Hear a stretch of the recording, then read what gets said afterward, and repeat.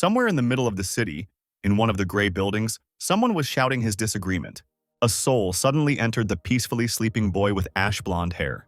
This man woke up suddenly with anxiety in his eyes. He sat up in bed in panic, trying to figure out what was going on. In an attempt to calm down, the boy breathed deeply, holding his forehead with his hand. The blonde tried to remember what had happened, and, feeling the warmth of his body, he realized that he was not dead yet. He looked at his hands and found no calluses on them. His skin was the same as it had been 10 years ago. After looking around the room, the guy realized that he was in the same university dormitory where he lived many years ago. He suddenly turned around, removing the pillow that had the phone underneath. It was 4 o'clock in the evening, and its screensaver featured a long-haired blonde. Having unlocked the phone, the guy turned on the front camera and pointed it at himself. He was surprised to see a young face without scars. Now the blonde was sure that he had been reborn, returning to the day when the Doomsday Game appeared. The guy locked his phone, remembering some of the previous events. He was annoyed because right before his reincarnation, he had just become a 10th-rank war god in the Dragon Country. Then 2 gods of war from the neutral camp invited the guy to the celebration, and during their conversation they were suddenly invaded by the zombie emperor. When the blonde fought with him, betrayal happened. The war gods joined the emperor and then killed the guy. Surrounded by traitors, he lay in a cold sweat and bled. At this moment, a girl came out to them and congratulated Lin Ziluo on becoming the god of war, and then asked him if he liked the gift from the Lee family. Lin looked at her and was overcome with anger. Yao Jinghan, by bringing the zombie emperor, not only reached an agreement with the Lee family, but also completely blocked the legendary world. This girl was the first beauty of their university, and out of all the possible lucky ones, she chose the blonde, which made him incredibly happy. However, back then, Lin had no idea that before the Doomsday, the master from the Lee family had given her the task of getting closer to the guy, and all in order to use it to expand the territory of this family's possessions, and then get rid of Lin. L family belonged to the 3 major clans of the Dragon Country, and their influence could not be underestimated. But by sacrificing his appearance, the blonde was able to escape from their clutches, being on the verge of death. And for the next 10 years, he hid from their mercenaries. He was killed after all, and now, having returned 10 years ago, he sat in a dormitory and burned with hatred for Yao. The guy was sure that if the girl had not been protected by the Lee family, he would have been able to take revenge on her. Since the blonde was reborn before the end of the world, and Yao did not become his girlfriend, he still had the opportunity to deal with her beforehand. Suddenly, a notification sound rang out, drawing Lin's attention to the phone. Yao appeared on the screen. The girl warned that she would not be able to celebrate her birthday with the blonde today, as she had to teach children. However, the guy believed more that she conducted classes for Mr. Land in his bed. He put the phone down and slammed his fist on the bed, outraged by such a gift. Lin wrote to Yao that there was nothing wrong with it and, since she had things to do, suggested meeting at an abandoned warehouse behind the sports ground, noting that he missed her. Yao agreed to this, surprised by the meeting place, and warned that she would need to leave before 6 o'clock, to which the guy replied that he had a surprise. The blonde wondered why Li Haobo hated him so much, guessing that it might have been because of Lin's father, who died too early. The boy was looking forward to celebrating his first birthday with Yao with all his heart, but in the end he received a shameful video of congratulations, and because Lin was bullied, he missed the best time to come of age. But in his new life, the blonde was not going to repeat all these events, deciding to take revenge on his offenders. Finding himself on the street with a briefcase on his back, Lin overheard the conversation of passers-by, one of whom was surprised at how frighteningly red the sky had turned. Another replied that such a phenomenon, according to one weather forecaster, happened only once every 5,000 years, and advised not to worry, but to admire the beauty. But Lin knew that the bloody sky was a harbinger of the beginning of the Doomsday Game, which at 7 o'clock was supposed to change reality, turning the whole world into a huge game, and not everyone would be able to survive in the altered reality. The blonde was already near the abandoned warehouse. He placed his hand on the metal door, trying to control his anger. Then the doors swung open, revealing Lin's silhouette to the girl. Yao sat on a chair under the light of a single bulb. She was outraged by his late arrival and asked him to tell her about the surprise quickly. And at that moment, Lin was hiding a knife from her in his sleeve. Smiling kindly, the blonde asked Yao not to worry because she would soon find out everything. The girl looked with displeasure as the guy silently approached her. She said that she would leave if the blonde did not explain what was going on. Suddenly, Lin grabbed Yao by the throat, causing her to stand up and feel terrified. Her phone fell out of her hand, falling to the floor and bouncing. The girl looked at the guy in panic and, grabbing his hand, asked him to let her go. Then the blonde said, March 16th, 478, 53,239 wen at the Devil Hotel. March 29th, 478, 199,840 wen at the Emperor Kai Hotel. Lin took out a knife, and Yao told him to stop muttering under his breath and again begged him to let go. Then the guy repeated the last words again. These dates and names of hotels seemed familiar to the girl. The blonde continued. April 13th, Ghost Nightclub, 409,999 yuan. And at that moment, the girl realized that he was listing the places where she made love with Haobo. Yo then told Lin that she would explain everything. The guy grinned and asked how she would do it. Without letting go of the knife, the blonde picked up the girl's phone. She wanted to take it away, but Lin continued to hold the girl by the throat, clicking on the screen. In his phone, he found correspondence with Haobo, who asked if Yao had told the blonde that she would not spend the day with him, and also asked if she had prepared a gift for Lin, to which the girl replied that the guy believed the lie and the gift was ready. Lin was in no hurry to put the phone away, deciding to do one more thing. Realizing how much dirt there was, Yao became more and more nervous. The guy kept fiddling with the gadget, holding the girl by the shoulder. The blonde found one video which he immediately turned on. Then he said, Lin Ziluo, you're a wimp. Happy birthday. And the same words were repeated in the video. Think about it. Why would the most beautiful girl at the university date a poor wretch like you? You're an orphan and you have nothing but a pretty face. Yao's eyes. And she couldn't understand how the guy knew everything.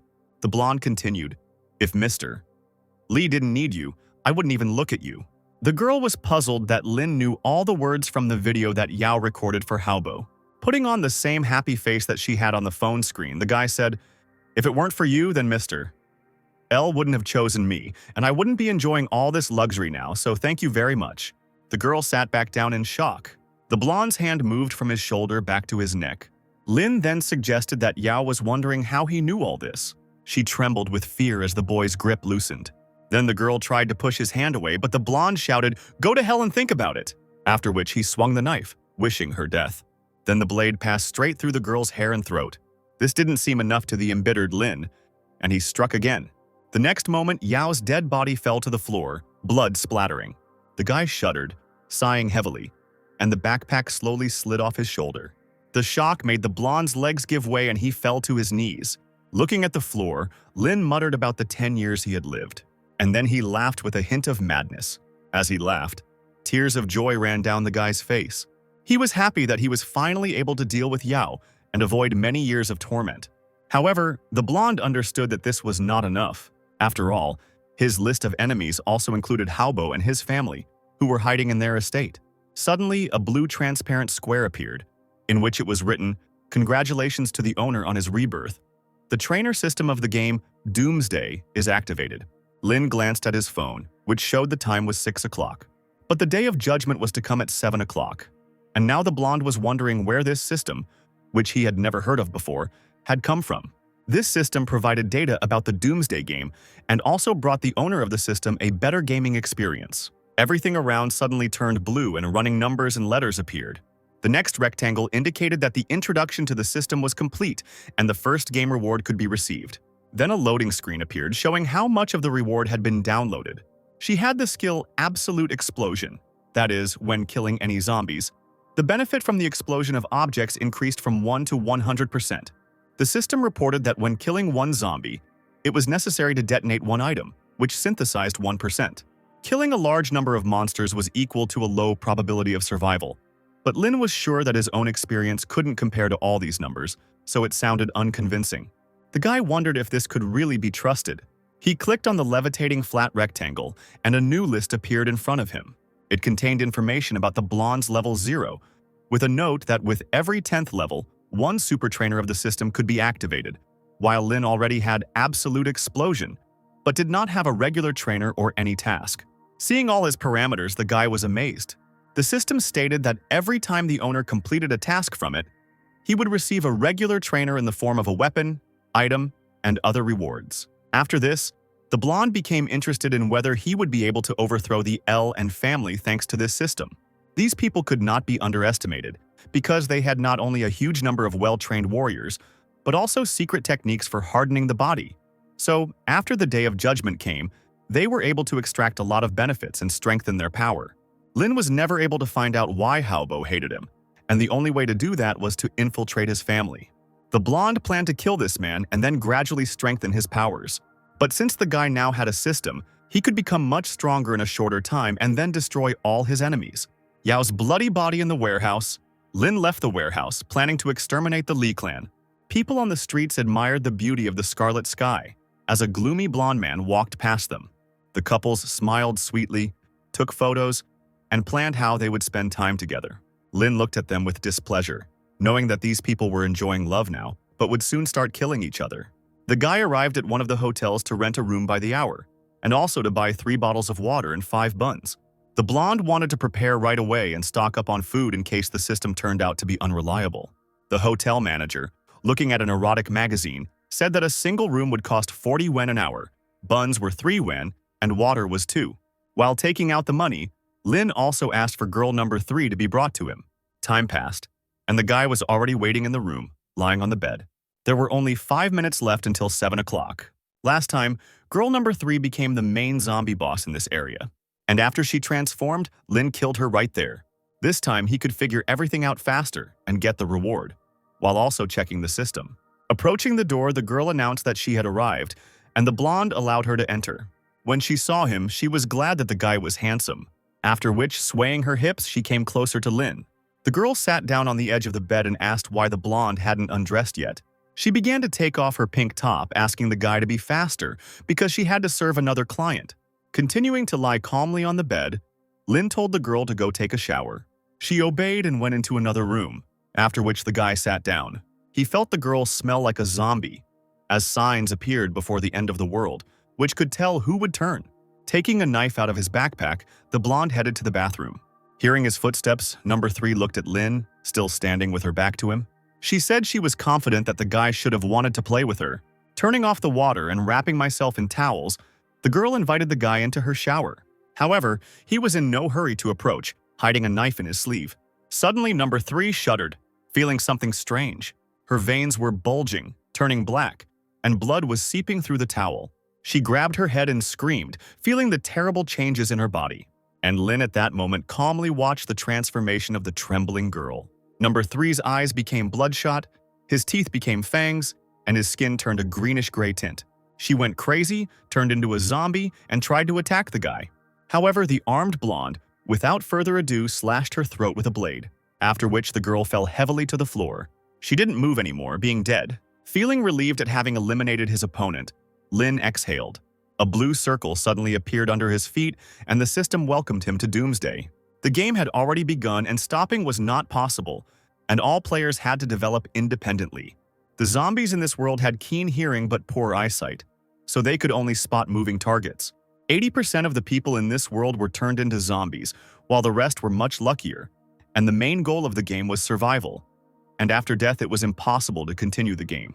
In order for the game process to be more successful, the system offered to familiarize itself with the rules. By killing people and animals that had turned into zombies, the player would level up and receive new items, with game experience and level being closely linked. By killing zombies, you could get equipment, items, and material resources. Information about higher levels has been omitted as unnecessary. The system explained that there were hidden opportunities everywhere that required special attention to be paid to finding. Modern technology was now useless, including communication devices, as all communication technologies created interference, but the player could keep the phone to read books and play games. The only way to turn into a zombie was through a bite or a wound, and nighttime increased their basic characteristics, and they could also evolve over time. A lot more that could have been said, but they didn't do it. Since the zombies were very weak now, the system advised to kill as many of them as possible, after which it wished a pleasant game. Next, a board appeared in which you had to enter the player's name. Then the guy wrote down the simple name Yazi. He decided to change his name and begin his journey of revenge. The system congratulated the player who became the first to kill a zombie and achieve the best result on this planet. First drop of blood. And this information was available to everyone. And also for the murder, the blonde received 1 experience point, 1 coin, and moved up to the 2nd level. Zai was glad that he had finally achieved a result that would be published, because he had fought all his past life and even became a god of war, but he had never been rewarded like this. Around the world, Players who were running in panic from zombies were told that Yazi was the first to achieve the best result. The owner of light brown hair and glasses in a red round frame, Ji Yao had just finished studying the instructions at this point. Gu Gaoji, who had just killed a zombie with a bat, became curious that someone had beaten him to it. Meanwhile, Z was still in the same room looking at his characteristics. Strength affected attack power and physical strength. Energy affected skill release ability, recharge time and frequency of use. Body quality affected survival and defense ability, and speed affected reaction. The guy's energy and speed were great, and he also had epic level talent, which he would not have been able to achieve in his past life even in 10 years. The blonde also received reputation points and coins, as reputation was required for some types of equipment, and the store often had discounts. But the most important was the title First Drop of Blood, thanks to which, with a daily kill, the power of damage increased by 100%, and 4 attribute points should increase it many times more. Looking into the bathroom, Z discovered one more thing. On the floor next to the corpse lay a box containing a basic level meditation pendant, which when used increased energy by 1 point and increased the speed of energy recovery by 10%. The blonde was delighted that the 100% explosion reward worked, and he immediately won the bronze equipment. The system asked not to forget about it, and to use the trainer wisely, to which the guy lifting the pendant replied that he understood everything and could not help but take advantage of such a chance. Before the 8 hours passed after which the zombies became stronger, Z decided to kill even more living dead.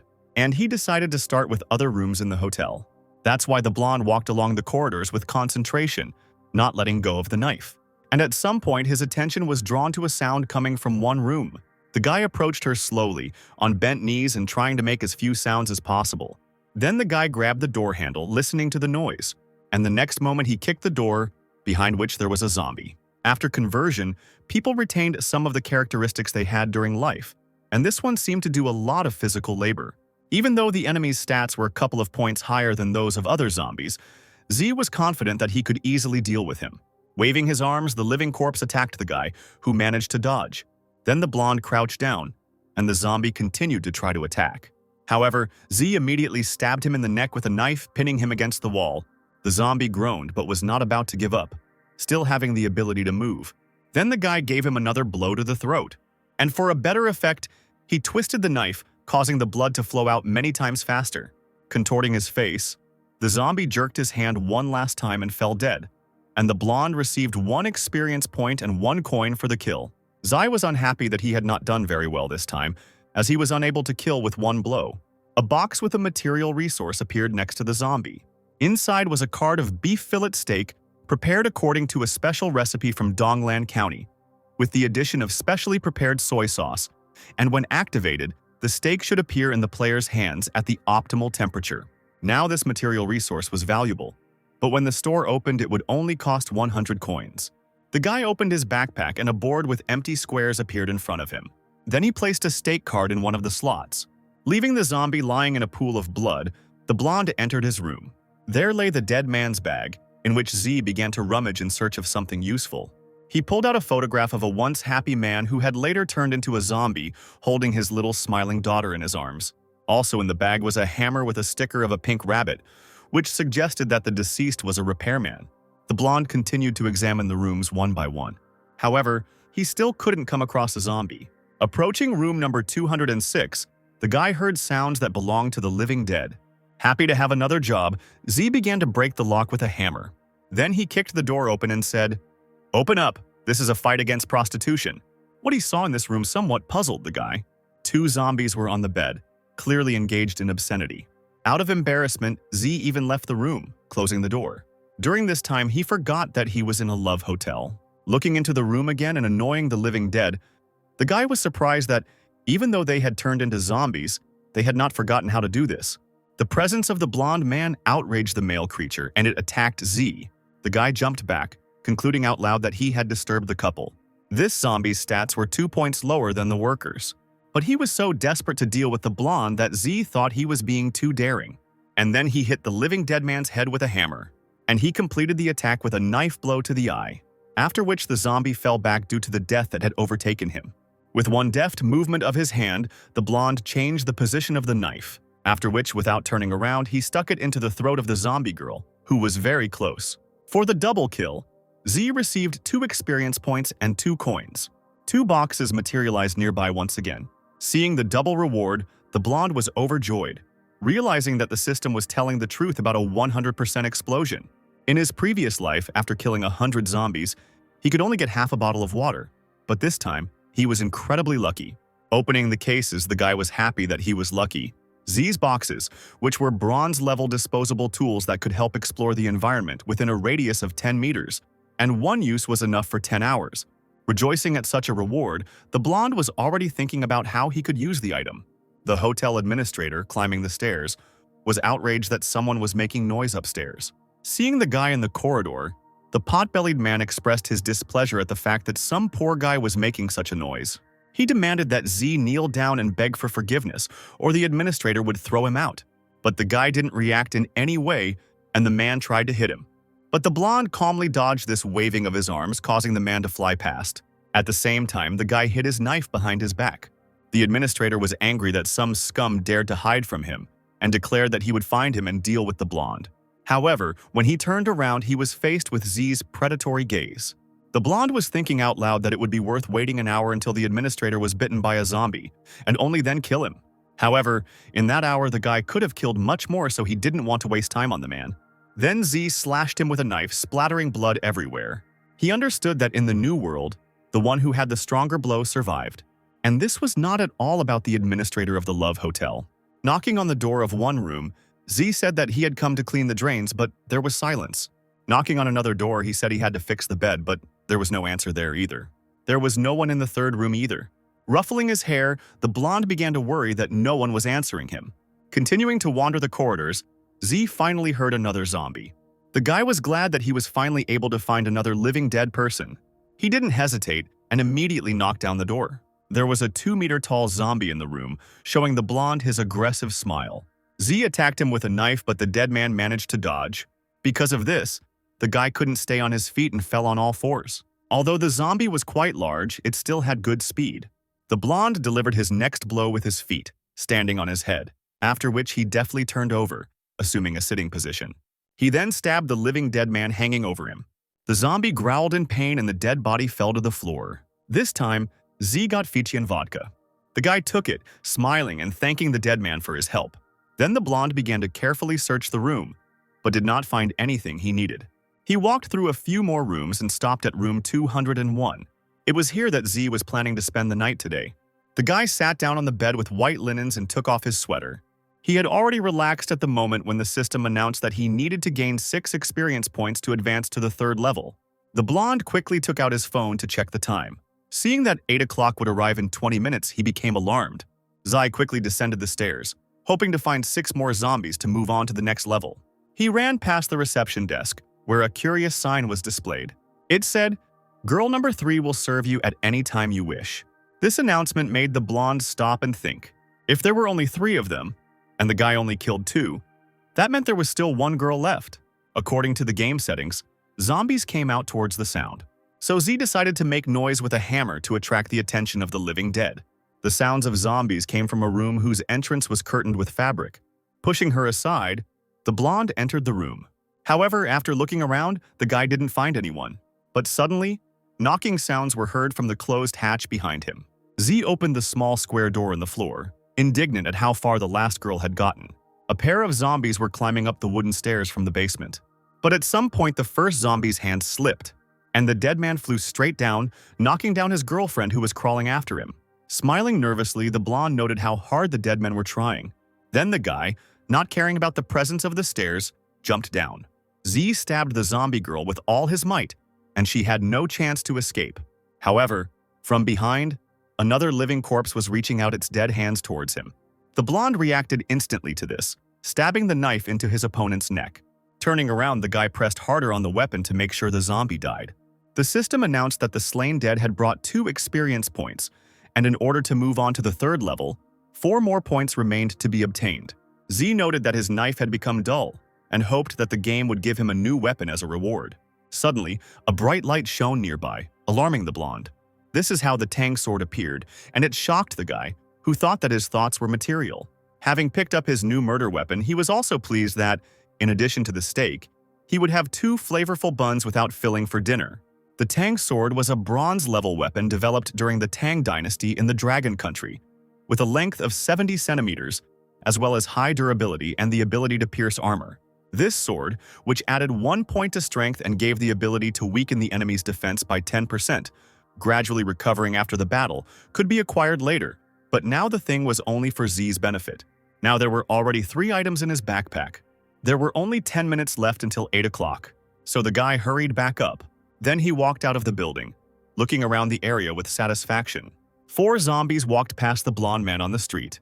Z clenched his fist, pleased that he would still have time to move to the next level. The guy attracted attention and the living dead immediately headed in his direction.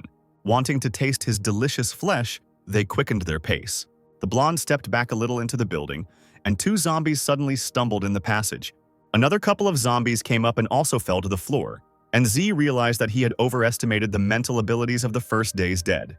In his past life, on this day, the guy was sitting in the room and thinking that his life was over. And on the second day, the zombies had already moved on to the next level, and now the blonde regretted that he had missed such a good time because of some nonsense. Zai raised his sword, preparing to attack, waiting for all the zombies to stand up. Then he quickly walked over all the dead with his weapon. Turning around and seeing that all the zombies had been destroyed, the boy noted that the quality of the sword was indeed excellent. The blonde managed to collect the required number of points to move to the next level, and received 1 free point to the characteristics, which he was very happy about. And before the next promotion, it was necessary to gain another 30 experience points. Hearing footsteps at the entrance, Z looked in his direction. There was a zombie girl walking there who didn't trip, and the blonde was even glad that a dead person with at least some intelligence had finally come to him. She came too close, and Z, who had pierced the zombie's head with his sword, was even worried that he would get bitten. Then a new item fell out of the corpse. Happy about this, the guy immediately took his reward. He was surprised that he received the skill book so quickly. Suddenly, the alarm clock in the blonde's pocket started playing. He announced that it was exactly 8 o'clock. Zai turned off the sound, and then something alerted him. The guy got nervous and immediately jumped back. And in the place where he had previously stood, a zombie suddenly appeared. It was larger and stronger than the previous ones, since at night the zombies received more different buffs. Their body characteristics increased, and it became more difficult to defeat such dead people. In front of the guy was a tall, muscular dead man with eyes burning with malice. The zombie's strength had increased to its maximum in just 1 minute, and now Z warily held his sword out in front of him. The blonde had to deal with him within the next minute. So the guy swung his sword and plunged it into his opponent's neck. However, the blade got stuck before it even reached the middle. Z tried to take out the weapon, but to no avail.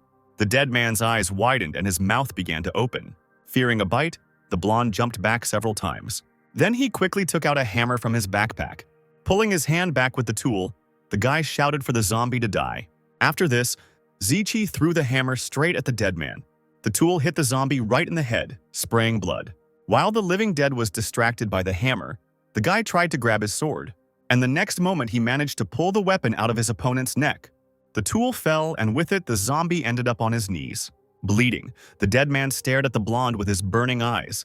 As the corpse began to stretch out its cold hands towards Z, its face became even more eerie. There was a zombie in front and a wall behind, so there was nowhere to run. So the blonde man, holding the sword with both hands, swung. Channeling all his power into the blow, the guy slashed the zombie in the neck. The dead man, whose stats had already reached their peak, fell noisily to the floor, hitting his head. If it weren't for Z's experience and the fact that he had time to prepare, the guy would have lost. Since it was already 8 o'clock, the stats of all the zombies outside had increased by at least 50%. The blonde had been fighting the last zombie for too long, and if he hadn't managed to finish it off, he might have attracted others here. But everything ended well, and Z was able to collect many rewards from the dead, which he dragged into the doorway, blocking the entrance. The guy was in his room 203, preparing for a long-awaited night's rest. He used the Eye of the Explorer, whose protective barrier turned red when a zombie or another person approached, warning of danger, with the help of which it was possible to accurately determine their location. Having installed the eye, Z was able to breathe a sigh of relief, after which he immediately went to the shower and washed off the dirt of today's battles. And the boxes with awards were lying on the table at this time, waiting for their time. Among them were 2 more Explorer's Eyes, a Twilight Ring, 1 liter of mineral water, and Peking Duck. In his past life, Z had to spend a lot of money to buy all this, but now he got it so easily. The bronze-level Twilight Ring was great for concealment at night, adding 1 point to speed and reducing the sense of presence by 30% at night. The guy put this decoration with a blue stone on the index finger of his right hand. Then his gaze fell on something more important. It was a skill book lying next to me on the table. The system congratulated the player on receiving this item, explaining that he could use an unlimited number of skills from this book.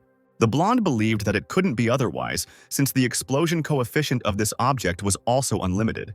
Normal players from level 10 to level 80 could only obtain special skills 3 times, and Zai had seen some unfortunate people who weren't even suited to their skills. Many players in the 60s and 70s only had a skill acquired from their main profession, and the person who managed to obtain the most skills was nicknamed the Skill God, having 25 types of them. Previously, Z had mastered 10 types of skills, which was already superior to 99% of players. Opening the book, the blonde prayed to all sorts of gods that he would get the best skill with which the guy could successfully start this life. Zai was surprised to see that he had been hit with a spin attack. 120% damage was achieved when throwing the weapon, and after reaching the farthest distance or the enemy's body, the weapon returned.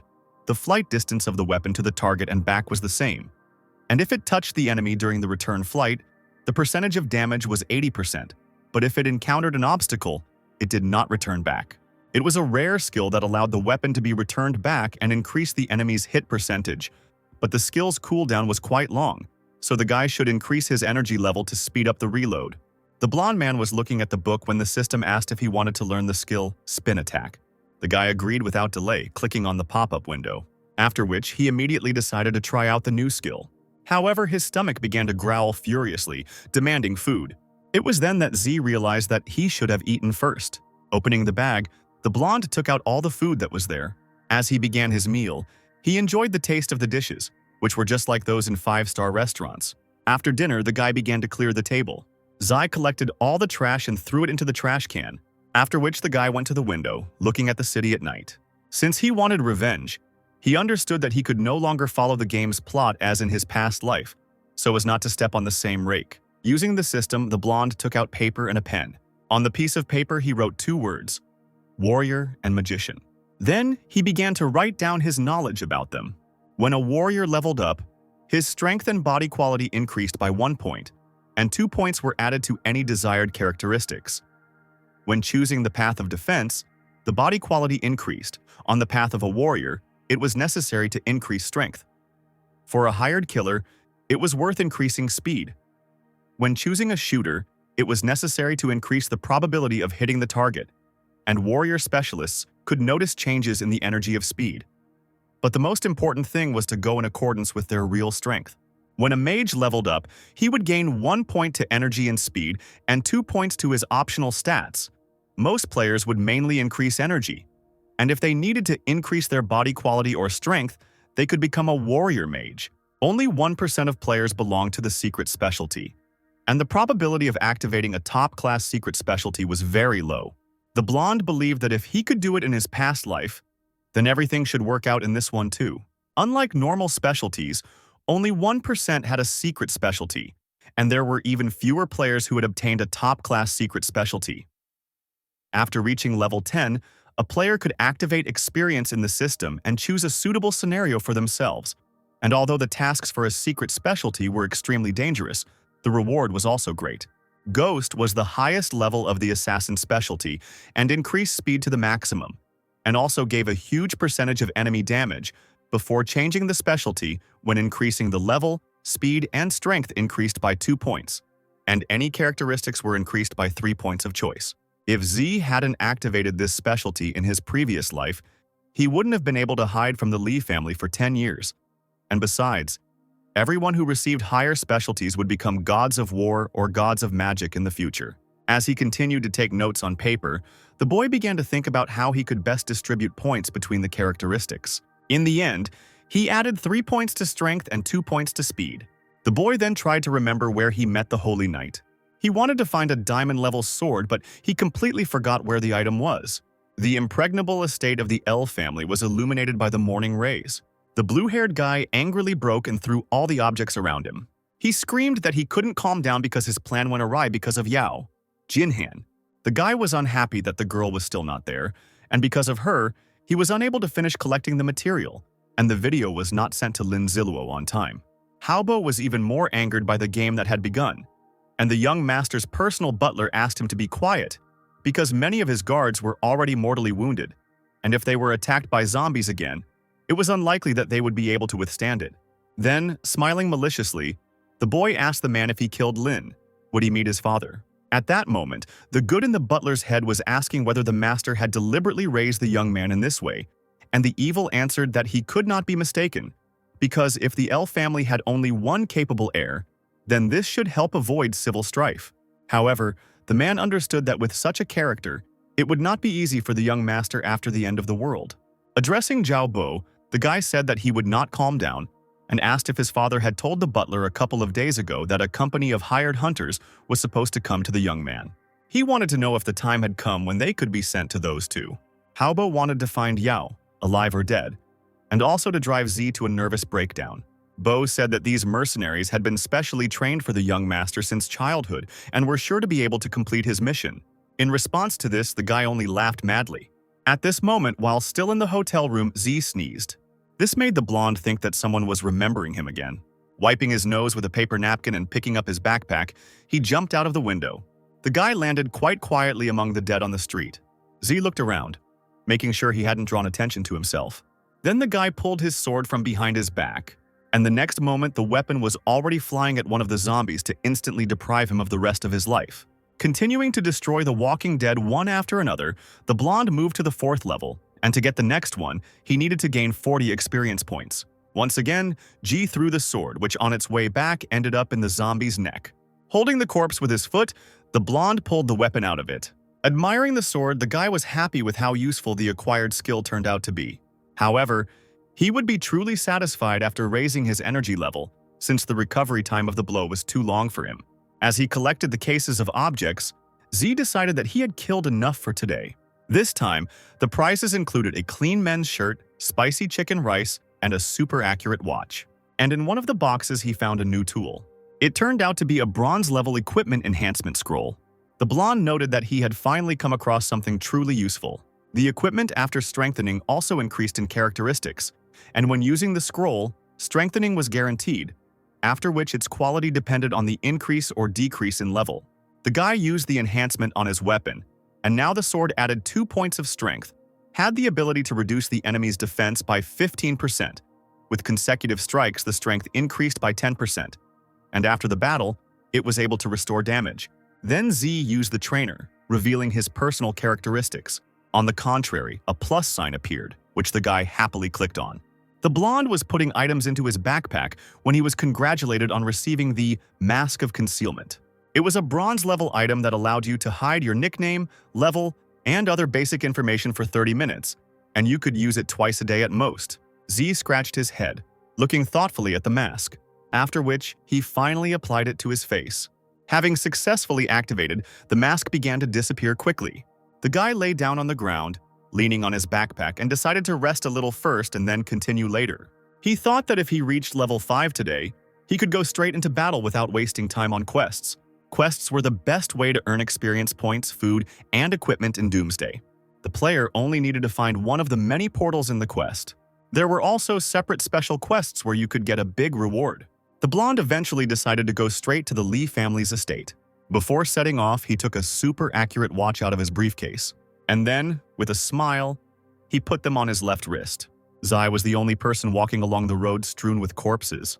Holding his sword tightly in his hand, he walked through the empty streets, which were littered with garbage. Approaching the door of one of the houses, the guy looked at the simple lock. Then came a blow that easily cut through the metal. The blonde opened the doors and entered the room, letting in the sunlight behind him. Various things were carelessly lying on the table, and the chairs were quite far from it.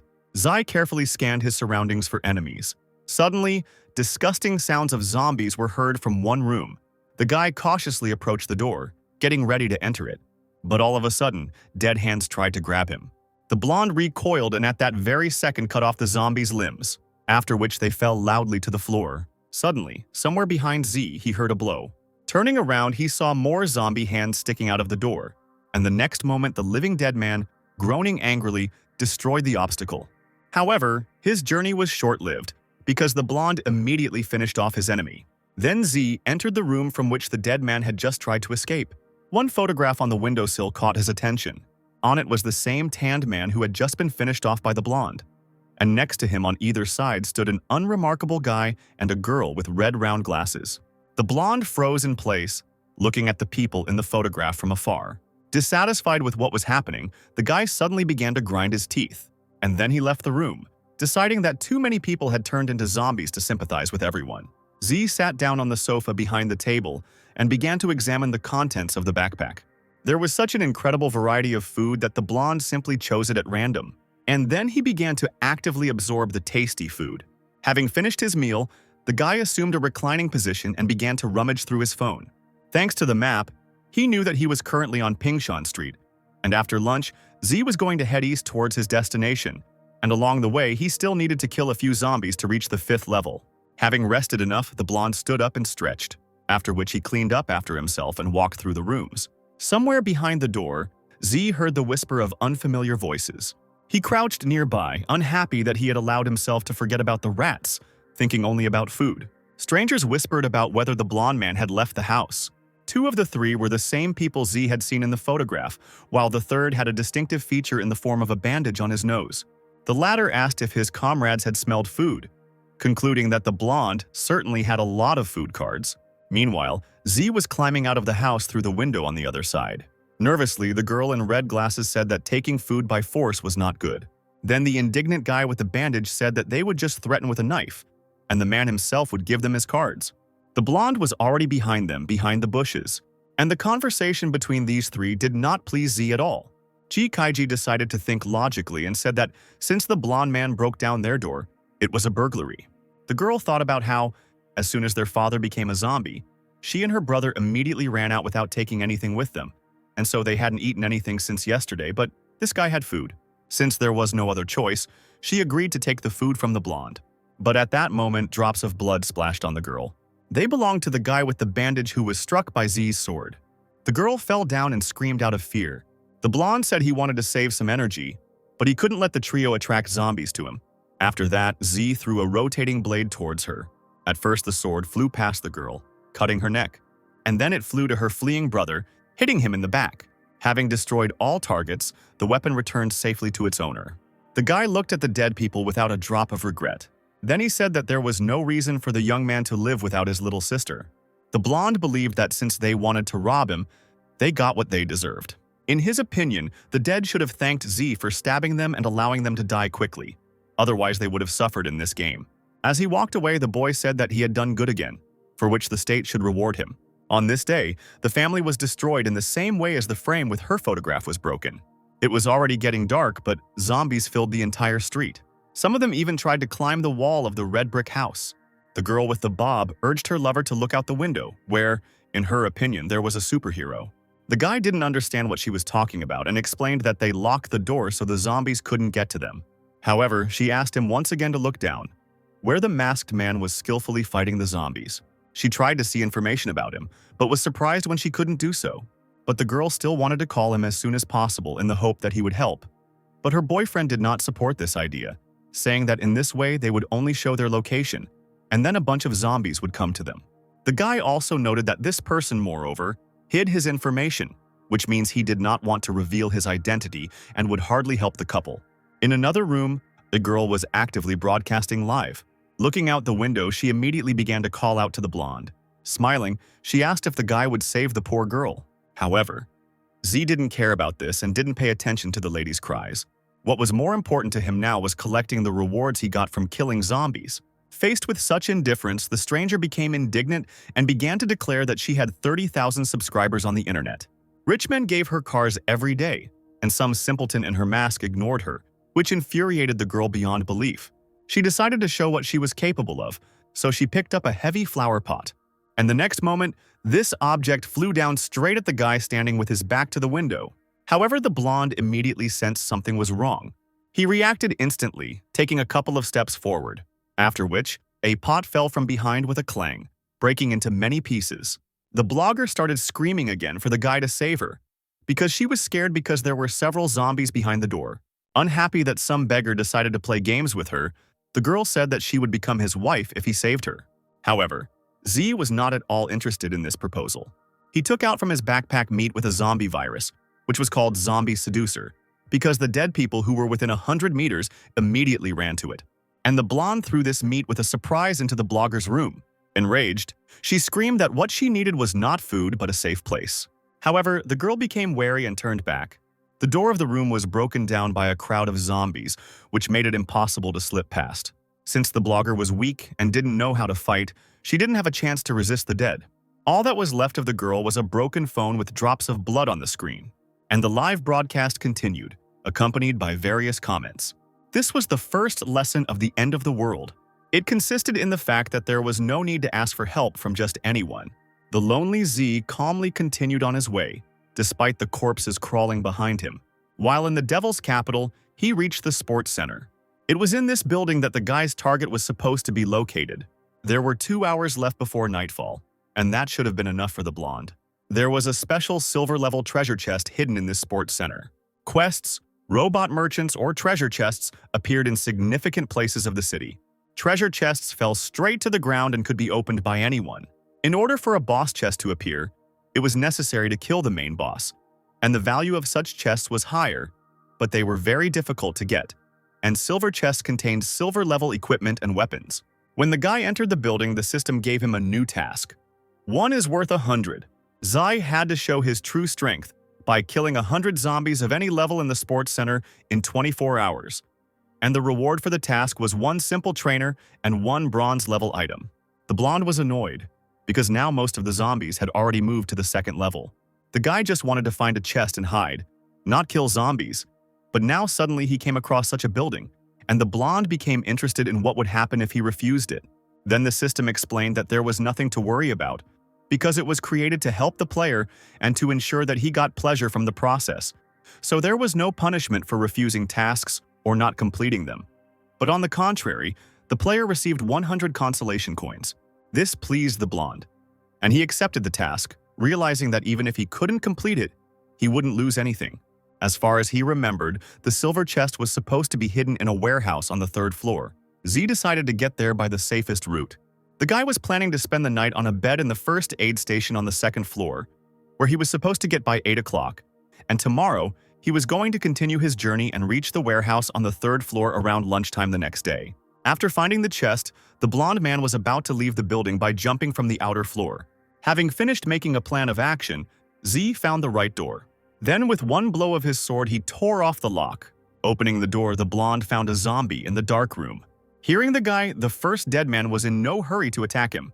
But Z immediately took decisive action. Taking a few quick steps, he plunged his sword into the enemy's head. Then, moving his hand with the weapon to the side, the guy took out a hammer. He finished off the zombie with a blow to the jaw with an instrument, after which a ball fell out of the hand of the defeated dead man. Zai sympathetically suggested that this man probably didn't think that he would come to play basketball and turn into a zombie. The boy's attention was drawn to the materializing reward. She appeared right between the body and the corpse's hand. Then the blonde pushed the dead man aside with his foot, discovering a key underneath him, which he picked up without hesitation. And as a reward for the kill, he received a flashbang grenade that released a bright light, blinding the surrounding enemies, and the duration of the blinded state depended on the sensitivity of the enemy's eyes and how long he looked at the light. Zai was delighted by this thing, deciding that tomorrow he would go to the Lee estate and try out this bronze group control weapon there, after which he quietly put the item in his backpack. Closer look at the key. The blonde realized that it fit all the doors of the center. And of course, the guy decided to use the key because the less he breaks into the door, the less zombies he will attract. Zai carefully unlocked the door and quietly opened it. And then he carefully looked around the room through the gap that had formed. There was a whole team of zombies in identical tracksuits. Trying not to attract attention to himself, the guy slipped over to the tennis table. Hiding underneath it, the blonde began to count the dead. In total, he was able to count 17 pieces. In terms of characteristics, these zombies were almost on the same level as Z, and it would take all the strength of an ordinary person to deal with one. But if the guy worked hard, he could deal with 17. The door was closed, and if the blonde had made less noise, the zombies outside shouldn't have come. Z only had 4 experience points left until his next level, so he decided to finish off the 2 first and then move on to level 5. after which he could show his martial art to the remaining 15. At that moment, a zombie passed by the guy, and he did it completely in vain. The blonde jumped out from under the table and dealt the dead man a slashing blow to the head from behind, after which the corpse fell with a crash onto the same table where the guy continued to hide. The sound was loud enough to attract the zombies' attention. They turned around to look for the source of the noise. Although there were no more sounds and the dead men's vision was weak, they were ready to attack. The next moment, the corpses rushed onto the tennis table. Still sitting in hiding, Z considered his next steps. He held his sword out in front of him and waited for the zombies to come closer. When the distance was reduced, the blonde man damaged the legs of 2 dead men at once. Then he crawled out from under the table and lay down. Pushing off with his legs, he slipped past the zombie. Once behind the corpses, the boy quickly turned around, assuming a sitting position. The third zombie headed towards Zai, but the blonde immediately dealt with it, receiving 2 points for killing a level 2 zombie. At the same time, the blonde's level increased, giving him 1 choice point for his characteristics. And before the next increase, he now needed to gain 100 experience points. Without wasting any time, Z opened the trainer. A display with characteristics appeared, where he increased his speed, after which the guy again disturbed the table by jumping on it. The remaining dead continued to gather around the man who was now taller than them. The zombie behind him was too close to the blonde. Then Z immediately turned around, kicking the corpse. While he was concentrating on fighting the dead, the door suddenly opened. An unknown blonde guy with a red bandage on his head peered out from the crack anxiously. Seeing what was happening, he took a couple of steps back and cursed. This man was indignant because he had been unlucky again. Suddenly, bodies flew through the door, leaving dents behind. Based on the outlines, the guy concluded that they were zombies, and the player in this room probably had good resources. A long time had passed, and this man was still waiting for Z at the door. He wanted to take the blonde's resources, but he could only do so if he was killed. Looking into the room, the man was sure that the player's strength was already running out, and after Z finished dealing with the dead, the stranger was going to help him go to the next world. Smiling slyly, the observer tried to figure out how to lure more zombies to the blonde. Zai continued to fight stubbornly against the dead, who never ended. Another corpse was moving towards him, and the blonde's body was already shaking from the strain. The guy was worried that the screams of these zombies only attracted even more others. Zai looked at the closed door where the dead were breaking down. It was already all cracked, as were the walls adjacent to it. The blonde didn't know how much longer this door could hold, but he tried to remain calm, preparing to kill the last zombies and retreat. While he was looking at the door, another crowd of dead people rushed at him. Once they were close, 3 zombies jumped out, intending to grab Z. However, the guy also jumped up, performing the maneuver.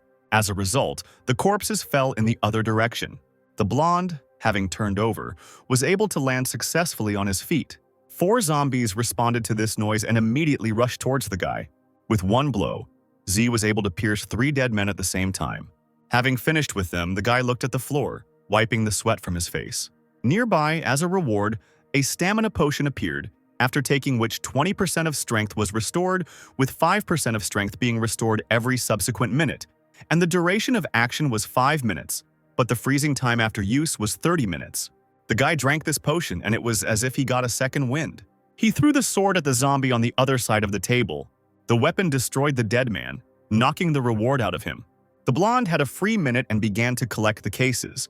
One of them turned out to be a rather large box, which Z opened with pleasure. Inside was a magical bracelet with spikes, which added 1 point to energy and had an additional function called Spike Attack, which consisted of summoning magical spikes from underground, and the skill recovery time was equal to a day. The guy rejoiced at his luck, amazed that the bracelet also gave him additional skills. He immediately put the item on his left wrist. At this moment, the door finally gave in to the onslaught of zombies and broke, letting the dead into the room. The guy watched as the zombie and the door fell, creating a cloud of dust. Z clenched his fist and said with a satisfied smile that the zombies had arrived just in time. The dead men rose to their feet again and headed towards the blonde. The various corpses were drooling, wanting to taste the guy, but he was not going to give in to them and pushed away from the table. As G flew over the dead, the zombies stretched out their lifeless hands towards him. In flight, he lifted his sleeve, showing the dead his bracelet. And the next moment, thorns burst out of the ground, damaging the corpses and blocking their path. The guy smiled and said that now the fun begins. Once again, spikes burst from the ground, piercing the zombies. The blonde was surprised by such a strong skill. He thought that magicians could only obtain such a skill at level 20. Suddenly, behind Z, he noticed a dead man stretching out his paws towards him. However, the dead man was unable to reach the blonde, as he was struck by the thorns. They almost injured the guy too, but he managed to react and jumped back. Having looked around the room, the blonde was amazed by the number of corpses. For killing several zombies, Z received 7 experience points, 11 coins, 2 short-range torpedo tubes, 2 explorer's eyes, and boots of strong wind. And a 24-hour freeze of the skill began, which had quite a lot of power when first used, and it had to be restored using his energy. The guy continued to collect the rest of the variety of awards. He also decided to look at the characteristics of some items. The torpedo tube allowed a short-range shot to be fired at a designated location, and the maximum firing range was 30 meters. The boots of strong wind added 1 point to physical strength and 1 point to speed, lowering the sound of footsteps. And they also had the skill super speed that lasted for 10 seconds, increasing the player's own speed by 20% with a freezing time of 1 hour. Taking this item, the blonde immediately changed his equipment. The system reported that he had successfully equipped the boots of strong wind, and his basic stats had changed to become close to those of a level 10 specialist. The guy was looking forward to the moment when he would change his specialty and his characteristics would be twice as high as those of ordinary people. Making disgusting groaning sounds, a crowd of zombies entered the room. However, Z was calm as he loaded the torpedo tube with meat containing the zombie virus, and then he fired somewhere far behind their backs. The dead felt the meat flying above them and watched it closely. When it landed, the dead immediately pounced on the meat. The blonde opened the trainer to use the super speed skill. He turned away from the zombie and began his run. The dead, hypnotized by the meat and fighting for a piece of it, did not react at all to the man running away from them. Having run far enough and found himself near the stairs, Z stopped to catch his breath. The blonde looked at the clock, which showed exactly 7 in the evening. He decided that it was no longer worth killing zombies and was going to find a place to rest and think about what to do in the morning. The guy went up to the 2nd floor and started looking for the first aid station. Having found the right door, he pulled the handle, but it did not budge and did not open.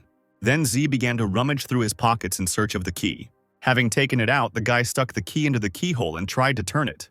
There was a click that made the blonde nervous. He began to think about how it was 7 o'clock when the world ended and the sports center was not yet closed, and the medical center was usually locked after closing. This meant that the door was locked after the end of the world had already occurred. Having calmed down a little, the blonde took the key out of the keyhole. Zai opened the door. He hoped that whoever was inside would be honest with him. He stood like that for a few seconds looking around the room. Then the guy finally entered the room. The blonde turned around and closed the door behind him. But at that moment, an unknown person put a knife to his throat, asking who this guy was and where he got the key to the medical center. With a slight smile on his lips, Z noted that the stranger was very vigilant. The next moment, he grabbed the man by the arm, knocking the weapon out of it. And then he explained that the player had messed with the wrong person. Zai kicked the knife and caught it, and a moment later he was already behind the stranger, twisting his arm. The player began to scream in pain, and then the blonde man shoved a crumpled cloth into his mouth. When the stranger calmed down, the guy opened his backpack. From there, Z took out a blanket with white polka dots. He covered all the windows in the room with similar blankets, and then asked to turn on the lights, to which one of the people present said that in that case they would attract zombies. And Z explained that he had already closed all the windows. The girl, of course, did not want to do this, but she still turned on the light in response to the guy's aggressive tone. Now in the illuminated room, one could also see a female doctor, a nurse, and 2 repairmen. The angry player who held the knife to the blonde's throat, after removing the rag from his mouth, said that the man had been attacked by many zombies and still had not died, and admitted that he wanted to wait until he died and take advantage of the opportunity. Zai told him that he had seen this look many times before and asked why he made such crazy eyes. Squatting down in front of him, the blonde advised that when the end of the world comes, one should never look at other people with hatred. Zai explained that they could kill for something like this, and then cut the player's throat with his own knife. Seeing such a picture, the shocked people became agitated. Zai saw another knife fall out of the guy's sleeve. The blonde concluded that this guy was well prepared, and if he hadn't killed him, he himself would have died at the hands of others. Feeling awkward, the boy told those around him not to think anything bad about him because he was a good person. But the people just stood there in amazement and silence, thinking that compared to this guy they were saints. Then, nervously, Z explained that they themselves saw how this guy tried to provoke him, so the blonde had to do it. And since the player was for common sense, he said that nothing bad would happen to the others if they treated him normally and trusted the guy. Then the doctor took a few steps towards him. She stood unsteadily, adjusting the sleeves of her medical gown. Then she said that they all saw how the guy was actually provoked to such an action. And then she clarified this with those present, who agreed with the girl's words. Then the blonde sighed calmly, satisfied with their answer. He thought that the battle in the ping-pong hall had gone wrong today, but if things had gone a little differently, he would have definitely completed the mission. Zai sat down on a chair and, yawning, told the people to remove the corpse from here and wipe away the blood. Afraid of the guy, they obediently agreed to carry out his words. The men wrapped the dead man in a sheet and began to carry him away, while the girls stubbornly washed the blood off the floor. The blonde watched the long-haired nurse, and it seemed to him that he had seen her somewhere before. In the game, her name was Zhang Yesui. She had no title, and her level was 0. Having learned her name, the guy remembered where he knew the girl from. In his past life, after the end of the world, he had already seen her when she had the specialty of a healer. Then the blonde was wounded and bleeding. He asked her to help, promising to do anything for the girl. Then the doctor replied that this scratch was connected to the soul and could not be cured. Several times the guy was seriously injured, and she treated him. Although the profession of a healer in the world of Doomsday was highly respected and did not pose a threat, this girl's own strength was too weak and she could easily be killed. Everyone had a hard time because of the end of the world, and this girl now looked completely different. And the blonde was surprised that, having been reborn, he met her again on the second day of the game. As he fell asleep, Z thought about how this company had a doctor, a nurse, and a repairman. While the group was cleaning up, the blonde managed to fall asleep. During the night, someone periodically knocked on the door. The frightened people in the room stood in front of her and prepared for battle, armed with whatever they could find. After a few pushes, cracks appeared on the door. This only increased the anxiety in the room because the people in it did not know how to fight the dead. Z finally woke up from his sleep and looked at the clock, which showed 8:30 in the morning. Then he took out some cards from his backpack. And the next moment, 4 dishes were displayed on the table. The group of people turned to look at the guy eating. They hadn't eaten for a long time, so their stomachs were gurgling and their mouths were filled with actively secreted saliva. The doctor looked at this and envied the blonde man who could afford such a feast. She then asked where he got all this food, hoping that they could get food for themselves too. Z smiled, pleased that his plan had worked. He said that he would help them if they did not refuse his request. The nurse became nervous, expecting something terrible from the blonde. But the doctor was ready to do anything just to survive, so she asked the guy to continue talking. However, she also assumed that the blonde might need something obscene. But he took out a piece of paper and said that all the medications he needed were written on it, and she and the nurse were supposed to get them and bring them to him. Zhang was a little surprised and even asked if Z really wanted them to help him find medicine. The guy confirmed this, not understanding what was wrong, and the doctor considered him too strange. Then she said that everything was fine and agreed to help the blonde. Z gave the repairman a list of items he needed and asked them to make them that night, saying that he would leave at 6 o'clock the next morning so they would get as much food as they could make, which the men also agreed to. The blonde took out some cards and explained that they could use these items. Then he went into another room, saying that he would go to sleep. This place was too close to the door, where zombies were constantly wandering around and preventing him from sleeping. He sat down on the bed and, for safety reasons, activated the researcher's eye around him. Digging through his backpack, he admired the considerable number of items in it. Looking through his information, he found out that he had 22 experience points left until the next level, and to complete the task he needed to kill 55 more zombies. Yawning, Z thought that he still had time to commit so many murders because, after waking up, he should have another 6 hours left. The guy finally lay down on the bed and fell asleep. Finally, morning came, and Z returned to the room where everyone else was. The repairmen and medical workers had not slept all night to complete the blonde man's tasks, so they looked very tired and sick. Seeing many of the necessary items, Z said that they had done a good job. Zhang then woke up the dozing nurse, who became somewhat alarmed when the doctor touched her. The boy informed the group that they would not have to fight and gave them 1 card each, considering it a reasonable price, as it should be enough to last them through the day. People who had been starving for a long time were overjoyed at such a reward. Zhang was even surprised that the blonde kept his word, because she thought that he would simply kill them and take all the things that the group found and made. And now the doctor felt joy also because Tsu turned out to be not as cruel as she considered him. Taking back his items, the blonde said that they had simply made a good deal. He was about to just leave calmly, but he froze in confusion when Zhang asked how to use the cards.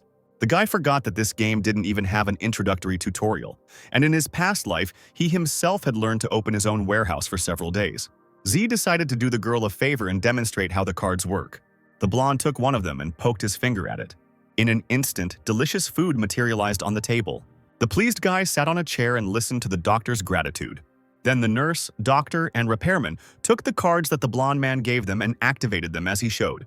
Several dishes appeared on the table, and people sat down at it, began to eat. And the nurse even cried with happiness. Watching the group and drinking cola, Z thought that it was worth warning Zhang, because in her past life she had helped the guy out many times. And if he could establish a relationship with her now, then it would be much easier to complete the game. The blonde man told the people that they had to leave the center at about 12 o'clock. After that, he walked over to the switch and made the light dim. Zai went to each window and took down the curtains, thinking that by the specified time he had to manage to destroy all the zombies in this building. Having collected the much-needed fabric and put it in his warehouse, he headed towards the exit. But before he left, he said the group had not wasted any time. Zhang, worried about the guy, hesitantly said that it was dangerous outside because zombies were wandering everywhere. To which Z replied, "You better worry about yourself." He quietly opened the door and walked out, and the girl just watched the guy go. A crowd of dead people was waiting for him in the corridor, and they did not react in any way to the appearance of a man. The blonde didn't hesitate and immediately rushed into battle. With one simple blow to the neck, he killed the zombie, receiving a fishing rod as a reward. To avoid attracting the attention of other zombies, he held the dead man and carefully placed him on the floor. In this way, he destroyed one corpse after another. Having finished with them, Z walked on in a relaxed manner, not at all tired from cutting up the dead. Walking through the corridors of the center, he suddenly heard a zombie in the men's room. Holding his sword at the ready, he flew into the room. And then, shocked, he cursed when he saw the dead man without pants. The corpse itself was surprised by this outcome. There was a pause during which Z and the bare-ass zombie looked at each other. She was interrupted by a dead man who suddenly decided to attack the man. He stretched out his cold little hands and rushed forward. However, the lowered pants stopped the dead man, causing him to fall to the floor. The satisfied man towered over the zombie, feeling superior. Zai suggested that they fight as usual, since it was too easy to defeat a dead man whose pants were in the way. And then the guy, not giving the corpse a chance, pierced it with his sword. The blonde crouched down next to the zombie and lifted it up, examining it. He walked around the room and looked at the sink where the zombie's fallen eye lay. As he left, Z thought that there were very few people who survived in this center, and their characteristics were poor, while the zombies, after being converted, had their characteristics increased. So for ordinary players, it was a real nightmare. Suddenly, suspicious sounds were heard in the women's restroom. They caught the guy's attention, causing him to move closer to the door. He was nervous, trying to convince himself that there could hardly be living people in this room. The blonde was embarrassed by the fact that he would have to enter the women's restroom for the sake of the task. Z gathered his strength and, closing his eyes, opened the door. Overcoming his anxiety, he walked into the room and opened his eyes. Looking around, the blonde saw only closed booths and no signs of living people. However, there were definitely two zombies in one of the booths.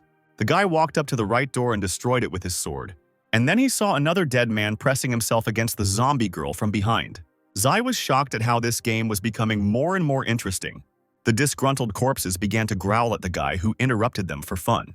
And the next moment they tried to attack the blonde at the same time, but he dodged their hands. Then the couple of dead men decided to leave the booth, but there was a tin can in front of them. Stepping on it, the zombie girl lost her balance and began to fall on her partner. But he too was unable to catch his girlfriend, causing them to fall together onto Z's outstretched blade.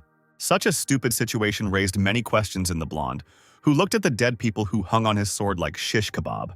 He put his hand in his pocket to get his phone, after which he began actively photographing corpses, concluding that zombies looked like ordinary people and nothing changed except their brains, while these, in complete chaos, did not forget to indulge in human passions. The guy looked at the dead men more closely and remembered that he had already seen them. It was a zombie couple that was first seen at the sports complex.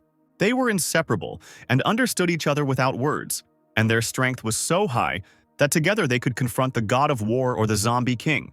Zai never thought that on the third day of his new life he would get rid of such a famous couple. For killing them, the blonde received a fusion stone as a reward. It was a one-time use item that allowed two bronze-level items of the same type to be fused together, resulting in a new item with a higher silver level. The guy chuckled contentedly as he took his reward. Having cleared the room and received the reward, the blonde was already about to leave. But suddenly he decided to look back. Z's attention was drawn to the blue glow in the middle booth. Keeping his sword at the ready, the boy carefully approached the door. Behind it was a bronze-level chest levitating above the magic circle, which made the blonde incredibly happy. For such a find, the guy received an additional 10 points, and to open the chest he had to spend 30 seconds. Zai waited the required amount of time without any problem. Then a card appeared in front of him with an ordinary-looking green apple. Taking it in his hands, the blonde hoped that this fruit added strength or speed.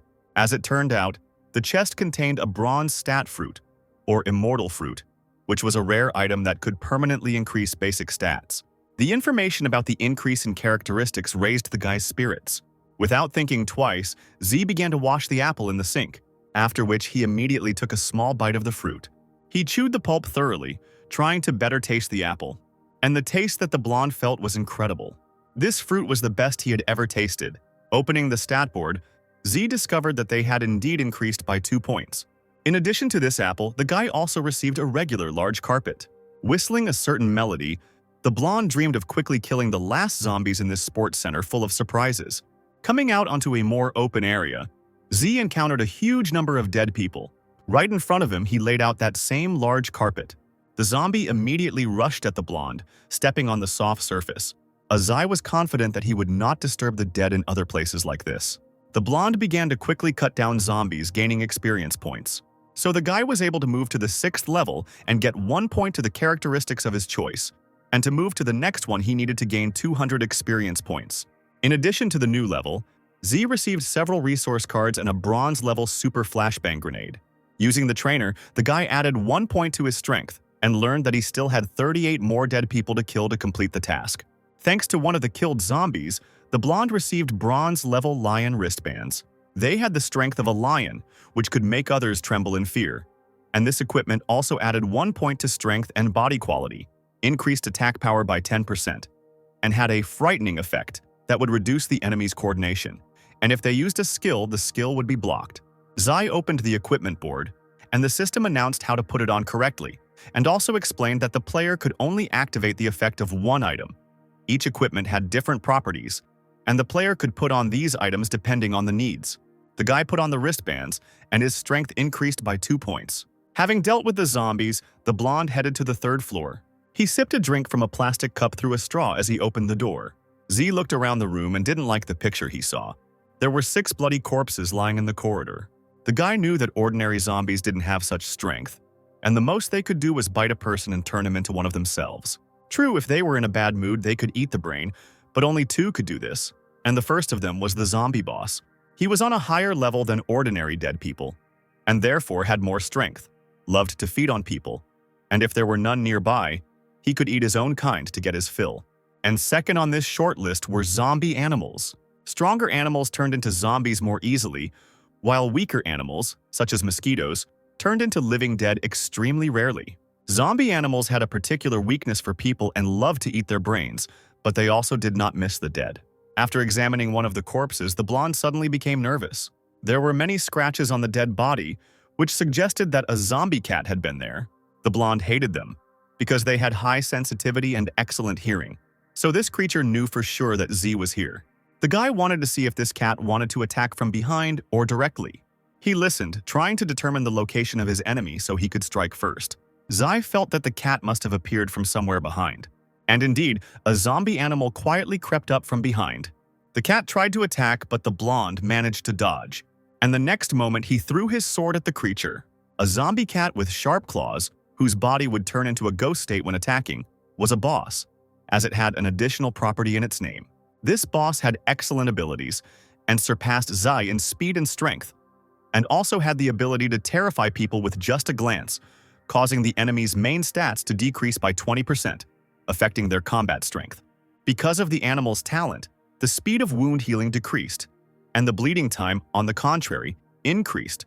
So if the cat had injured the guy's hand, it would have taken a long time to recover. Considering these facts, the blonde was going to kill the cat using his rich combat experience. He smiled slyly, looking straight into the eyes of the beast, which was hissing at him. At this moment, Z received a task called Revenge on the Zombie Cats.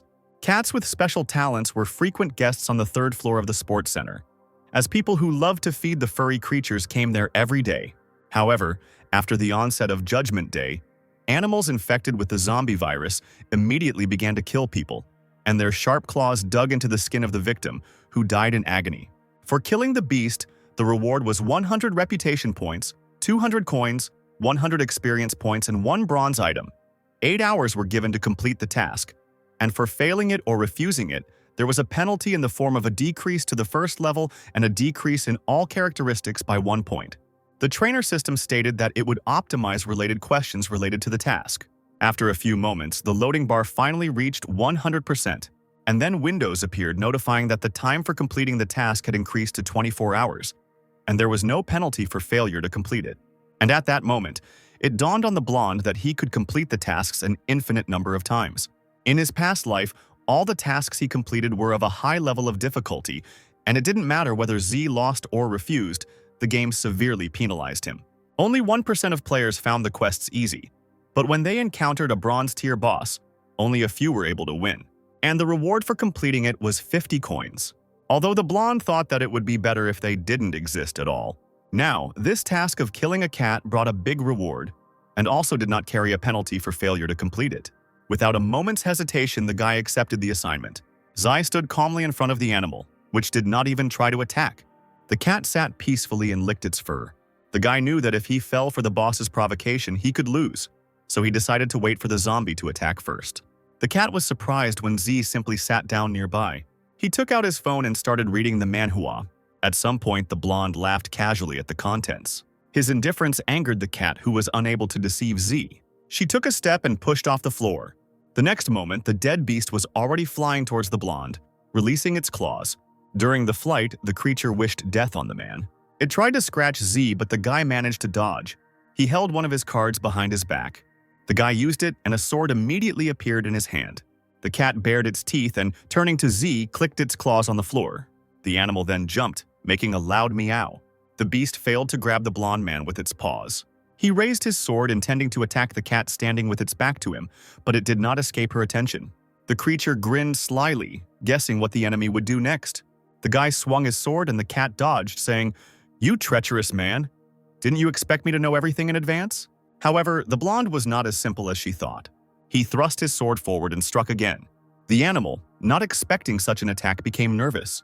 The beast failed to escape injury, causing him to say that Z should not expect mercy from him. However, the guy replied that now she was left without her claws, which meant it would be difficult for her to attack. The creature was angry, because the blonde's caustic words were true. The animal meowed loudly and used its cat's eye ability. Under the terrifying gaze of the creature, everything around was transformed. Zai realized that this was how the cat created hallucinations. The light in the room seemed to change to red, and the beast's head became huge, and hands reached out from its eyes towards the blonde. Then the guy explained that he had been playing this game for 10 years, and that this method would not scare him. Hearing this, the poor cat meowed in confusion.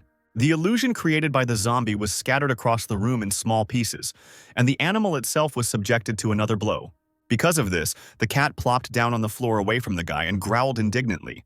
She did not intend to continue the fight with such a dangerous opponent, so she tried to escape. However, Zai was not going to let his target go so easily. So he launched a spinning sword at the retreating cat. The weapon quickly passed across the unfortunate zombie's neck, immobilizing him. The system notified that the guy had completed the task and received his reward, with the help of which he was able to move to the 7th level, having acquired 1 point of characteristics of his choice, and for the fact that he was the first to kill a boss of this level. He was given a new title, Bronze Fighter. A certain green-haired guy was indignant, wondering who this Yazi was that information about him had been published again. And one red-haired girl began to admire the owner of the new title, waiting for him to come and take her as his wife. Another man, who didn't give a damn about these announcements, believed that Z was simply chasing fame. At this moment, the head of the Lee family was sitting in a chair and sipping wine. He was sure that the bronze fighter was definitely from their dragon state. He also understood that if such a strong player wanted to join them, their power would have to increase many times over. Z looked at the notification that the announcement of his receiving the title had been published with satisfaction. He assumed that this time he would create a sensation that would force him to hide his beautiful face from his fans. The blonde used one of his cards and a chair appeared in front of him, which he immediately sat down on to rest a little. All of this cat's stats were higher than Z's, and although he had to spend a lot of energy and resources to defeat it, Killing a bronze-tier boss was still a great bonus. The guy wondered what would happen to him the next time he met a boss stronger than a cat. But at that moment, a notification appeared in front of him that for receiving the title of Bronze Fighter, he received 1,000 reputation points, 1,000 coins, 3 experience points to the characteristics of his choice, as well as 1 square meter to the storage. Seeing this, the guy opened the game panel. The considerable reward that the blonde man had received appeared before him, and in addition to this, he decided to use a potion to reserve strength. The new title added 2 points to all stats and reduced the power of bosses or simple creatures below the bronze level by 5%. With great joy, Z exchanged his first drop of blood for Bronze Fighter, which would take effect within an hour. The blonde was sure that with such characteristics, even if this cat came to life, he could easily deal with it. And now he was wondering what his characteristics would be after changing his specialty. After resting for half an hour, the guy could finally continue with another task.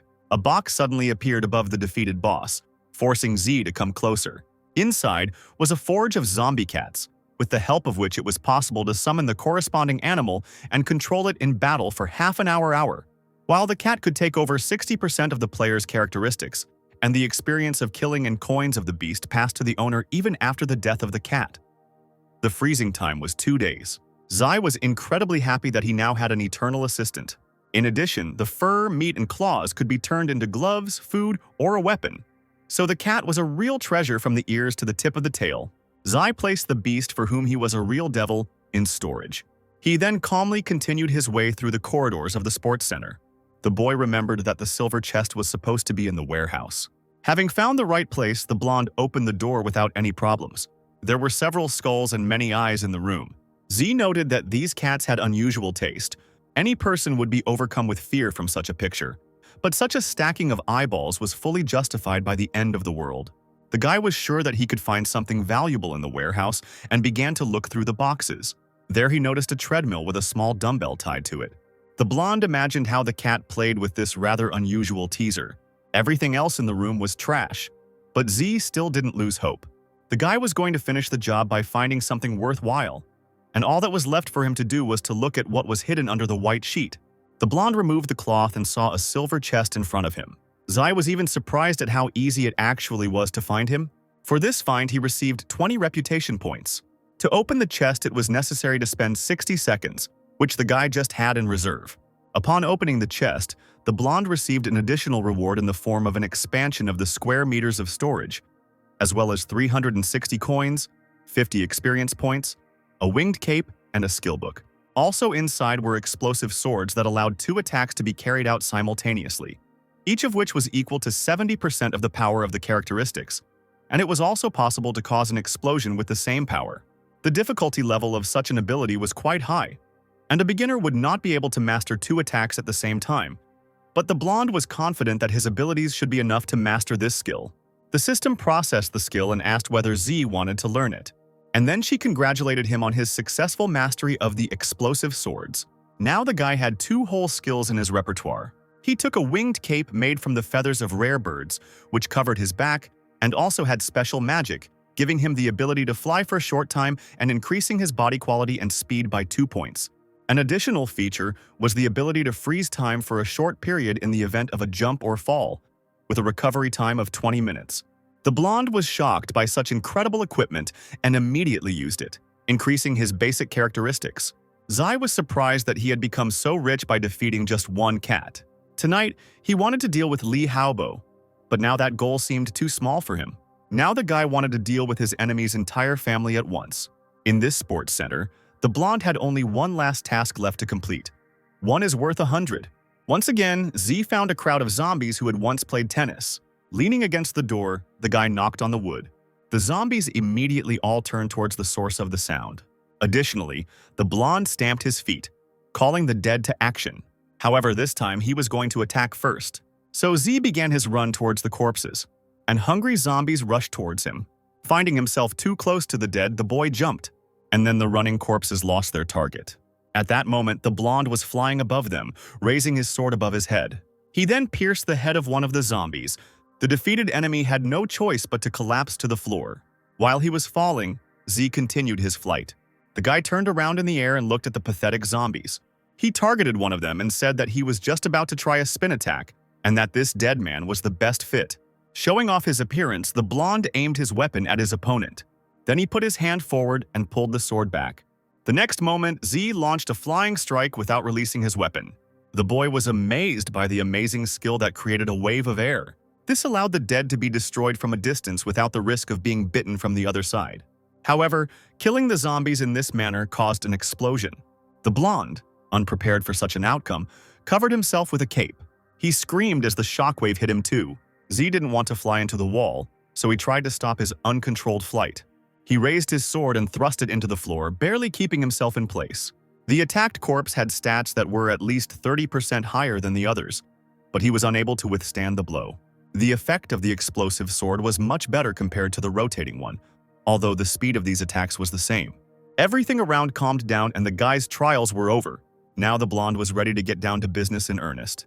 He continued to diligently cut down zombies and was able to complete the task, for which he received the opportunity to collect a reward in the form of 1 simple trainer and 1 bronze-level item. The guy pulled the sword out of the last dead man and turned around.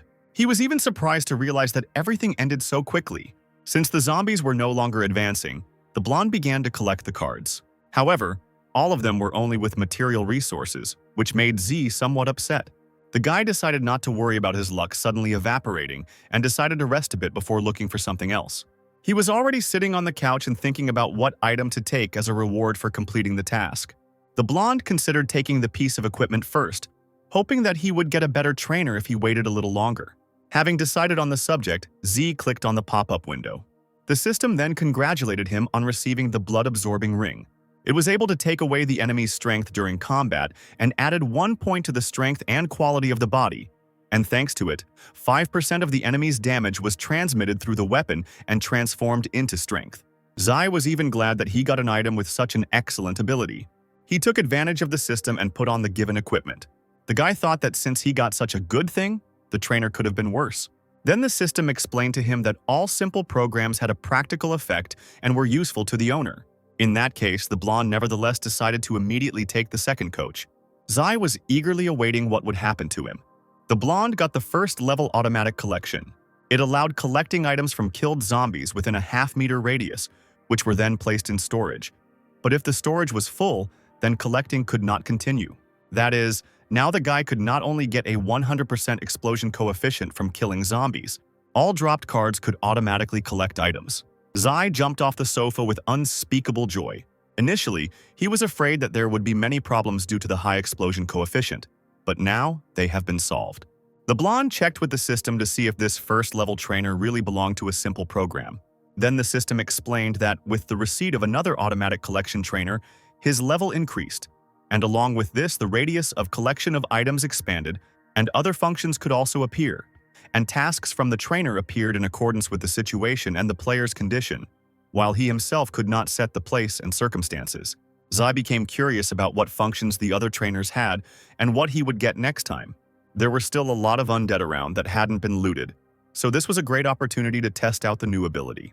With the help of automatic collection, the guy got barbecue seasoning, a power bank with 50% charge, an explorer's eye, and a tasty crab. Then came the notification that the system had detected that the quality of item collection was poor, so it was optimized. And now the blonde would receive messages about collecting equipment and items, and the cards would be automatically moved to the storage. Next, the blonde opened the warehouse to check how the collected items were arranged, and also to get rid of unnecessary things. One of the pleasant bonuses was the fact that the automatic collection divided everything into categories. Fighting the cat, then the zombie, and then getting the trainer. Z completely forgot about time. The guy looked at his watch and was amazed at how quickly it had flown by. Because the blonde spent too much time clearing the building, he didn't have time to eat dinner, because it was already time for him to go to the Lee estate. As planned, he ran to the window from which he jumped. The Lee family's mansion seemed to be impregnable and could avoid any trouble. Inside, in one of the rooms, a young gentleman was having fun with young ladies. Lying on the lap of one of them, he laughed cheerfully, but at one point the smile slid off his face. Halbo glanced at his watch, which showed that it was already noon. The young man sat down and his face darkened, which made the girls nervous. The guy's displeasure was so great that he slapped one of his guests. Halbo was outraged that his people had not returned yet. and thought that it was a waste of time to feed them if they could not find a couple of people for so long. The butler explained that the mercenaries had left for the university at 7 in the morning, but there were too many zombies there, which is why the search was delayed. But this fact only made the guy even more angry. Now he was outraged that he didn't get experience points for killing the dead. Haobo hoped that the promotion in the game would strengthen his body, so he dealt the final blow to the zombies that his guards had previously dealt with, but he received too little experience for this. The butler and the young master were suddenly attracted by the sound of the door opening. The silhouette of a well-known man stood in the doorway. It was Uncle Rong, whom Haobo asked if he had found the orphan boy and girl. Before answering, the man came closer and threw a black bag on the floor.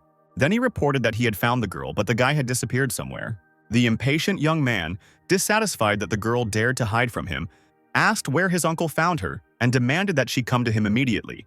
But Rong explained that the girl had been killed, but she was in the bag. The man's words seemed crazy to Haobo, and he certainly didn't expect to hear them. Uncle said that according to the master's instructions, they found the roommate and then Yao Jinghan herself in the university warehouse. To prove his words, Zhang unzipped the bag, which indeed contained the bloody body of the girl he was looking for. My uncle said that she was killed and put into a barrel, inside of which were men's clothes soaked in blood. He also explained that before her death, the girl was severely tortured, and the blows were inflicted on painful points. Rong reported that the killer apparently had a good understanding of acupuncture points and used a special technique to stab the knife into the most painful spots, grinding Yao's muscles into mincemeat, and Haobo ran to vomit after hearing these words. Smiling, the man said that this man was a master of torture, and even the most brutal killer could not have done it so perfectly. The uncle assumed that the girl was killed out of revenge, and that the killer perhaps wanted to deal with the young master as well. The guy was surprised because Yao was the most beautiful girl in the university, and it was unlikely that she could date such trash. While fixated on the word trash, Haobo suddenly thought of Lin Ziluo. However, the young man doubted that this guy could have such skills because he was a complete orphan and could not do something like that. Haobo said that he hadn't managed to send him the video he had prepared for him, so Ziluo couldn't know that Yao was going to frame him. So Rong asked if the gentleman was talking about Lin Jian's son. The boy confirmed this, and the uncle agreed with Haobo's thoughts, but explained that Ziluo could have helped, and if he was really capable of doing this, he posed a great threat. Moreover, even 100 warriors would not be enough to confront such a person, so the Lee family needed more security. Haobo was surprised that the man was short of people, because he was one of the top 10 mercenaries in the Dragon State, and moreover, he had an excellent team of assassins. Fearing for his life, the young master demanded that Rong recruit more people, even from those who had just begun training, and his uncle replied that he would do everything for the sake of the family. He was truly ready to even sacrifice his life to protect his loved ones. Meanwhile, Z continued to destroy zombies on his way to the Lee estate. He even managed to move to the 8th level, although he thought that he would do this no earlier than the 4th day. Since the guy was leveling up so quickly, there was no longer any need for him to fight in quests. Not wanting to stop, the blonde grabbed a chocolate bar for a snack, and thanks to his haste, Z quickly found himself at the gates of the estate of those whom he hated with all his soul. He asked himself whether Haobo was ready to pay for all the pain he had caused the guy in his past life. By the time the blonde arrived, the mansion was completely filled with guards. They patrolled the area in groups of 6, and all these people couldn't notice the guy who was hiding in the tree. Zai waited for the moment when the guards were far enough away that he could jump down without revealing himself. When there was no one else around, the blonde finally descended to the ground, finding himself among the bushes. Between them, the guy was trying to find something, and then he pressed a hidden button that was barely visible in the grass. While the secret passage was opening, Z was pleased with his good memory. The blonde pressed the button again, setting the stroke to its original position. The guy decided to leave Haobo a way to retreat, and then catch him when the enemy hoped to escape. And this was a famous move by one of the great warriors of the Dragon State. Z noted that Haobo had prepared well this time, and perhaps he could even defeat the blonde. After walking a bit through enemy territory, the guy hid around the corner from the guards coming out. Looking at their backs, where a white eagle was trapped in a red circle, the boy realized that they were part of the mercenary squad that had been Z's worst enemy in his past life. And it was them that Haobo trusted the most. Now the blonde was well acquainted with these people. However, he was never able to find out the plans of the Lee family. The guy chose a suitable way to enter the house and was already thinking about all the nuances. But when the guards began to greet Rongjan, he became nervous. Z tried to look out to make sure that there really was a person nearby that he knew. Rong was one of the gods of war and a hired killer of the Dragon State. Before the end of the world, he worked as a military man, was the leader of the mercenary army during the times of military turmoil, was directly subordinate to the Lee family, was strong in various types of hand-to-hand combat, army command, and also pursuit of the target. In the past life, after the game started, the man began to chase the blonde man on Haobo's orders. After several attempts to catch Zai failed, he decided to kill the guy. This man had driven the blonde into a dead end several times, so it could be said that he was Z's strongest enemy. However, the guy was cunning and used his cards wisely. Because of this, he became the greatest disgrace of the military. And since the blonde had eluded Rong several times, the man had lost his reputation as an invincible mercenary. For this reason, whenever these two met, both of their eyes would become bloodshot. Suddenly, Rong felt someone else's gaze on him. However, Z had good reflexes, so he managed to hide around the corner. Hearing the approaching footsteps, the blonde was sure that this time the former military man would definitely die. If the guy kills him, then it can be considered that he will get rid of the main protector of the Lee family, and then half the job will be done. But it was too early to attack the man now, so Z put on a mask of concealment. Thanks to this action, the guy remained unnoticed when the opponents approached from both sides. One of the guards told Zhang that the young master was looking for him. Watching the men go, the invisible blonde understood that he must not miss his chance. He then successfully left the place where he was hiding. As Rong walked away, he kept glancing sideways at that corner, feeling as if someone had been there, even though they hadn't been discovered. The man didn't want the person who wanted the Lee family dead to leave the mansion alive, so he ordered patrols and protection of the estate to be strengthened. It was getting dark outside and it was approaching midnight. Yawning, Haobo asked his uncle if he could go to bed, since it was already quite late and the zombies were in an active stage, so it was unlikely that anyone would come to them. But the man said that it was better to wait a little longer, since his instinct told him that they were being followed. The guy threw his watch on the floor and cursed, unhappy that he had to sit up all night without sleep because of some scum of society. Then Bo suggested to the young master that he come up with some entertainment since he was bored. The young man slammed his fist into his palm and declared that he really wanted to have some fun. Haobo then asked about the corpse that was captured today, and Rong replied that he wanted to conduct tests on the zombies to invent a better weapon against corpses for the master. Then the guy said that there were already enough dead people, so he asked to give this one for the young man's games, but the man was in no hurry to agree, as he was afraid that this zombie could harm Haobo. Although using a dead man to calm the young master down was indeed a good idea. The young man said that he would be fine. Besides, he was not afraid of zombies at all, and there were a lot of guards in the estate. Finally, Rong ordered one of his subordinates to bring in today's dead man. After some time, Haobo's room was filled with several guards who were holding the enraged corpse with chains. He was tied with ropes. His zombie legs were held in shackles, and his mouth was hidden by a metal mask. Madness played in the young man's eyes, and he ordered that a large cage be brought to him. And in this cage there were several exhausted girls. Their necks were hidden behind thick iron collars. Smiling devilishly, Haobo picked up the bell and began to shake it vigorously. The girls stood up in alarm and rushed to the iron bars. Then the young gentleman put down the bell and said that he was bored, as he had been playing with the same girls for several months, and he was getting pretty tired of them. The guy wanted to get new toys, but he also found a use for these girls, deciding that their time had come to pay for feeding and watering them. He stood up and, shuffling his white slippers on the floor, walked closer to the cage. Haobo then ordered the zombies' shackles to be removed and he was thrown into the cage. Like a madman, he declared that he wanted to watch the dead man eat them. Some of the guards were surprised by the guy's perverted desire, but still remained silent. Others happily volunteered to carry out the order, as they themselves loved to do such things. The young gentleman gave one of those who volunteered the key to the cage. The guard immediately hurried to open the door with the unfortunate girls. The same guard holding onto the chain approached the zombie. Then he removed the mask from the dead man, preventing him from biting anyone. Feeling a grain of freedom, the zombie turned sharply towards the man, showing his grin.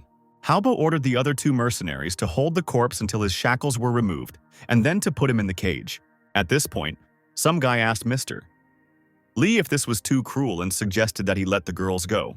The man next to him knelt down, made the upstart bow low, and asked the young man not to be angry, explaining that this mercenary was called Wang Dahu, and he was sent to replace the guard who died yesterday. The guy was unhappy with this prank, and Van continued to ask him to let the girls go. The guard sitting next to Dahu began to apologize again, saying that it was his mistake. Smiling predatorily, Haobo approached the new guard and, laughing, said that no one had tried to argue with him for a long time. Asking rhetorically if he knew how to fight, the boy ordered the mercenaries to show Van where his place was. Then 2 guards approached Doc, one of whom twisted his arm. The one who was larger and seemed stronger began to strike the man. However, Wang was able to stop the fist with his free hand. Seeing this, Rong was even a little surprised. Now he too became interested in watching what was happening. Dahu squeezed his enemy's hand tightly, causing it to shake. The mercenaries became worried, realizing that they had lost to this guy in strength. The man whom Wang managed to disgrace wanted to kill the new guard for it. He turned around, asking his comrades to help him teach Daka a lesson. However, first they mocked the mercenary. Realizing that Van was not to be underestimated, the distrustful mercenaries rushed to help their comrade. Now Dahu's hands were held by 2 men. Feeling his strength again, the insulted mercenary swung his arm to strike. His fist landed right on Van's jaw, and the next moment the doomed guard was spitting blood. Haobo demanded that the mercenaries not kill him. Since Wang wanted to protect the girls, he had to watch them die with his own eyes. Obeying the master, the mercenaries led Dahu to the cage, holding his head so that he could see everything clearly. One of those present began to untie the dead man. Then the 3 mercenaries, using long metal sticks, began to push the zombies into the cage. The ugly corpse still found itself inside without incident. He looked at one of his victims and drooled. The dead man began to tear apart the flesh of one of the girls, who did not react to this in any way, completely resigned to her fate. The mercenaries holding Wang watched his reaction with a grin. The disappointed guy shuddered and tears welled up in his eyes. He tried to break free, tried to shout something, but the men held the guard tightly, covering his mouth. When Dahu calmed down, the mercenaries let the guy go. At that moment he felt a lot, but at the same time he was devastated. Haobo, wanting to see who was stronger, ordered the mercenaries to throw the guard into the cage. Some people cheerfully supported the gentleman, while others understood that, even despite the end of the world, it was not worth neglecting human lives. 2 men grabbed Van and dragged him into the cage. He hung in their arms as if he had already died. The zombie continued to torture his victims, tearing off their limbs. Without ceremony, Dahu was thrown onto the floor behind the dead man. Hearing the guy's hard landing, the zombie turned around. The boy began to feel fear, seeing the creature smiling. Clenching his hands into fists, Wang was in no hurry to get up, but the dead man headed towards him. Closing his eyes, Dahu remembered his mother, who said that she would wait for his return and asked him to be careful. Crying, the guard asked for forgiveness from his mother, whom he could not return to continue caring for. But suddenly he opened his eyes. Since his mother was waiting for him, Van couldn't give up so easily. He gathered all his strength into a fist, waiting for the dead man to approach. Grinning, the zombie eagerly ran towards the guy who had taken an attacking pose. A blow followed, causing the dead man's tooth to fall out. Dahu then lunged forward, grabbing the creature's waist. Screaming, he tried to knock the dead man down, dragging him forward. The zombie couldn't resist this force, but suddenly blood began to flow from Van's mouth. This happened because the dead man plunged his hand into the guard's back. A furious pain spread through the guy's body. This made Dahu's legs buckle, but he couldn't stop. Seeing the delay, Haobo demanded that the fighters continue fighting. Then Wang, bleeding and coughing up blood, pulled his hand back, clenching it into a fist. He then delivered a blow of incredible force to the dead man's head, defeating him. However, this was the last blow dealt by the fighter for justice. The next moment, Dahu fell on his back next to the defeated zombie. Bleeding and crying, he mentally asked forgiveness from his mother, whom he had let down. Rong was disappointed by his death. The disgraced mercenary was surprised that the guy was able to kill a dead man with his bare hands, and someone was outraged that he died so quickly. At this time, the zombie virus was quickly spreading throughout Van's body. A few moments later, he was no longer a man, but a zombie. The morning of a new day arrived. Z sat on a tree branch, not wanting to miss the opportunity. The guards who had been patrolling all night were at their most vigilant, and the blonde man had no choice but to choose his victim. Finding himself behind one of the mercenaries, the guy put a knife to his neck. The guard didn't even have time to react when his throat was cut. Zai quickly removed all traces and put on the victim's clothes. While moving around the estate, the blonde ran into one of the mercenaries, who mistook the guy for one of his own, and who was wondering what the guard was doing there. Zai explained that he noticed one guy falling asleep, so he wanted to wake him up, and the mercenary, not noticing anything suspicious, was indignant that the commander was having fun with the others in the Great Hall while they were guarding the gate. More mercenaries approached them and continued the conversation, expressing their dissatisfaction with the terrible treatment they received from their superiors. Z himself tried to support this conversation. However, one of the guards asked when the guy had managed to grow so much. Realizing that he had been exposed, the blonde was ready for the next step. The boy believed that people who were unable to keep secrets could not live in this world. While on the mansion's premises, Z killed one mercenary after another. Turning around, he noticed one of the guards trying to escape. However, the blonde caught up with the man without any problems and cut his throat. Only the mercenary managed to fire a signal flare. Then the guy masterfully threw a knife at her. The blade pierced the projectile, preventing it from communicating the danger. Then they fell to the ground together, and Z pulled out his weapon from the rocket. The reason he was so lucky today was because in his previous life, he had researched all of the Lee family's military supplies. The system announced that all the guards in the outer part of the estate had been destroyed, and now the path of revenge began. And after that, the blonde received a special task, an eye for an eye. To complete it, one had to kill the remaining 269 people in the manor. The reward was one simple trainer and one piece of bronze-level equipment, and there were 12 hours to complete it. Now Z had another reason to kill Haobo.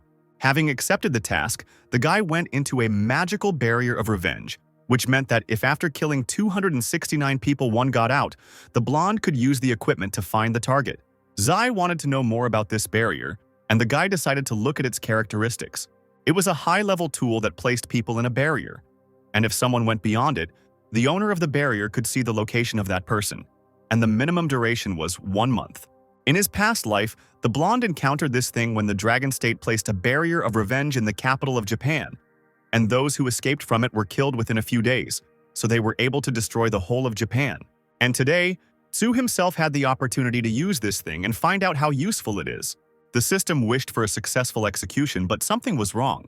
Several murder alerts followed, shocking Z, who had not yet had time to do anything. He ran into the house to check what was going on. One mercenary asked another what he was doing, since he was given a girl to have fun with, not kill. And the second apologized for overdoing it and breaking her spine, which is why the men now had no toys. Someone asked if they would play with him, which scared several people present. The situation became so gloomy that even Rong frowned. Someone kept repeating the same phrase over and over again. Realizing that massive bloodshed was inevitable, Uncle stood up, ready for battle. He had never seen a person capable of creating such an aura of death before, and compared to him, the man was just a little boy. Falling from fear, Haobo screamed hysterically that they had come to kill him after all. The butler tried to calm the young master, assuring him that Rong and his army of mercenaries would not allow this to happen. The uncle offered to talk to the ill-wisher, realizing that this man was able to deal with all the guards outside. Although those guys weren't well trained, each of them was worth a dozen soldiers. So the fact that the enemy was able to kill them so easily seemed incredible. The invisible enemy said that, although he was a man, he was now the god of death for his enemies. Rong waved his hand, calling his subordinates to action. The mercenaries split up and began to look around in an attempt not to miss an unexpected attack. They became alarmed when something fell between them. The projectile activated, and the room filled with bright light. The blinded guards, not understanding what was happening, began to scream, and one of them even said that he was dying. Then Z was able to enter the room unhindered. The guards, focused on their own eye pain, didn't even notice. Taking advantage of the moment, the guy launched an attack with spikes. Stone spikes burst from the ground, impaling the men.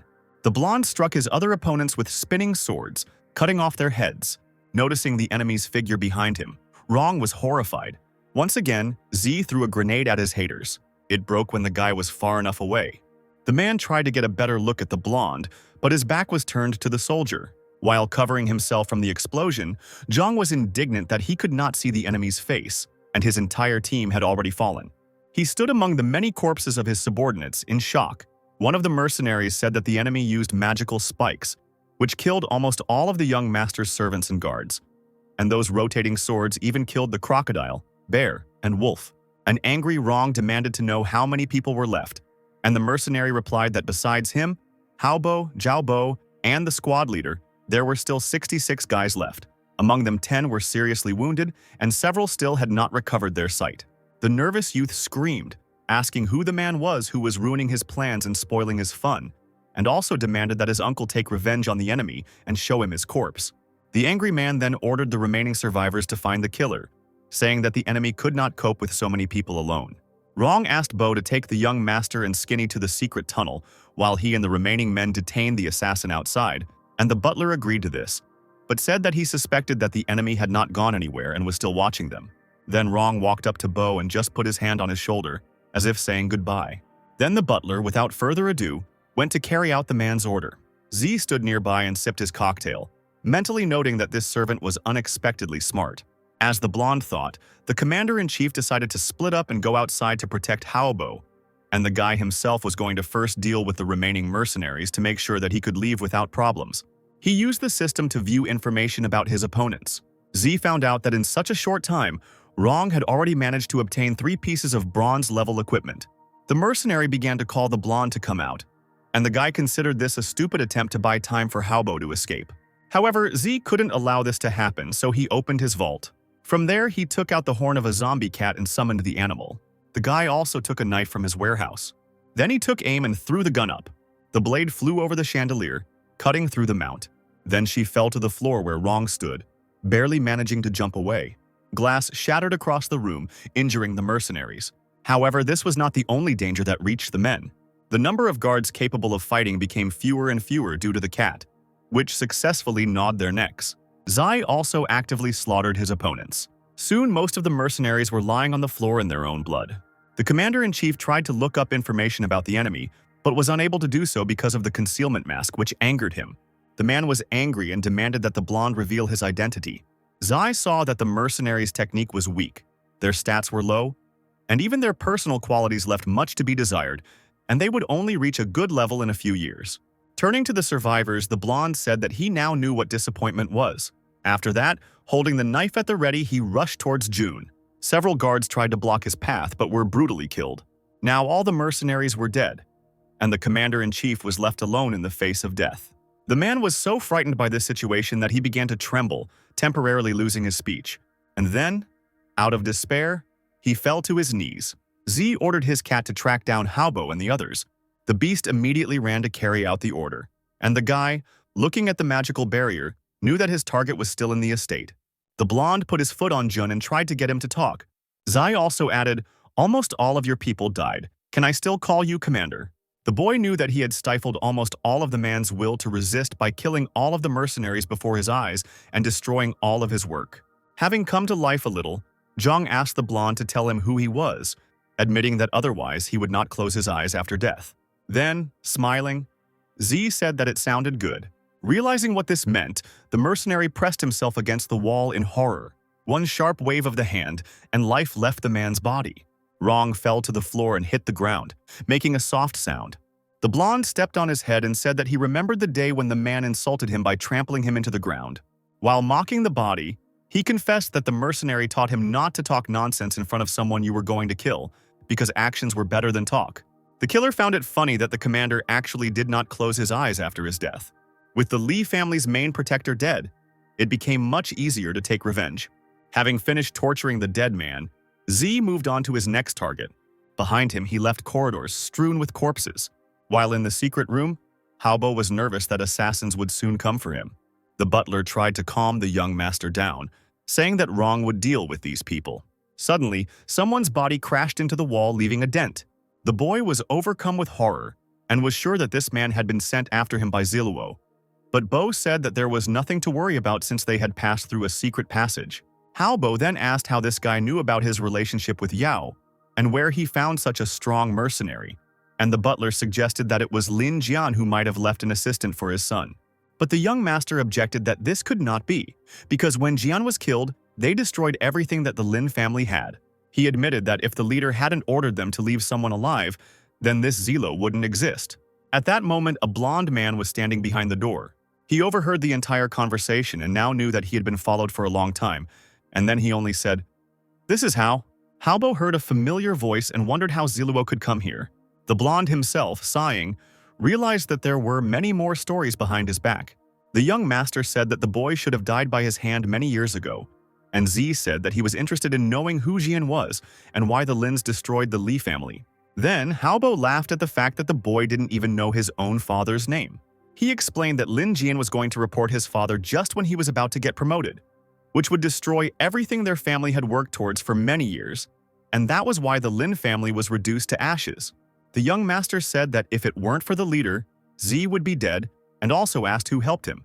because if the guy was alone, the guards would easily deal with him, to which the blonde replied that Haobo's words were meaningless, since he would destroy the Lee family anyway.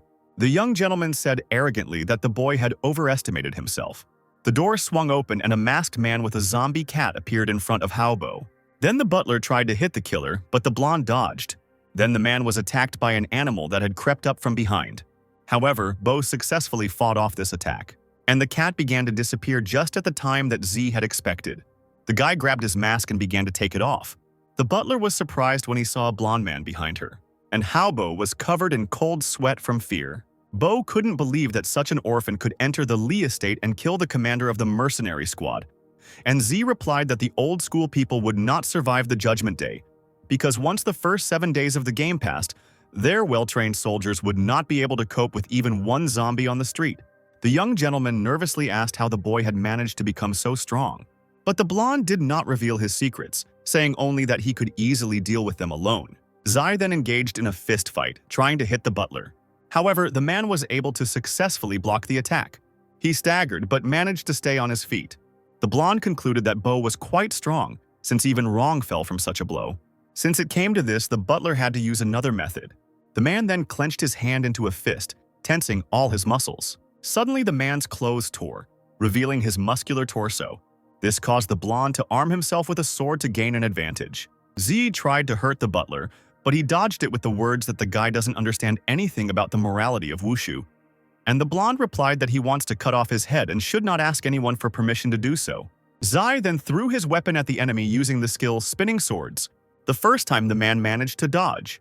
However, he had no idea that the blade could return back. Therefore, the next time Bo was unable to avoid being injured. The butler had been practicing Chinese boxing for 50 years and could not believe that he would lose so quickly. He said he was not going to stop and wanted to add something else, but his speech was interrupted. The man was interrupted by an explosion intended for him. This was meant to serve as a diversionary tactic, after which Z would attempt to attack the enemy. The blonde delivered a crushing blow from below, saying that he could not leave the matter unfinished, and only after making sure that the enemy was dead could he calm down. The boy thought the butler was a pathetic, backward old man who, despite the end of the world, still thought that wushu would help him.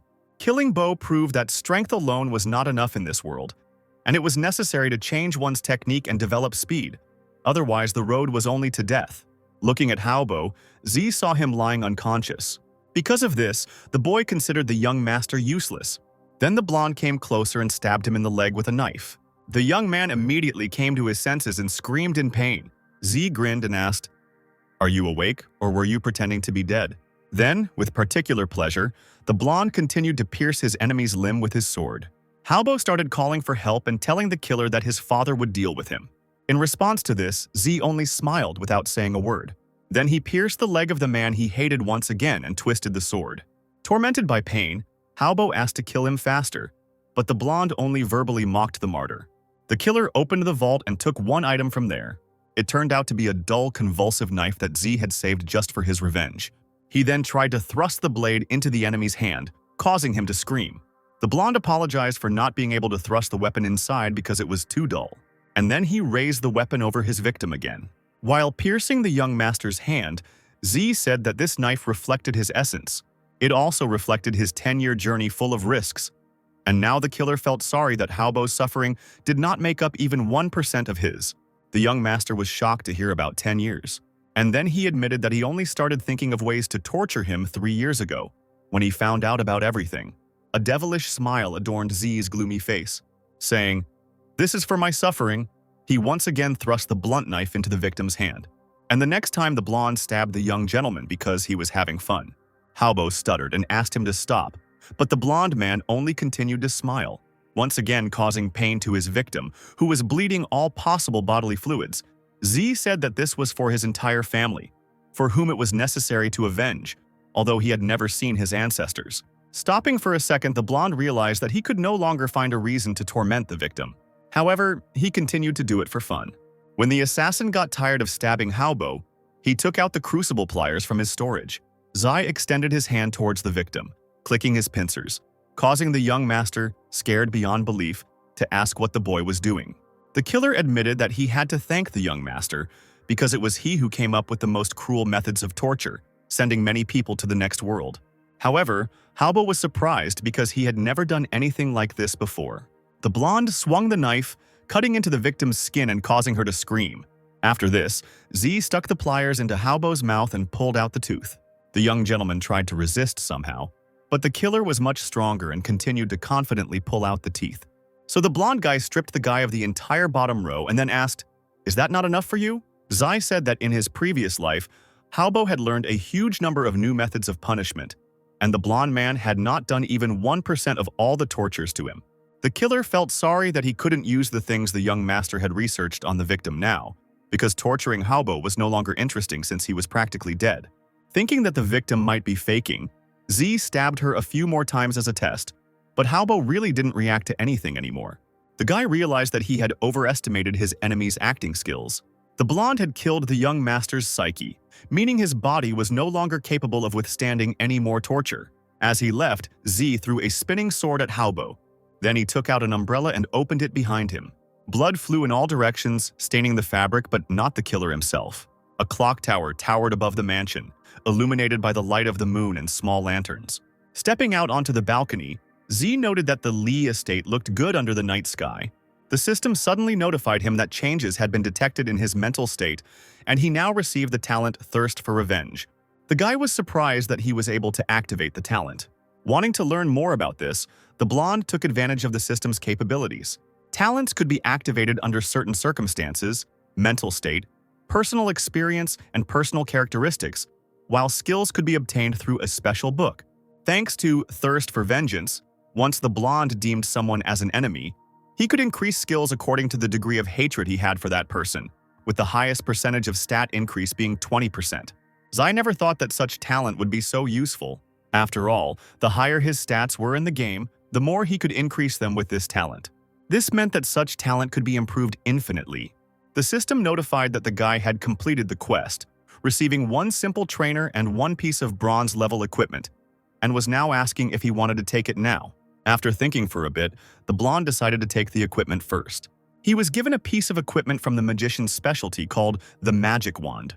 It allowed one to increase one's magical abilities and also added 5% to skills and the activation speed of a magical skill, while the speed of energy recovery increased by 20%.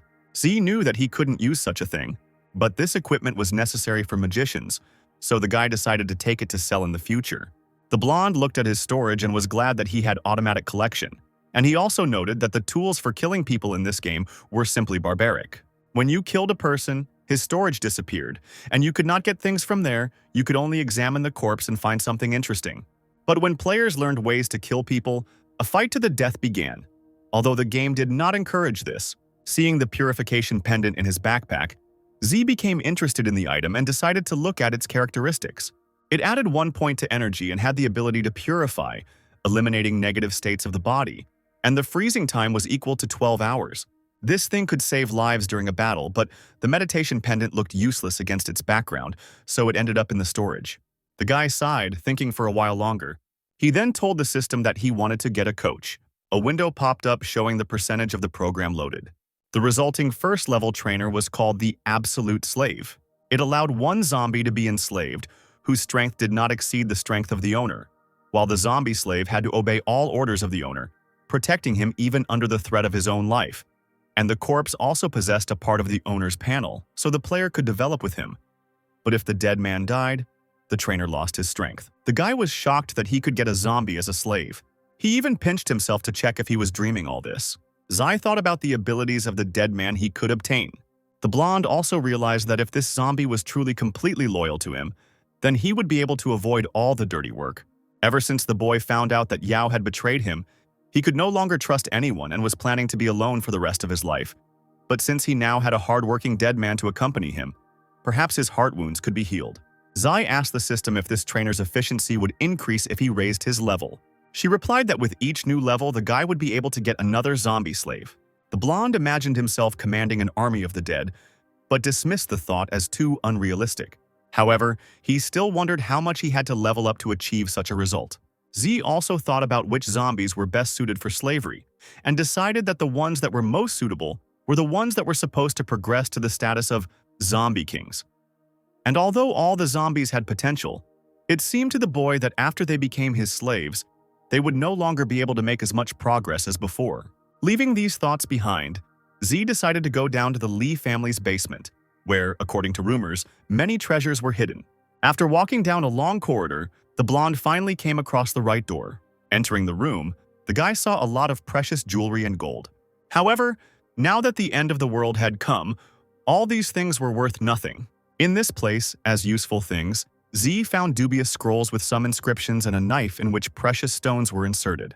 The blonde man left a real mess in the Lee family's basement after himself. When the guy found himself back in the yard, it was already dark. Neither in his past nor in this life had he lived in such a luxurious estate, but today he decided to make up for it. When Z entered the house, he saw a large human figure in front of him. However, the guy was sure that there could not be living people in the room. So the blonde took out a flashlight and, shining it forward, saw the same zombie who, when he was a human, had once tried to protect the girls from Haobo. He was level 4 with decent stats and an epic level talent where the player's strength could increase as he leveled up.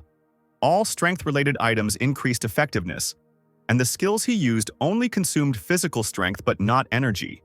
And the dead man had a strike with all his might skill that was worth 50% of his stats. The zombie was very strong, and at night it was completely indistinguishable from a bronze-level boss. And it was an incredible coincidence that the guy had just received the absolute slave trainer and immediately found a suitable undead. Hearing this, the zombie opened his eyes wide in surprise. He stood completely calmly looking at Z carefully. The blonde even found it strange that the corpse didn't try to attack him. The corpse's energy was only 3 points, and if he were placed in human society, he would be considered feeble-minded. And this fact somewhat disappointed the guy. But overall, the corpse's characteristics were quite good, so Z asked the system if he could choose this zombie as a slave. The system responded that since the dead man's spiritual power was small, then, when all the characteristics were added up, they did not exceed those of the guy. Although the corpse was a bit stupid, his enviable talent and possible obedience won over the blonde. So he agreed with the system when it asked if Z wanted to choose this zombie as the absolute slave. After this, the dead man was surrounded by a red glow. He tensed up, not wanting to obey anyone.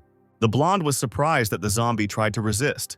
The dead man did not give in for a long time, which made the guy wonder if he would regret his choice. In the end, the system announced that the enslavement was complete, and now it was necessary to come up with a name for the zombie. Since this guy was so big, strong, and had epic-level natural strength, Z decided to call him Foolish. After that, the player panel of the Fool was introduced into the system. But it was impossible to restore data about the storage, reputation, experience for killing zombies, and rewards for tasks. He had to develop like an ordinary dead person. He could receive coins for killing zombies, and also had 1% of explosion from equipment and items. Zai didn't believe that this cage was capable of holding a dead person with such characteristics, so he ordered Foolish to prove his strength, which the zombie began to do. He took hold of the iron bars and tried to push them apart. And then the dead man was able to calmly leave the cage. He did not attack the man or react to him in any other way. Expecting something different, Z sighed, but he was still glad that Foolish understood the orders. The blonde put a leather wristband on the zombie. Then the guy revealed the main characteristics of the dead man. Now his strength was 23, his energy was 3, his body quality was 27, and his speed was 18. Z wondered what would happen at night if the zombies already had such high levels. Moving away from the Fool, the blonde ordered to wait until he was asleep and to guard the entrance from unwanted guests. At last the morning came, leaving behind the darkness. The guy woke up and, stretching, headed towards the door. Z opened the door without hurrying. In the room he saw his slave and several corpses lying around. For such work he praised Foolish, who suddenly smiled. Looking at the corpses again, the guy asked, "Didn't you eat the other zombies?" The dead man shook his head, and the blonde was convinced that he really was different from the others. Then Z silently walked into the room, and Foolish watched him. Having taken several cards from the storage, the blonde man set the table. He took the chopsticks, a bowl of salad, and was about to start eating. Suddenly, thick saliva fell loudly onto the floor behind him. The guy turned around, trying to understand what was happening. The Fool diligently pointed his finger at his mouth. And when Z asked if he wanted human food, the dead man nodded his head vigorously. Having laid out additional dishes on the table, Z called on Foolish to eat, and the zombie was sincerely happy about this. He savored every piece with pleasure, and the blonde thought that before he didn't know what to do with the many food cards. But now the dead man could help him with this. Z originally wanted to take revenge on Haobo at the 5th or 6th level. But now it was all over. The guy was on level 8, and going on quests was pointless. The blonde decided that with all his gear and the help of Stupid, it might be worth trying to change his specialty. So his next target was the Museum of the Capital of Mo. Zai remembered that there was a scroll there that could be used to change specialties. To do this, it was necessary to activate the specialty change space, after which the player had to pass 3 tests, and only then could he receive the scroll. But if a person did not complete the tasks within the set time, then the transition did not occur, and the player was killed. At this moment, the blonde man began to thank Haobo. In his past life, Z and his roommates found out that there was treasure hidden in the museum, so they wanted to go there and find out if it was true. But on the way there, the boy received a message that Yao had cheated on him with a young master. The blonde wanted to take revenge on him, but he didn't know that Haobo would bribe his comrades. The traitors dragged Z into the space of changing specialties. It was then that the blonde received his first scar on his face. The haters wanted the guy to fail the test and die, but they didn't even think he could pass it, and the resulting scar stayed with Z for 10 years, reminding him of this event. It was the 8th day since the start of the Doomsday game. Now it was the 4th day, and there were hardly any people left in the museum. And without Haobo, the blonde should have been luckier. But Stupid attracted too much attention. The blonde looked at the dead man, and suddenly a great idea burst into his head. 2 guys came out of the mansion, one of whom was Zai, and the other was a big guy in a tuxedo, with sunglasses, a cap on his head, and a broadsword in his hand. This image covered up most of the problem areas, returning the zombies to a more human appearance. Sometime later, the team finally reached the museum. At the entrance, the guys met the walking dead, some of whom were already completely dead. It was clear that someone had already been in this place, so it was worth being careful. The blonde rushed into battle, cutting down many zombies. Thus, Z was able to obtain a one-time use bronze-level item called the Fireball Scroll. After using it, fireballs appeared, with which you could attack the enemy, as well as cause an explosion. The blonde turned around and saw a funny picture. The fool nervously scratched the back of his head, surrounded by zombies who wanted to make contact with him. Hiding around the corner, the guy decided to watch his dead man. The fool did not attack the zombies of his own free will, and the other monsters did not touch him either. This meant that Z's personal dead man could approach zombies and attack them unexpectedly, as well as open treasure chests, which would help avoid a lot of trouble. But if Foolish had opened the chest, he would not have received any experience or reputation and would not have been able to expand the storage, so it was a waste of resources, and the guy decided to act in the future based on the situation. In the past life, on the 8th day after the end of the world, most of the zombies had already been killed by players. However, there were too many of them in the museum now, so it would be difficult for the team to deal with them all. The scroll for changing specialty could not be moved to another place. Otherwise, the blonde would simply send a fool for it. On the balcony of one of the nearby buildings, Z noticed a group of strangers. They were going to kill all the zombies and enter the museum, but they didn't have enough people. This is exactly what the blonde was able to read from people's lips while watching them through binoculars. Now the boy knew that it was they who left all these traces of the fight. If he had managed to join this group and go to the museum with them, he could have avoided a lot of problems. A large number of fighters gathered in the building's warehouse. Led by Gaodong, they discussed the circumstances under which the visit to the museum would take place. It was decided to set out on a journey when 200 people had been recruited, and they were to prepare their own weapons. Several guys from the crowd began to shout out their dissatisfaction with this decision. The rest of the crowd joined in, angry that their food cards were about to run out, which could cause everyone to die, allowing the leader to take their cards without hindrance. Suddenly, the girl slapped one of the group members. The guy even fell to the floor from this, and the lady demanded that he stop hitting her.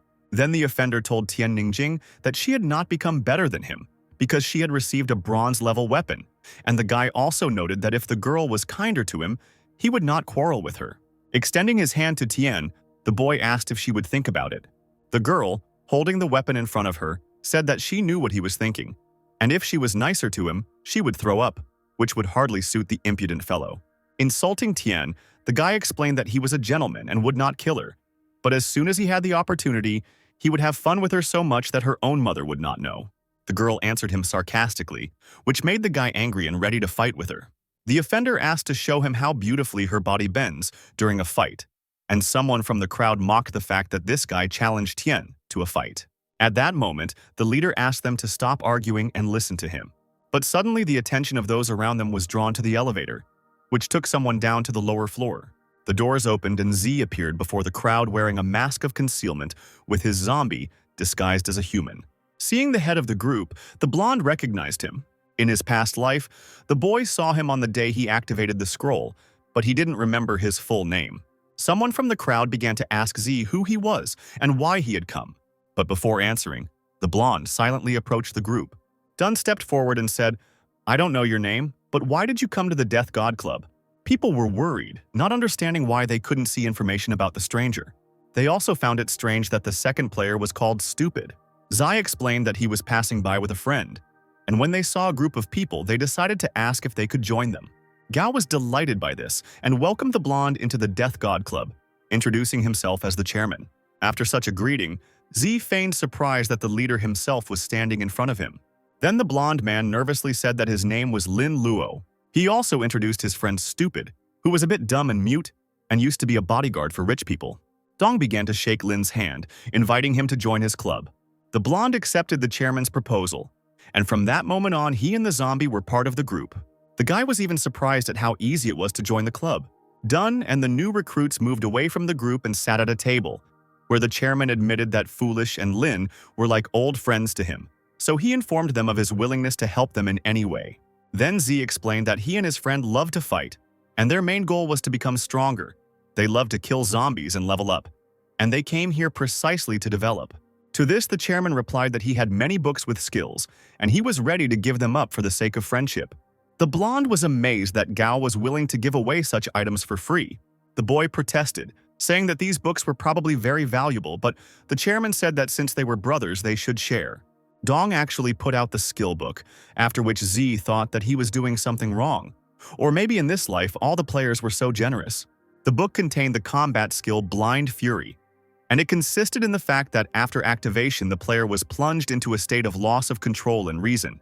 Becoming a fighting machine, all characteristics were increased by 20 to 50%.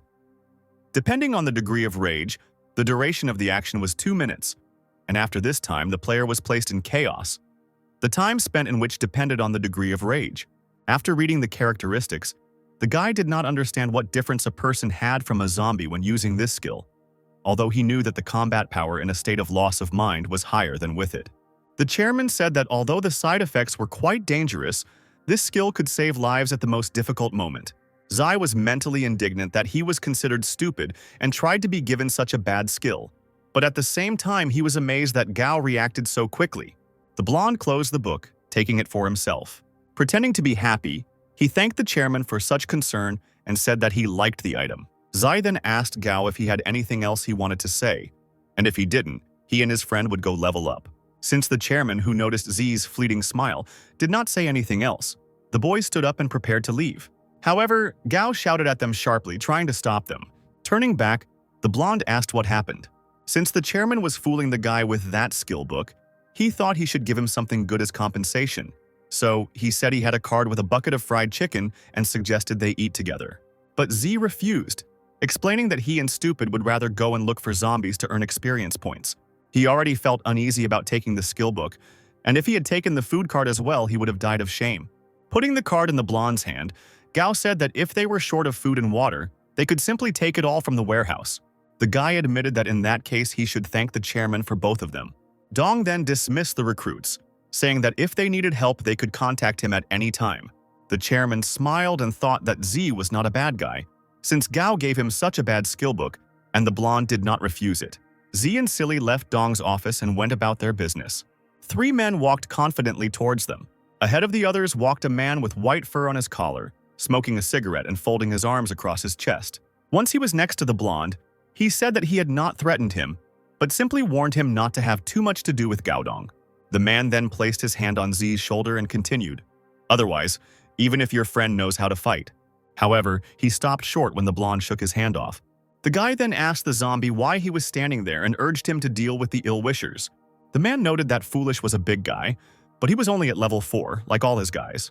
The other 2 men drew their weapons and grinned, but the smiles quickly disappeared as the dead man approached them. The zombie then dealt the gang leader an incredibly powerful blow that wrenched his head apart. This sent the man flying several meters away, spraying blood across the corridor. After the ill-wisher fell, Z asked the others if they wanted to die too. They shook with fear, saying that they did not want this, to which the blonde nodded his head to them without further ado and left. Looking at Jia Tai, who had always competed with Gao for the chairman's position, the boys were amazed that Foolish had broken his head with one blow. They even started discussing that it was Dun who called these guys to deal with competitors and at the same time warn others. Seeing a gathering of gossips, the chairman demanded an explanation. Then one of the guys immediately reported everything to him. Gao was surprised that Z and his friend killed Tai. The speaker replied that they didn't know that guy, but there was another one with him named Foolish. The chairman was delighted that the new recruit had given him a great gift. He killed the man in front of others himself, unaware that he had helped Gao, and now it was unlikely that anyone would claim the post of head of the club in the near future. The chairman told one of his subordinates to find people and bury Tai's body with all dignity, and to divide all the valuables that they found on him among the guys. Then Dun, happily whistling a song, walked back to his place. At this moment, Z was sitting somewhere in the dining room and looking at the skill book. He asked the system if Foolish could attack him or do something evil towards him. She reassured the guy by saying that in any situation, a zombie will protect its owner, and this has nothing to do with its level of awareness. The blonde closed the book and approached the dead man who was eating. Z, realizing that he could control his behavior, came to the conclusion that he could use the skill Blind Fury on Foolish, thereby increasing his stats. So the guy distracted him from his food by handing him a book. Then the blonde put his hand on the zombie's shoulder and asked him to study well. The dead man burped loudly, emitting a disgusting smell directly at his owner. After such humiliation of Zai, the zombie began to learn the skill. The guy himself, sitting next to him, was glad that he had such a stupid dead man under his command. But he understood that he himself had to try and move to the 10th level, because after that, as well as after changing his specialty, his strength should have increased at least twofold. The blonde interrupted Silly's meal again, explaining that they needed to go to level up and try out a new skill. And the library, where the game store was supposed to be, was a great place for it. Without wasting any time, the guys set off towards their goal. As they walked down the club building, on one of the floors they found a door that stood out from the rest. It had an unusual notch, highlighted in blue. Z and his subordinate approached her cautiously, expecting a zombie attack. However, everything was quiet around, and no one stopped the guy from putting his hand on the door. Then a window popped up, welcoming the blonde to the game store and wishing him good luck with his shopping. The door opened, letting Z into the room. The room seemed bottomless, without walls, and was filled with a multitude of systemic blue windows. This was the very place where you could buy weapons. Jewelry, masks, and many other items were also sold here. For all the completed tasks and zombie kills, the guy accumulated 6,000 gold coins. If we consider that one piece of high-quality bronze-level equipment cost about 2,000 coins, then the blonde would be able to buy pants, gloves, and a breastplate. While Z was choosing his items, Foolish remained outside the door. He protected the entrance from other zombies, and the blonde calmly looked through the contents of the store, not paying attention to the noise. Suddenly, a zombie's hand reached out to the guy from the window, frightening him with its unexpectedness. But thanks to his quick reaction, Z managed to jump back. Clutching his neck, he felt relieved that the dead man had not been able to hurt him. There were no damaged areas in the store, meaning the dead man was most likely originally inside. The zombie girl, who dreamed of tasting the blonde's brains, approached him screaming. Holding the sword in front of him, the guy concluded that this dead man lived in the game store. In his past life, he encountered such zombies, and he believed that the game should deal with them. But for some reason, she still allowed the dead to remain in areas that were supposed to be safe for humans. The drooling zombie girl lunged at Zai, but she didn't even have time to attack him, as the blonde cut her throat, after which the dead man fell to the floor with a crash, spraying blood. Not wanting to do everything manually, the guy asked the system to activate automatic collection. Zai hoped that he would receive weapons with high stats from the zombies or equipment that would change them. He opened the black box with trepidation, which was supposed to contain an incredible thing, and inside was nothing more than toilet paper. This received material resource made the blonde incredibly upset. The system congratulated the guy on his purchase of 6,000 gold coins and informed him that the store was closing. Everything around began to change, and Z was already in a completely different room. Now the room was filled with shelves of a variety of food. Disappointed by his mistake in wasting so much money, the guy looked around. Resigned to the fact that he had missed his chance, the blonde took a bag of chips and decided to check if everything was okay with Stupid. He left the room and found his subordinate, who had managed to kill several zombies during this time. Zai gave him an approving gesture, delighting Foolish with praise. At that moment, a large dead man appeared in front of them. and the guy entered into battle with him. He dealt with it quickly, as well as with other zombies, from which he was able to obtain a disposable tool, old straw man, and equipment double strike gloves of the bronze level. Continuing to cut down the dead, the blonde man obtained the bronze equipment Huangshu sword. The system notified that this item was a match for the Tang sword, so it could be fused and leveled up using a special stone. Zai checked his level and found out that he had 40% of experience left to reach level 9. Then the blonde was pleased with the useful automatic collection, with the help of which he would not miss a single thing. He decided to look through the characteristics of the new items and press the required button. The guy found out that after installing the effigy, the attention of hostile creatures switched completely to him, and after the destruction of the tool, the enemies began to attack the player again.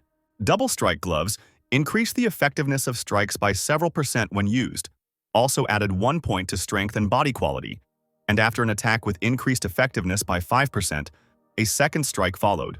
The Huanshu sword was made of steel, had a straight blade that had been tempered by fire, and added 1 point to strength, and if you pushed the strength to the extreme limit and discarded all the side effects, then this weapon was the strongest of all bronze-level weapons so far.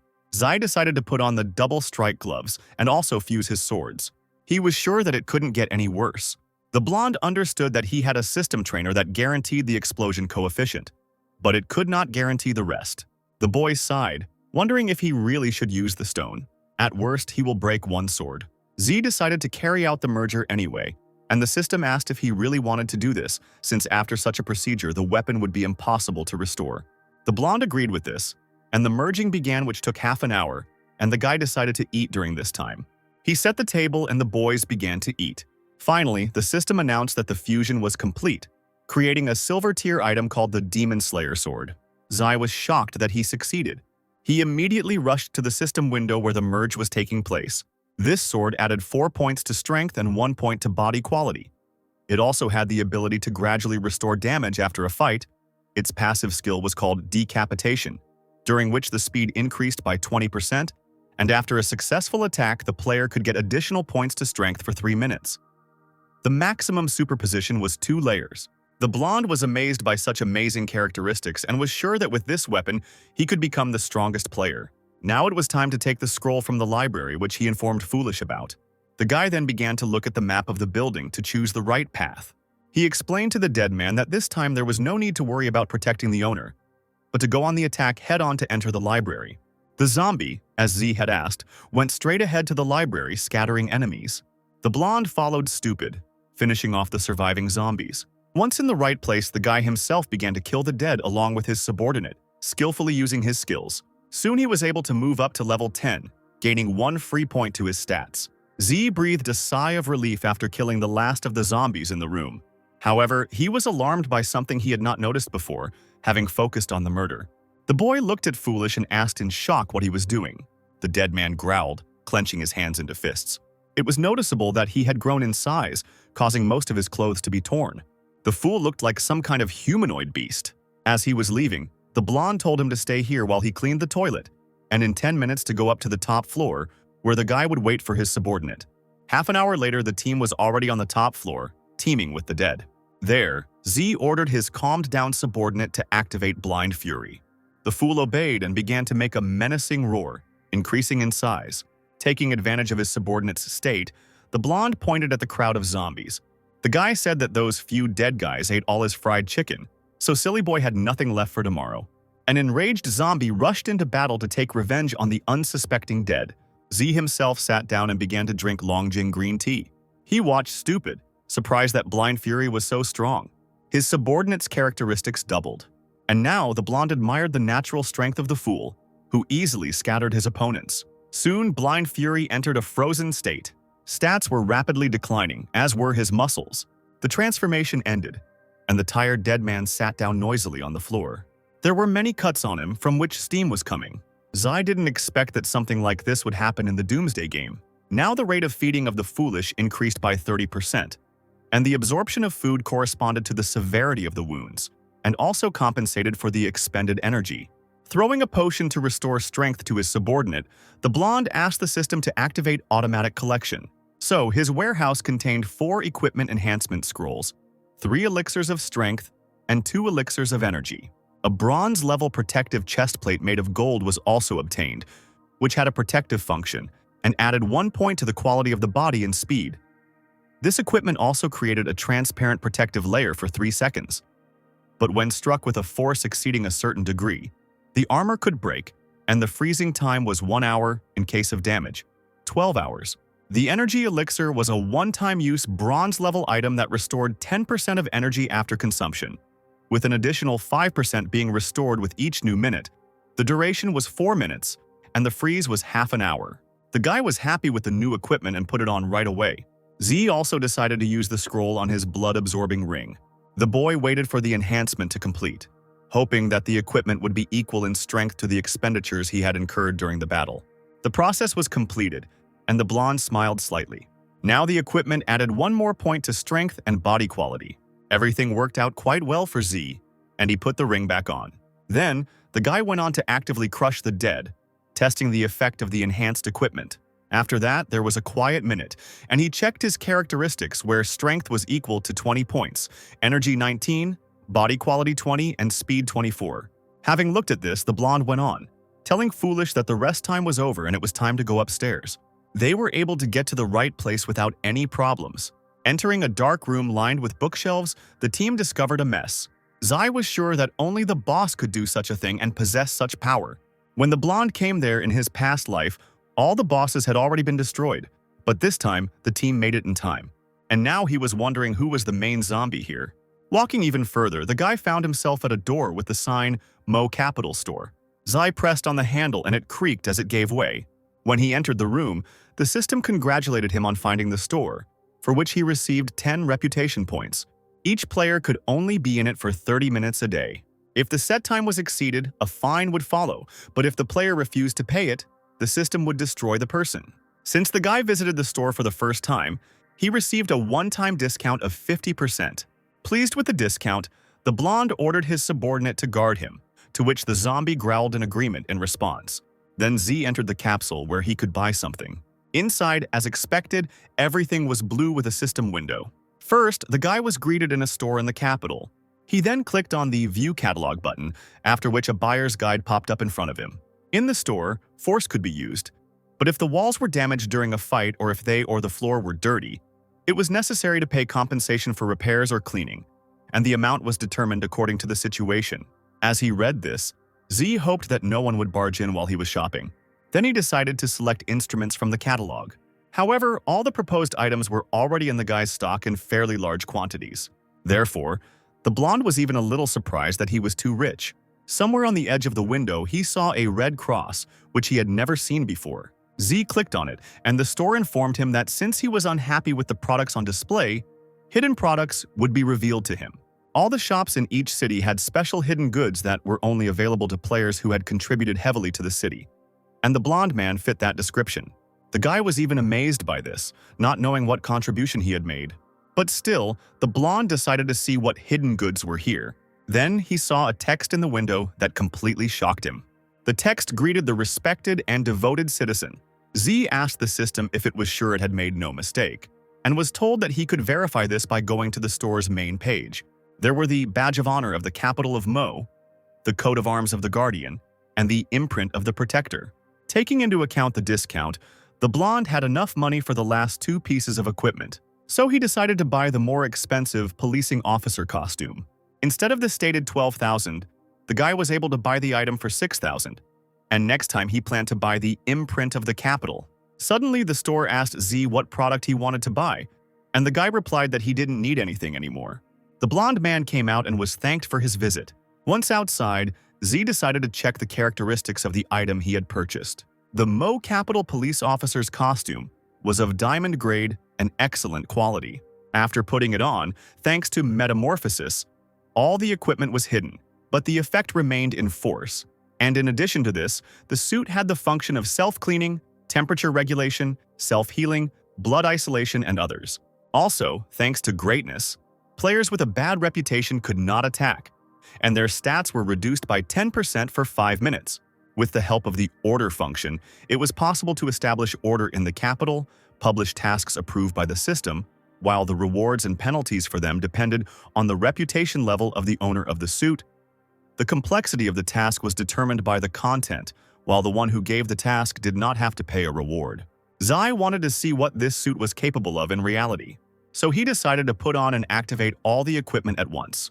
The blonde's clothes changed in an instant, and first he was going to test the metamorphosis function. The guy took out the protective chest plate, and the system asked if he wanted to use the effect on this equipment. He answered in the affirmative, and suddenly armor appeared on him. So Z put on and took off the breastplate several times, and Foolish stood nearby and watched in amazement as the armor disappeared and then reappeared. Suddenly, a notification appeared that the 30-minute limit was already ending, and the guy smiled, thinking that if he put on the suit, his activity, mobility, and stealth would immediately increase to the maximum. Then the blonde took the zombie by the hand and led him somewhere, asking him to be faster. They walked out of the store and the guy stopped, folding his arms across his chest, while Silly Boy was already squatting and looking at him questioningly. Zai wanted to use the order function on his zombie to destroy the entire world. The dead man even became alarmed because he had never been aggressive enough to do something like that. But he was lucky, because the system said that it did not approve this task. Killing a legendary level boss and destroying the library with one blow was also impossible. But the task of spying on a girl changing clothes was approved. The system asked if the guy wanted to publish it, and the blonde, blushing, began to nervously press the decline button since he was just joking. Then a brilliant idea came into his head. Zai decided to publish a quest to kill the library boss. This task passed the test, and the system asked for confirmation, which the guy did. The blonde believed that this way he could determine whether the boss was nearby. As he left, he told Stupid that it was time to deal with the main dead man in this building, to which the zombie growled.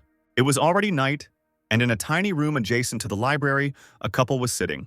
The girl asked if the monster would find them, and was told that this was not supposed to happen. She looked at the door and saw something that made her panic. There, from the crack, a terrible eye was visible looking straight at her. The girl screamed and began to sob in horror. The guy covered her mouth and hugged her, trying to make her shut up. He looked at the door and began to panic himself. A disgusting naked creature with pointed ears and a tail hung from it. It ran its long, slobbering tongue across the boy's cheek. He shook with fear and hugged the girl tighter. The boy then told Xiaomei to run, and they rushed forward together. So they came across a door that seemed like salvation.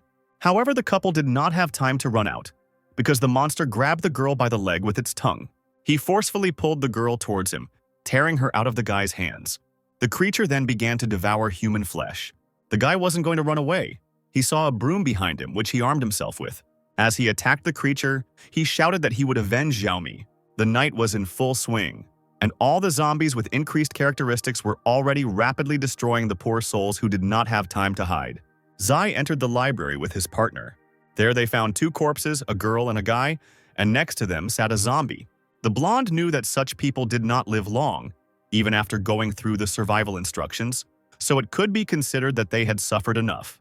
Besides, if it weren't for their screams, he would never have known that the boss was hiding in this very place. The system congratulated Z on finding a special zombie. Such dead people went through the same process as human specialists and could have their own paths of progression. The bosses progressed the fastest, and differences could be detected even at the initial stage. The killer zombies were similar to assassins, had high mobility and strong attack capabilities, and fed on human brains, enhancing their intellectual abilities.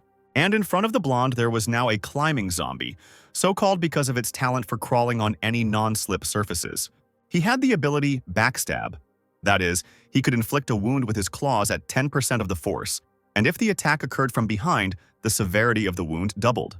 There was also Illusory Attack, which allowed the dead to merge with the floor or the wall and suddenly attack. And if he attacked the enemy from the front, he would deal damage equal to 80% of his strength. The guy noted that this zombie's abilities and talent were a perfect match. Zai was completely calm when the enemy appeared behind him. The system notified that after finding a bronze-level boss, he received a new quest, Hate of the Climbing Zombie. She then announced that she had scanned and optimized the task. According to the system's story, a library worker stole books, for which the director scolded him right before the end of the world. But after the Day of Judgment arrived, the worker turned into a zombie and killed him. The blonde ordered Stupid to drive the climbing zombie up the wall and not let other dead ones come. The subordinate obeyed and began to carry out the master's order, which caused the enemy to climb the wall. The fool came closer and tried to attack the zombie. The subordinate swung and aimed the blow at the enemy. but the boss suddenly disappeared just at the moment when the metal was about to touch him. The weapon hit the wall, making a dent, which puzzled Foolish. On the same wall behind the dead man, a shadow appeared, from which a climbing zombie emerged. This creature attempted to attack its subordinate using illusory attack. However, the guy, saving Foolish, threw a spinning sword and cut off the hands of his opponent, who suddenly became somehow smaller. Z asked the climbing zombie if he was scared, then added that there was nothing special about the enemy. The guy tried to attack him from behind, but suddenly additional arms grew on the dead man's back, stopping the sword. However, the blonde made several more swings with the weapon, cutting off the hands of these arms as well. The enemy suddenly began to cry and shake from the pain and fear he received. He started to run away and in his zombie language said, "Save me! There's a man killing zombies here!" Yawning demonstratively, the blonde said that he was giving the enemy a chance, and while the dead man was running, he would count to 1. Then Z actually started counting from 3 to 1. After finishing counting, Z activated the acceleration function of the Boots of Strong Wind. The space delay function was also activated for a short time. The blonde ran at high speed after the dead man, who simply didn't have a chance. The guy then used a spinning explosive sword on the boss.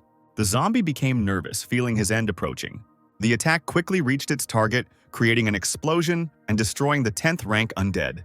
For completing the task and killing the zombies, Z received 100 experience points, 700 coins, 350 experience points, and 1 piece of bronze equipment, which allowed him to move up to level 10 and get 1 point to the characteristics of his choice. Since the guy had reached level 10 but hadn't changed his specialty, he couldn't level up anymore, but experience points were still accumulating.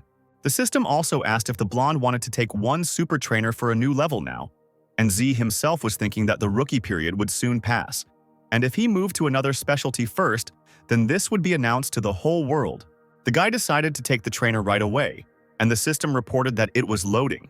A super trainer, Yin and Yang twins, was obtained, thanks to which the blonde could have 2 specialties at once, while the other players were shown only the first one. There were no restrictions, but with stable development of the same characteristic, it was possible to get the highest result. And for the second specialty, it was possible to use only 50% of the free characteristics. The blonde was shocked to receive such a thing because it was against the rules. He even believed that the game wanted him to become the king of this world. Zai was of course happy, but he understood that it was unfair to the other players. Suddenly, the guy heard the footsteps of approaching dead people. Without any nervousness, he used the spike attack. Earthen spikes rose from the floor, piercing and throwing zombies around. At that moment, a silver chest appeared in front of the blonde. Since it could be moved, unlike the wild chest, instead of opening it right away, Z decided to take it with him. He told Silly that they needed to go upstairs. They walked up the stairs to the 5th floor and did not encounter a single zombie. But there were plenty of them in the corridor. However, they were all of low level. Therefore, the blonde, realizing that his subordinate could handle it alone, left the dead men to Gloopish. As he walked away from the battlefield, Z thought about how, according to the new trainer's explanation, the ghost specialty added strength and speed, which meant that he also needed a specialty that would add body quality and energy. The best specialty was a secret one called Holy Swordsman, which was hidden on the other side of the ocean, and it was unlikely that something like that could be found in the Dragon State. Having finished thinking about this, the blonde opened his warehouse. He began to look through the items he had received, checking their characteristics. Among them, the guy found a very impressive warhammer. He came closer to Foolish, who was killing enemies with his bare hands. Zai gave the hammer to his subordinate, who was delighted to have such a weapon. The zombie took the weapon and tried to bite it off, and the guy, having checked something else in the system, said that they were finished. The dead man continued to gnaw on the hammer, while the guy decided to open the silver chest.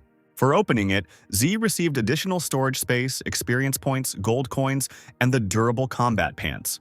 This high-strength silver-level equipment was a great help during battle, adding 3 points to body quality, 1 to speed, and as a function, it could reduce negative external influences by 20%. The guy put these pants on and happily checked how his characteristics had changed.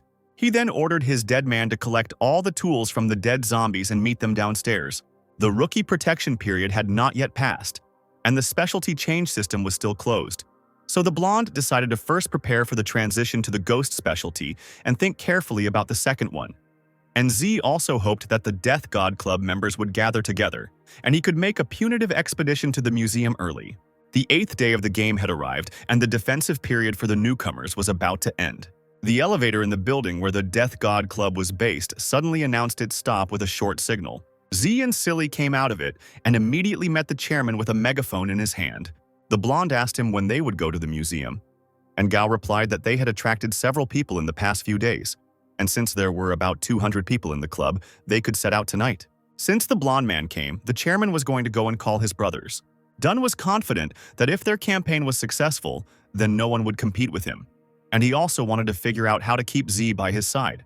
In the open area, the chairman used a megaphone to call people to march in a rather simple manner. He said that all the club members would be heading to the Mo Capital Museum today to exterminate the zombies and bring back the Dragon State's cultural heritage, so they had to gather up and prepare for the expedition. Some shouted that they would kill all the zombies and find bronze-level equipment. Some wanted to get rich, and some wanted to rise to level 5. These players perceived the game as an easy battle where they could kill the dead and get a buff. But Z knew that when the protective period ended, many would die. Although the club members were inspired, things were not that simple. Someone in the crowd couldn't find his bitter tea, and a major conflict ensued. There were a lot of zombies swarming around the building where the club was located. Gao followed their movements through binoculars. He asked Z if he was confident in his fighting ability since there were quite a few dead people here, and the boy answered positively, and also said that if the chairman organized the people to act quickly, there would be no casualties. The blonde walked up to the chairman, who was sitting on the windowsill, and put his hand on his shoulder, explaining that it would soon be 7 o'clock, and if he missed this opportunity, there would be no other. Besides, everyone approved of their plan so they could act. Even though Dunn wasn't confident about the expedition, he decided to do such a crazy thing for the sake of everyone else. Since Z had the highest speed in the club, he asked to be allowed to attack the dead first. The blonde decided to leave his subordinate to the chairman.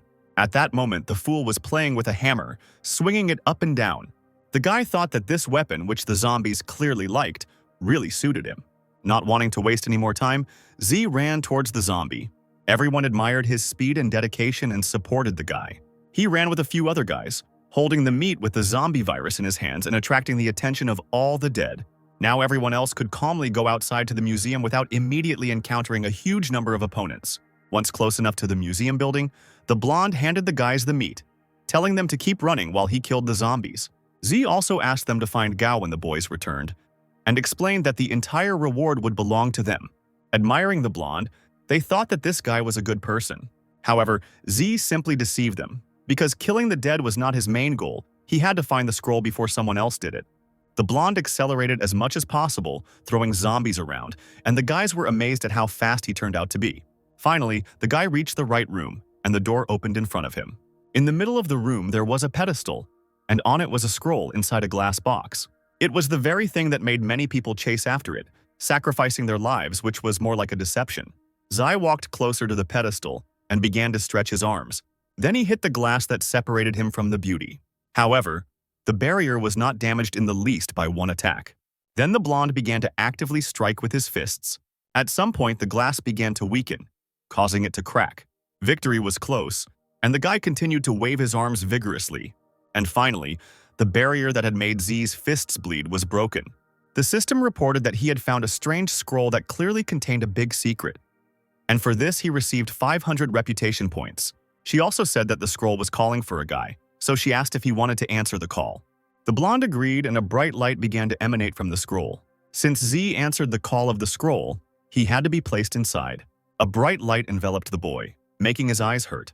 The next moment, he found himself in a stone room, and the system announced that the transfer to the scroll was complete. Z opened his eyes and found himself levitating. He stepped onto the floor and saw several fireballs flying above him, illuminating the room.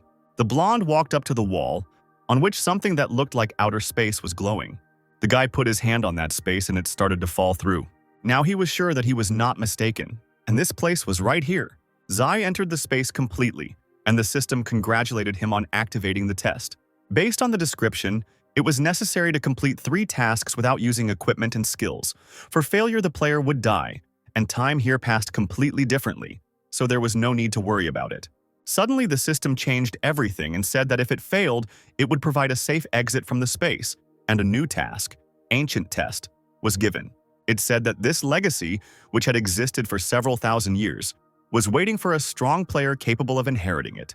After reading this description, The blonde decided that it was not at all suitable for the ghost's specialization. It came from the ancient legends of the Dragon State's assassins, but they only existed 1,000 years ago. Thinking about it more deeply, the boy asked what it meant. The system tried for a long time to find an answer, but could not. Then her window disappeared shamefully without explanation. But despite the lack of an answer, Z still accepted the task. He walked forward and the system announced that the first level of the test had begun. On his way, the blonde came across a glass orange ball, and then heard a request to put his hand on the pearl of lie. The boy obeyed and placed his palm on the ball. For a while nothing happened, but eventually light began to appear around the pearl. Then the same light began to surround Z. It was so bright that it was impossible to just look at it. When the light dimmed, the blonde was still able to see where he was. He stood on a stone, around which absolutely everything was scarlet.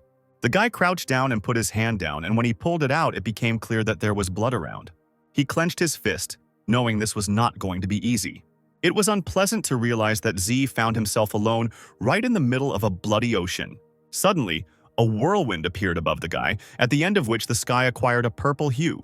All this had a detrimental effect on the blonde, causing mental anguish. In his past life, Z had gone through this level relying on his hatred for Yao, and he had gone through it terribly. This test was created to see if a person could overcome himself in order to avoid the mistakes he would have made if he had been the same. This time, everything was supposed to be different.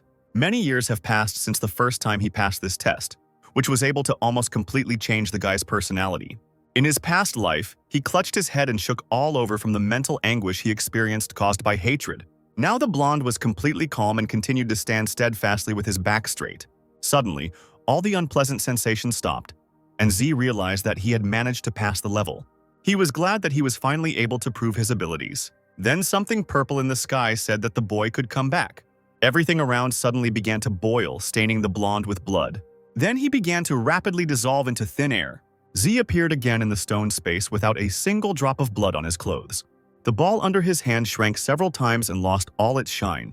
It was amazing that such a small pearl could transport people to such a terrible place. The second level of the test was activated, causing a portal to appear in the wall and the system to ask to go forward. In his past life, the guy went to the second level just as filled with anger, and at the very end he couldn't take it anymore and fainted. And when I woke up, I found myself on the third level. This time, Z walked diligently through space, feeling strong pressure from the outside. He was going to stand firm until the end, when suddenly he began to urge himself to give up, because the guy could move on to the next level even after losing consciousness. However, the blonde brushed this thought aside, realizing that he should never give up. And besides, he had already been through this in his past life. Zai felt he had to stand firm because he had another chance to take revenge. With difficulty enduring the pressure, the strength of which increased with anger, the boy closed his eyes, trying to gather his strength and concentrate. So the blonde saw the image of an unhappy man with many scars and a small stubble. It was him from a past life. However, now the guy changed every event, turning it to his advantage. That is why I continued to stubbornly walk towards the radiance that appeared ahead. He moved further and further away from the darkness, approaching the light. Finally, the distance shortened and Z was able to see what he had been working towards for so long. It was a rectangle with a bright white light coming from it, as if someone had cut out space. The blonde was amazed that he was actually able to hold out until the end. Because he had succeeded, he felt happiness, which even brought tears to his eyes. Entering the unusual door, Z thought that now a truly new life awaited him. Then the blonde man found himself back in the original testing location. The system congratulated him on successfully completing the level and asked him to move on to the next one. There was one last level left, where the guy was waiting to meet his enemy. In his past life, Z fought him armed with a spear. However, it wasn't of much help against the enemy, and now the blonde wanted to take revenge on this creature for the scar it once left him. Once again, the guy entered the wall, which turned out to be a portal. He moved into the cave and the system announced that the third level had been activated. Since Z had to kill the guardian beast, he armed himself with a sword in advance. For some time, the blonde man simply made his way along the cave paths, accompanied by a fireball. He became wary, sensing the imminent appearance of the enemy. Somewhere behind the guy's head, a whirlwind formed on the wall. Then a black cat gracefully jumped out of it. He landed deftly on the floor and looked at his opponent with disdain. Looking at Z, the cat began to mentally become indignant. He waited so long and ended up meeting a psycho. The blonde remembered how in his past life he had tried with difficulty to defeat him, changing his sword for a spear. At this moment, the system analyzed the ability breakthrough conditions, and the epic-level talent Comprehension of Omnipotence was transformed into the legendary level Omniscience. It was a combat talent that allowed one to easily master new combat techniques and weapons. Suddenly, the cat tried to attack the guy in a jump. Without worrying about anything, Z concentrated on his strike and swung his sword. Then the weapon passed across the beast's face.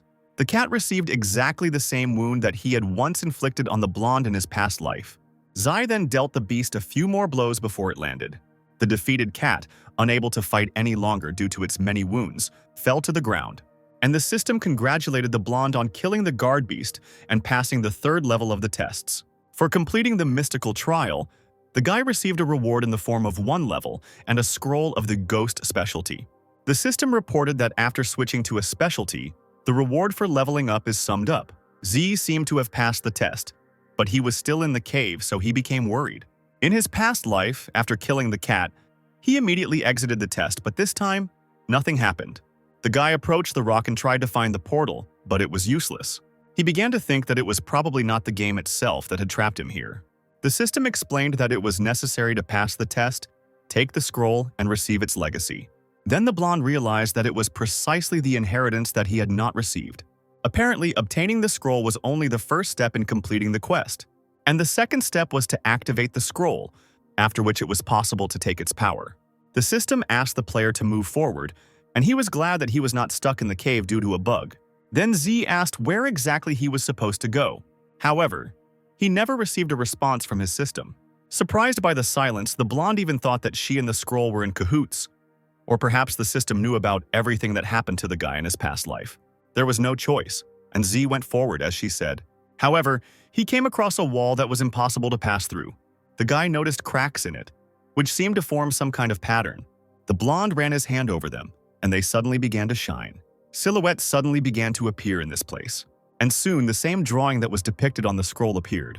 Then something strange continued to happen, and the next moment, a door with this drawing appeared in front of Z. He opened the door and saw a room with a stone table in the middle, and on it lay a scroll and a small yellow ball. The guy entered cautiously, expecting an attack. However, there was no one in the room, and the blonde could calmly approach the table.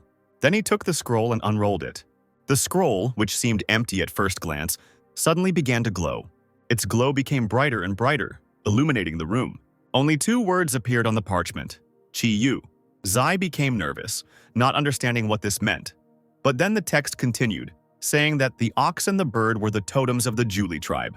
Chi-Yu was killed by Emperor Huangdi, who beheaded the tribal leader, and according to legend, the soul of the murdered man was preserved through witchcraft. Chi knew that his soul would eventually dissipate, so before that he created a scroll with a trial, where the very last level was guarded by a cat that possessed the blood of a mage. The trial was designed to test one's will to win, determination, and fighting skills, and Z met these standards, thus earning the right to inherit the great power of the Julie tribe. And to do this, you had to put your hands on the scroll. Admiring the power that was hidden in the paper, the boy did as he was told. The system was not aware of such a thing, and it analyzed the force. This energy came from the blue star, and now the system was carrying out the combination of its culture and the Doomsday game, which was successful, as was the digitalization of power. Having received new power, the boy staggered and fell. The system congratulated him on his transition to a specialty that was given the name Commander-in-Chief.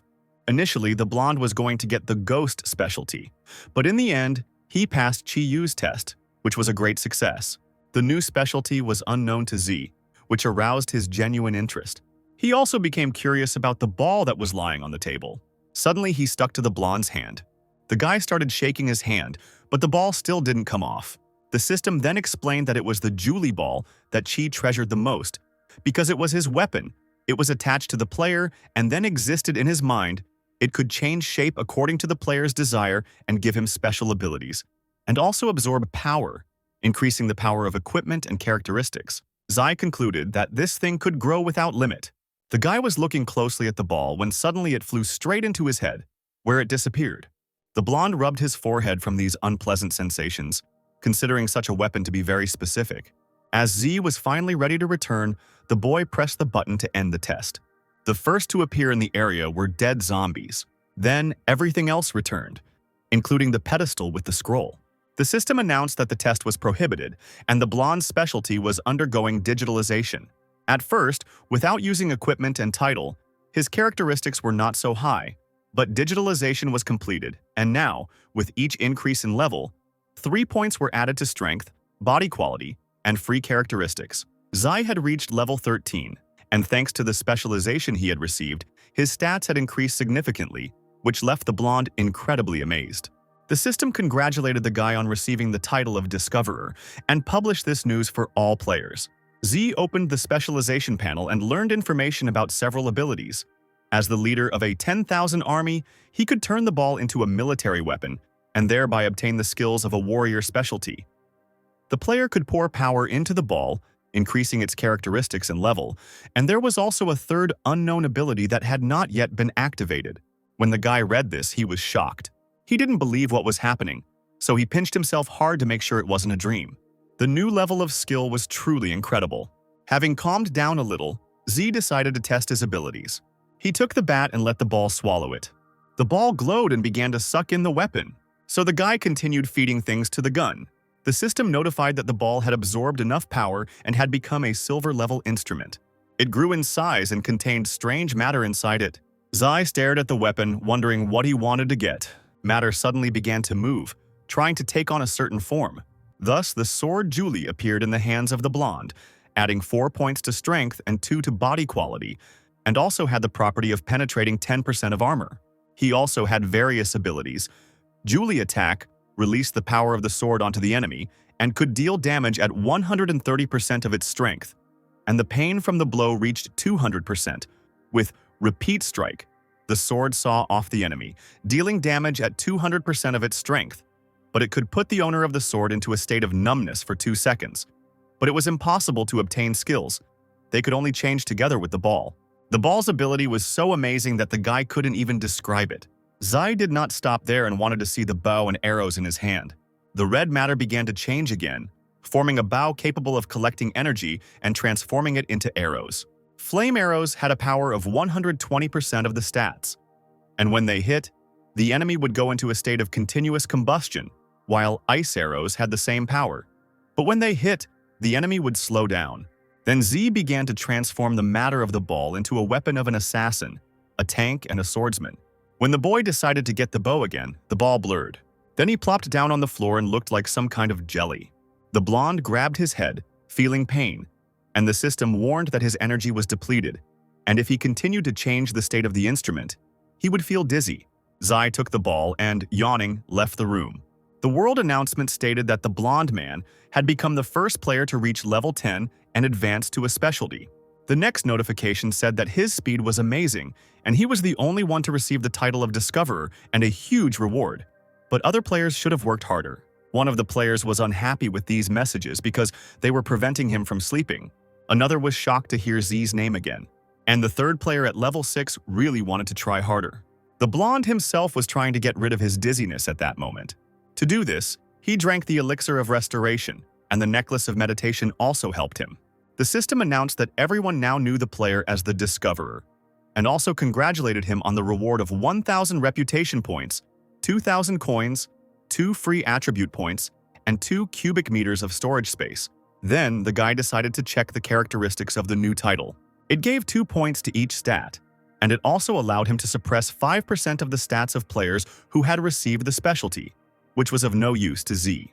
Next, the yawning blonde wanted to know what silver-level equipment he would get from the gift box. After some loading time, the box finally opened. Inside was the Mask of the Evil Spirit, which added 3 points to energy, possessing the power of a magical evil ghost. But the system warned against becoming a servant of darkness under any circumstances. With the help of the mask, it was possible to hide information about oneself, and only players above the 5th level could see it. And thanks to the demonic gaze function, for 3 seconds, players looking at the mask fell into a state of horror, in which their characteristics were reduced, as well as physical indicators. Z changed his equipment, putting on a new mask. The system asked whether to activate the metamorphosis effect, and the guy refused. He put on his hood, and with that fanged mask and glowing scarlet eyes, he looked quite terrifying. Now it's time to pick up the coach. It was a limitation break in terms of equipment, allowing one to equip 2 rings instead of 1. The blonde was glad that he would now have one more piece of equipment than the others. He decided to wait until he had a new good ring to wear. Opening the stats window, Z found 12 free points. After thinking for a bit, the guy began to actively distribute them. Now the strength was 52 points, energy 33, body quality 49, and speed 36. By the time the blonde man left the building, the battle was already over. The members of the Death God Club gathered on the roof of their base and rejoiced at the successful completion of the expedition. Gao, smiling, climbed up to the podium, and Foolish followed him with food in his hand. The chairman said that today's battle against the museum zombies will go down in history. Then Dunn began to introduce the leader named Fool to the crowd, holding out his hand towards him. However, the zombie did not pay attention to this, enchanted by the piece of meat. Then the chairman reached out his hand to the food to take it away. But the dead man turned away resentfully, and Gao said that Foolish couldn't live without chicken legs. Zai suddenly appeared, which made the chairman very happy. He admitted that they had been looking for the guy for half a day, and everyone had already begun to think that something had happened to him. Ignoring these words and the girl's loving glances, Z asked how the situation was. Gao reported to him that they had destroyed 1,500 zombies and also gained quite a few people as allies, received many new material resources, and Foolish alone had killed more than 100 zombies today. Then the chairman asked the blonde man to follow him. Dunn brought him to a warehouse with many boxes and said that they managed to get all of it today.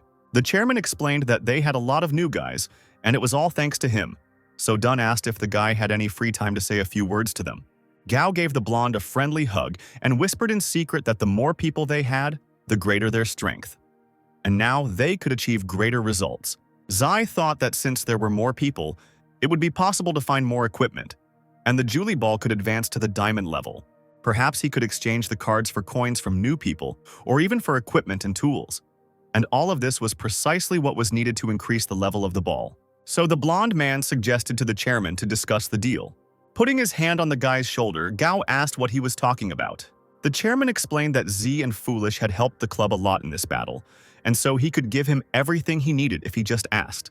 Then the blonde said that he needed equipment. Z smiled, admitting that he thought so. Putting a certain object into the blonde man's hand, the chairman said that he had prepared a surprise for him. Gao was sure that the ring must have come in handy for the guy. He then noted once again that if he needed anything, Z could just say so, since there were so many people in their club that they could find anything, for which the blonde thanked him, saying that he would come again at 8 in the evening. Dunn was sure at that moment that with this ring the guy would stay on his side. Azai explained to him that at 7 o'clock the protection period for newcomers was about to end, so he wanted to familiarize himself with the new rules, and at around 8 o'clock he needed to make a deal with the Death God Club members, so he asked to gather them together. The blonde thought that the chairman would hardly go outside at 8 o'clock, and in this way the guy would save his life and thank him for his help at the museum and for the ring. Gao admitted that he had already forgotten about this period, but asked not to worry, because they had long ceased to be newbies and should have been able to cope. The chairman said that he would definitely help, but specified what kind of deal Zai wanted to make. The blonde replied that she was talking about cards with material resources, and he would explain everything else later. Dunn noted that they had plenty of such things. But Z did not continue to talk and left with Foolish, leaving behind a joyful crowd. He was already lying on the bed in his room and continued to feed the ball various objects. After absorbing enough energy, he entered the gold level.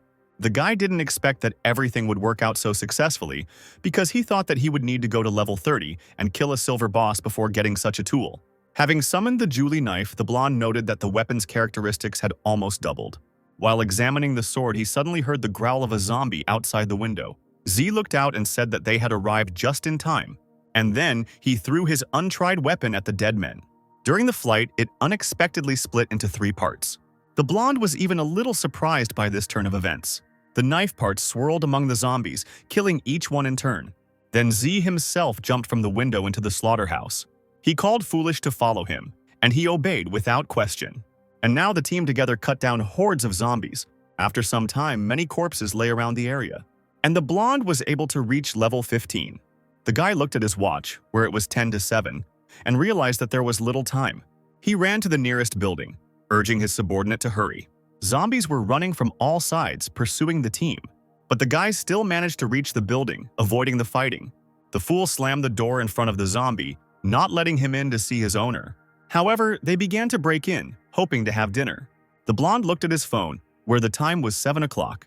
Suddenly the sky turned red, just like before the game started. The protective period for newcomers was over, and the dead began to evolve sharply.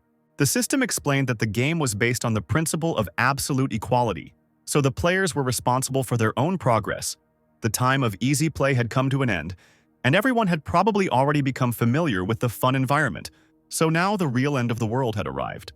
All zombie stats increased, their development speed increased, their sense of hearing and smell improved. Some zombies acquired new forms such as hunters, mad, highly toxic, giant, cursed. Also, the dead could gather in groups at any time and make mass attacks, and their infectious properties spread only to those players whose stats were at a lower level than those of the zombies. Night was now equivalent to death, because the zombie stats increased several times and the dead were able to find players by shadow, and the player stats, on the contrary, decreased at night. The geological structure, building materials, natural environment, blue star, was strengthened in all respects to make the game more enjoyable. All food and drinks not produced by the game rotted faster and lowered the player's stats that could not be restored. All resource cards increased in level, and the nutritional properties of such products increased. The environment and air deteriorated greatly, and only high-level equipment could counteract its negative effects. All channels for transition to specialties were open, and all cities were equipped with platforms for transition to warrior and magician specialties. In order to transition to a specialty, it was necessary to go to the platform. The state skill rating was already uploaded to the network. Tables with levels, reputation, equipment were available to users. All players occupying a place in the table could receive rewards, as well as participate in competitions in opening locations. The system was fully configured, a combination of players was made, the level of content and quests was increased. All cities were delimited. The boundaries between them, it was impossible to pass. The next update should have happened when the specified conditions were met. All these innovations were as harsh as in Z's previous life. The real day of judgment was only just now coming, and the system asked players to try to survive. The zombies changed, completely losing their normal human appearance. Now in this world, you were either alive or dead. The game forced people who were already living a miserable existence to fight to the death. All the food in the club building went bad quickly. Someone called for help, begging the zombies not to eat him. Zai understood that there were now only two categories in this game, dead or alive. The blonde turned to his subordinate and noticed something strange. He forgot that Stupid was also a zombie. The dead man was surrounded by something that looked like an electric charge, and the zombie himself stood motionless in place. Then Foolish tore his clothes, scaring the boy. Because of this, Z asked the system trainer what happened. She explained that there had been changes to the Fool's panel and his progress, so the system was changing permissions. According to the changes, the zombie could not take on a new form, and its characteristics increased by only 50%. And since the dead man was the blonde servant, he was no longer subject to game changes, but at the same time he could make a transition to a specialty. Since Foolish could do this, Z wanted to organize a secret specialty for him. Reading the changes related to his subordinate, the guy was delighted. Suddenly, the system began to congratulate the blonde on the fact that he topped the rankings of level, reputation, and equipment in the Dragon Country. She also asked if she should hide the guy's name, but at the moment he wanted everyone to see it. Zai opened the level ranking panel, where the rest of the players were no higher than level 7. However, the guy was amazed by the fact that Gloopish was in 3rd place. Continuing to look at the ratings, based on which no one could compete with Z, the guy thought about whether to hide the information and become invisible or leave it so that everyone knew who they were dealing with. In his past life, the blonde hid his identity because of the Lee family, as he wanted to take revenge on them when they least expected it. But now these people had not yet regained their former strength, so they did not pose a threat to him. The blonde thought it was great not to hide, and if anything happened, he could use the mask. He also wondered how many more people he could use to help him get new equipment and make the Julie Ball stronger. The system explained to the guy that if he remained in his place in the rating for 24 hours, he would be able to receive a certain amount of experience points, coins, and reputation. And the more time he would lead the ratings, the greater the reward he would receive. Since Z ranked first in all the rankings, he received the reward and title of the epic level, the only one in the world. But it could be lost if he stopped ranking first in any ranking. Thanks to this title, all characteristics were increased by 10%. All shops, including secret ones, as well as quests, had a 10% discount. The explosion coefficient was increased by 1%. The reward for the task was increased by 10%, and a new skill, the only one, appeared, thanks to which one could gain immunity to any injuries within a second after activation, and the freezing time was 24 hours. The blonde was so happy with this title that he decided never to lose first place in the 3 ratings. The guy activated the title and had to wait another hour for it to take effect. Since Z's explosion coefficient was 100%, he asked the system why it should be raised by 1 more. She then explained that if the level was raised by 1%, the guy would receive 2 items upon explosion. The blonde decided to return to the club and trick the other players, and at the same time check the system's words. He opened the door, but a dead man immediately rushed at the guy from the street. The zombie tried to scratch Z, but he managed to dodge. The blonde instantly armed himself with a sword to get rid of the enemy. Then, he dealt the finishing blow to the dead man.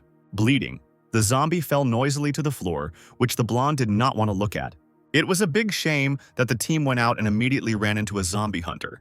Continuing on their way and hiding around corners, they suddenly came across dead people from whom strange green clouds of smoke were emanating. These were highly toxic zombies that the blonde Zai decided to escape from.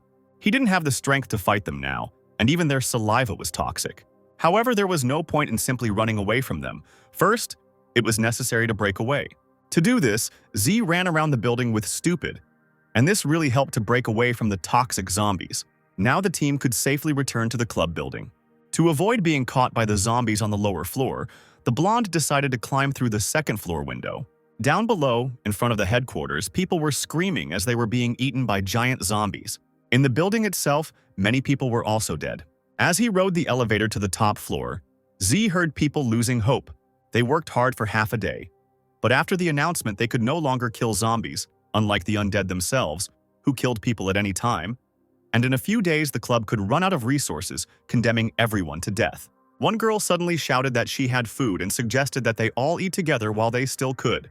For Z, this situation was a great opportunity. So, not missing the chance, he climbed onto the container which served as his platform. Then he began his speech. "I am here to help you survive, to give you hope for the future. You heard right. For coins, equipment, or tools, you can buy food for the whole day. Hurry up and buy it." All those present immediately rushed to him, advertising themselves and their things for food. During this day, the blonde was able to earn 10,000 coins. The offers ran out and the guy was about to leave, leaving people happy with the deal. However, before this, he asked them to try to behave more quietly, since night had come and it was not worth attracting the dead to themselves. Also intimidated the group by saying that they shouldn't be offended later if he ordered Foolish to flatten them with a hammer. Then the guy went to his room. But there, around the corner, a nervous Gao was watching him. Then the blonde man turned to the chairman. "Brother Gao, do you recognize me?" Then Dong said that he should call Z brother and asked the boy to take him with him, promising to do everything that was said. Then the blonde man approached the chairman and whispered something in his ear. Gao understood this and promised that he would do everything. Z put his hand on his shoulder and told him to go. And Dong obediently ran to carry out the order, and the blonde hoped that this man was smart. But if the matter was carried out, then the blame would be on him, and in any case it would not affect Z in any way. Now the guy could finally return to his room and rest. The day after the end of the protective period had passed, and tomorrow the blonde was going to go hunting for new zombies and earn more coins and equipment. Then he planned to see how the chairman did and whether he would come to exchange equipment for cards. They stood together under the red sky in the middle of a pile of dead people. The smarter zombies began to look back at Z and Stupid. Then they rushed towards the team in a crowd. However, these guys weren't going to give up that easily. A fierce battle ensued between man and the dead. No matter how hard the zombies tried, they were unable to damage Z and fell shamefully. The guy called on Stupid to deal with a few more dead people, giving the other players a chance to catch their breath. He was going up to the 5th floor and suddenly heard someone wanting to settle there. Behind the door, they said that there was a store here, so you could charge an entrance fee and get rich. Besides, the zombies in this place were already dead and there was no danger. And if you took resource cards as payment, they would always have water and food. Only another person became wary, assuming that the dead on the 3rd, 5th, and 4th floors could have been killed by some very strong group that could have found the store and captured it, creating problems for those who were already there. Z opened the door and people turned to look at him in fear. One of them began to rudely question the aliens who they were, wanting to drive them out. And another bald guy covered his mouth, saying that behind the first one who entered was Foolish. He was ranked 2nd in terms of levels. Hearing this, The blonde even turned around in surprise at his subordinate. By killing new zombies, Stupid gained his experience and took Zhang's place. Yuanzhong. People suddenly smiled and lined up in 2 rows, letting the guys through to the store. The fool stepped forward from his master and growled at the other players, frightening them. Zai asked the zombies to leave them alone and went to buy something. The club members looked nervously after the boys. Baldy said that it was immediately obvious from Glopish that he was an influential person. But even though the player was strong, there were more of them. Another man stated that their numbers didn't matter, since Stupid had clearly killed more zombies than they had ever seen, so the group couldn't match him in strength. Meanwhile, Z discovered among the hidden goods of the store an honorary badge of the city of Mo, which he did not want to miss. So the guy bought the item at a 10% discount for 10,000 coins. The sign was then placed on the card so that the purchase could be collected. The blonde took the card and immediately activated the item. The Mo City Defender's token was a special type of diamond-level tool, and once activated, it could be used on any equipment except weapons. Zai activated this tool by putting it on his suit. The speed of recovery of the equipment with which the sign was used was increased, but this did not work if the equipment was damaged by more than 40%. And when in the city of Mo, the characteristics of enemies were reduced by 10% for 5 minutes. And also once a day, it was possible to summon a robot defender to help in battle for 10 minutes, the characteristics of which changed depending on the characteristics of the player. The store warned the guy that one player could only buy one sign, so it was impossible to buy a similar thing. And the blonde thought that if he had enough time, he would be able to buy whatever he wanted. Zai realized that he wouldn't be able to summon an entire army of robotic guards, but the store didn't say that the calculations were based on the player's characteristics, and didn't say in what proportions. But it was too late to ask about it now, and the guy decided to find out everything the next time he went shopping. Somewhere in the city square, the ground sank in a stone room without a roof. Windows or doors arose. The upper part of the walls was covered with ominous inscriptions. Inside stood an unfinished column, on which were depicted weapons of various kinds. Next to the huge stone ball, there was a cylindrical pedestal on which a blue sphere was shining. All the zombies in this place had already been killed, and a group of people were trying to descend into this rectangular space. Once inside the mysterious room, one of the guys guessed that this was the very same platform for transition to a specialty that was mentioned in yesterday's announcement. Another suggested that they split up and look for something useful, to which one of the girls agreed. And another girl came up to the sphere and touched it, asking why this crystal was here, which looked quite special. The first girl shouted at Xiaofei not to touch that thing. The one who touched the crystal turned questioningly to her friend. Suddenly, a blue glow began to spread over the group and a wind formed. They screamed, losing their balance from the shockwave. A barrier suddenly began to appear around them. This created clouds of dust in the confined space. Clearing his throat, one of the boys asked Xiaofei why she always touched everything, which always caused problems. The girl replied that she could not have known about the existence of the portal and said that next time she would be more careful. Taking out a candle lantern, the guy asked to stop arguing. Instead, he suggested looking for a way out, and another guy tried to warn him about the threat behind him, seeing the silhouette of a huge zombie in the dust. But this man did not have time to save himself, as the dead man crushed him with one hand. From the zombie's info window, players could only learn that he was a level 18 bronze boss. The only thing they could do in front of this giant was to shake with fear, but the monster was not averse to feasting on people. Screaming in fear, the group tried to escape, but it proved pointless, and they were all mercilessly destroyed by one undead. Approaching the wall, the zombie touched the barrier with his finger. The creature then clenched its hand into a fist and tried to destroy it. Looking at his hand, the zombie realized the pointlessness of this action. Then he screamed, realizing the hopelessness of the situation. Suddenly, clouds of smoke began to gather around him, and the next moment the dead man disappeared into thin air. Following the zombies, the barrier also began to disappear, and at the top, next to the depression, stood an unknown man who asked the others if they had seen this very tough ending. He also explained to his comrades that if they continued to touch and pick up whatever they came across, they would be next. Somewhere behind him, the man heard strange voices. Then 2 guys and a girl ran to hide behind an overturned truck. From there, they watched Silly and Sue as they approached the site. The serious-minded team moved towards their goal without fear. The hidden man called them more idiots and suggested that they watch other people's deaths again. And the other guy noted that one of these idiots was Foolish, who was a top player in the Dragon Country. The girl asked if Foolish could kill that zombie, and she was told that it was quite possible. However, the guys who had just been killed were about the same level as the people hiding. But they couldn't do anything to the boss, so despite his strength, this player might not be able to handle it. The group decided to wait until it was over and collect the equipment in case Z and Stupid lost. They then became alarmed when the blonde told his subordinate to follow him, ignoring the other 3 naive players. The guy remembered that the boss who guarded the specialty platform in this city was a mad type and was protected by the game. Without hesitation, Z jumped onto this platform. In his past life, the boss was killed by a group of hired hunters, and the blonde man didn't know how strong this zombie really was. The system explained to the guy that the platform could be activated using a crystal or a fingerprint, after which a protective layer would appear, and the zombies with the players who were inside could not leave. But those who were outside could enter.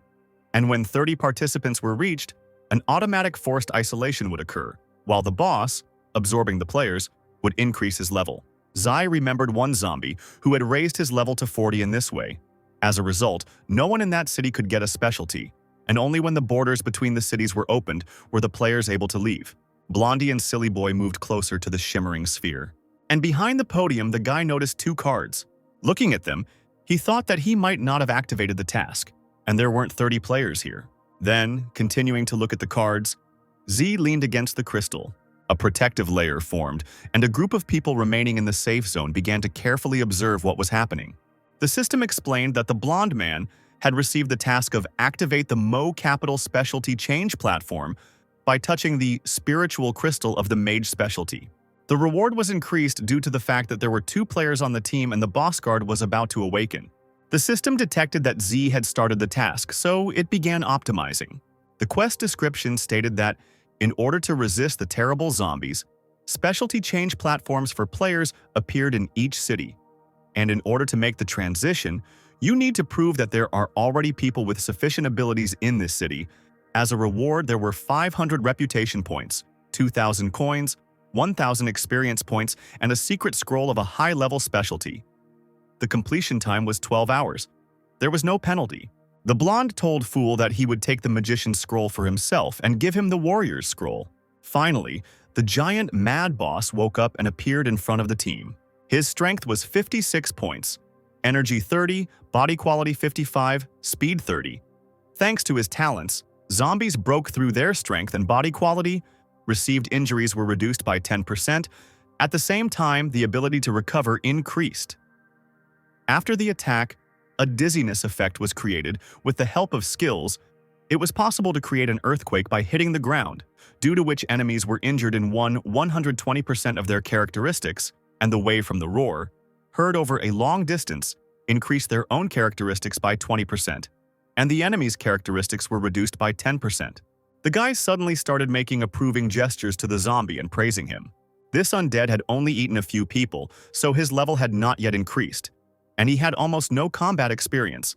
Unlike Z, who had killed countless zombies, could replace a group of 30 people, and had the Julie Ball and other enhancements. So the blonde could still fight with this boss. The system notified that it had detected a battle with a zombie titan, which is why it gave the guy a corresponding task. It was necessary to kill the undead guarding the specialty change platform, and the reward was a normal trainer and silver-level equipment. The blonde aimed at the zombie using the Julie bow, and the enemy at that moment saw not an enemy but a delicacy. Before firing, the energy was concentrated in the arrowhead. Zai released the bowstring, and the projectile flew straight towards the zombie's head. However, the dead man managed to cover himself and the arrow hit his hand. Then the blonde told Fool to use the hammer. Then the subordinate accelerated and jumped, raising his weapon above himself. He struck a blow that landed on the same dead man's hand. And at that moment, energy began to accumulate at the place of impact. It gathered quite quickly, forming ice. The blonde praised Foolish for such accuracy. A bracelet of ice crystals had already formed around the enemy's arm. The angry zombie used one of his skills and let out a loud roar. The wave from it made the guy grab his head. Then he dropped to one knee. It was that same dizzying effect after the sonic attack. Because of this, Z temporarily lost his coordination. Taking advantage of the moment, the enemy attacked Foolish, throwing him aside. Then he hastened to pull the arrow out of his hand, due to which the ice bracelet began to disappear. The boss armed himself with a hammer and struck the ground with it. The resulting earthquake almost made the blonde man fall. The guy stood in a stance and pulled the bowstring. When Z let go, energy arrows flew at the enemy. They wounded the zombie in the leg, arm and back, and the last arrow went straight through the dead man's head. But instead of piercing, she shaved the boss. Then the offended zombie ran away to the side. He started to assemble something from bricks, and the blonde thought that before turning, the dead man was a builder and decided to take up his old work. Aiming at the monster, the boy said that it was better not to turn your back on your enemy. Then the arrow quickly flew towards the zombie. However, the dead man turned sharply, deflecting the projectile with a huge stone ball that he had made himself. This action did not please Z, causing him to make a displeased expression on his face. The guy told his subordinate to activate blind rage. He also explained that while Stupid was unconscious, this guy ate 5 of his chicken legs. And these words really helped to activate the blind rage faster. The subordinate grew to the size of the boss and jumped on the enemy. So the two zombies started a fierce fight. While they were fighting, Z waited for the right moment to shoot. The fool, holding tightly onto the dead man's wrists, forced the enemy to turn his back to the blonde. Not missing the chance, the guy shot at the boss. The arrow, filled with energy, flew beautifully, straight to the target. When she reached the zombies, everyone had a lot of emotions and Z even grabbed his butt. The angry boss knocked out Foolish with one blow, and then he pulled an arrow out of his butt. The dead man turned to the blonde and said in his zombie language that he had dishonored his honor, and the guy swore that he had not done it on purpose. But such explanations had no effect on the boss. He rushed towards Z, intending to attack him. However, Foolish did not allow this to happen, saddling the enemy. The subordinate, holding tightly to the dead man's head, fell backwards, causing the zombie to fall. But the boss was not going to give up so easily and was able to break free from this grip. Then he got down on all fours, hanging over Foolish. And the guy fired at the enemy again, hitting him right in the ass. The pain even made the boss shed tears, and Z stood in complete shock. The offended zombie turned to the guy and growled angrily, and the blonde again nervously made excuses that it had happened by accident. Once again the monster, crying, pulled the arrow out of his bloody bottom.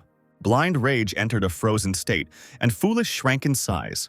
Aiming several arrows at the enemy at once, the blonde asked his subordinate to step back. The fool obeyed and immediately tried to run away as quickly as possible, after which the shells instantly flew at the crying boss, who was lying on the ground. This caused clouds of dust to rise, hiding the enemy. Suddenly, the system began to warn the guy about changes. Because his fighting method was too offensive to the zombies, he reached the ultimate level of rage and also activated the Titan Blood, becoming a silver tier boss. Zai knew that bosses could evolve, but he didn't expect that it was possible to do so even on the brink of death. The boss growled, changing his appearance, acquiring various marks on his body. Now his strength was 70 points, his energy was 30, his body quality was 65, and his speed was 45. And the dead man also acquired a new legendary talent and new skills. Because of the true Titan body, the strength and quality of the body increased. Injuries received from physical attacks and magic decreased by 20%, while the ability to recover greatly increased, and all attacks created a dizzying and tearing effect. Thanks to the Titan Fist, a zombie could create an earthquake by punching the ground, and at the same time, enemies would receive a wound equal to 140% of the strength characteristic, and the wave from the roar would be heard over a large distance. Their own characteristics would increase by 20%, while the enemy's characteristics would decrease by 15%. Titan's Wrath would increase subsequent attacks by 10% when attacking a single target, but the effect only lasted for 8 attacks, and if the target tried to escape, the zombie Titan's speed would increase by 50%. Since the system discovered that the dead had evolved and the difficulty of the quests had increased, the reward for completing them was also increased. But Z didn't have time to look at her, as the boss began his attack. Now the blonde needed to come up with a way to fight the approaching enemy as quickly as possible. To avoid missing the blow, the guy jumped away from the dead man. He then fired several arrows at the zombie. Blood was gushing out as the boss pulled them out. However, the wounds from the shells quickly healed. While the monster was distracted, Z summoned the Julie sword. Then he began to attack the enemy in a jump. The blow landed on the chest of the embittered Titan. However, this did not cause much damage to the boss. The boy became nervous, realizing that there was no point in relying on Foolish, who was looking at the food with love. However, he remembered that he had more than just zombies as subordinates. The first thing the blonde did was summon a robot protector. Then he took out a cat calling horn from his bag. Now he had both a robot and a zombie animal on his side. Gathering power into the sword, the boy intended to use Julie's attack. The boss wanted to cause an earthquake with his fists. The simultaneous attacks were approaching each other, and one could only guess which would be stronger. Zai jumped and collided with the dead man's hand, knocking him back. The system suddenly reported that the boss had entered the final stage, so the player froze for 2 seconds. At that moment, the monster fell, breaking the floor with its weight. When the zombie stood up, there was already a robot above him. He struck the dead man in midair. The cat also ran forward, protecting its owner. The enemy was falling, but the beast did not stop and jumped on the boss. In flight, he already released his sharp claws. Finding himself above the dead man, the cat scratched his hand and hurried away from his enemy. The zombie grew increasingly angry as he looked at his damaged arm. The frozen state ended and Z could move again. So he flew over the boss and injured him. Then the guy suddenly stopped himself, thrusting his sword into the ground. Standing in front of the dead man, he felt tired from simultaneously controlling 2 beings with his mind. The zombie hit the ground several times, trying to attack the blonde in this way. However, Z jumped, avoiding the shockwave. Feeling the earthquake, Foolish, who had finished his meal, became alarmed. The consequences of the enemy's attack were heading straight for him. However, Z's subordinate did not have time to react in time and lost consciousness from such a blow. The guy himself, along with the cat, whose time had come to disappear, landed in a safer place on the platform. The blonde felt that the monster had completely lost its shame, using Titan's wrath in such a situation. According to the description, the enemy's blows were supposed to become stronger and stronger, which Z might not be able to withstand. And if the blonde ran, the zombie's speed would increase by 50%, and it would be much more difficult to hide. Although one of the boss's arms was badly injured, it was unlikely that he would be able to reach his maximum attack speed. Therefore, the guy could well defeat him on the very edge. While the dead man was attacking, Z ran towards his fist. However, he managed to jump before the blow itself. As soon as the blonde landed, he was met by a second fist. The guy was able to fight off this blow with his sword. Then, in a jump, Zai himself attacked the boss, injuring his neck. He landed somewhere behind the monster, while the dead man was clutching at his new wound. Suddenly, the system began to notify that the player's team was adding members, for which the reward for the building was reduced. Together with his assistant, the blonde attacked the zombies again. And after this attack, the robot also disappeared. The guy turned around and saw other people coming down onto the platform. The most important of them invited players to enter the platform to receive a reward for the task. Some of them were overjoyed, assuming that the opening of the site would make them famous throughout the world. One of the girls at the top refused to come down and asked the others to go back, since it was already difficult for the fighting guy to defeat the huge zombie. However, the leader told her to shut her mouth and admitted that he had long tolerated the girl, who had been pretending to be a saint from the very beginning of the game, and he also promised to punish her as soon as he returned. She wanted to answer something, but she shook with fear when she saw Z. This alarmed the leader himself, who stood with his back to the blonde. Zai exuded a terrifying aura that was made even worse by the mask. The leader turned around and said that he was a fan of Z, who was so strong. He explained that he saw the guy fighting and decided to call his guys for help, and the rest picked up on the idea and also began to say that they were fans of the blonde.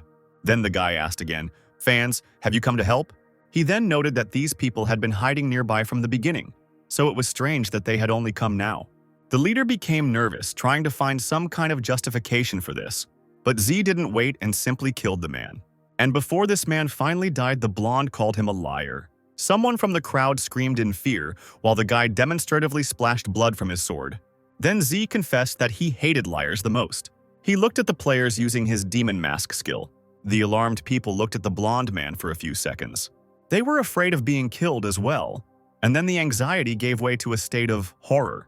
People started killing each other, seeing zombies instead of players.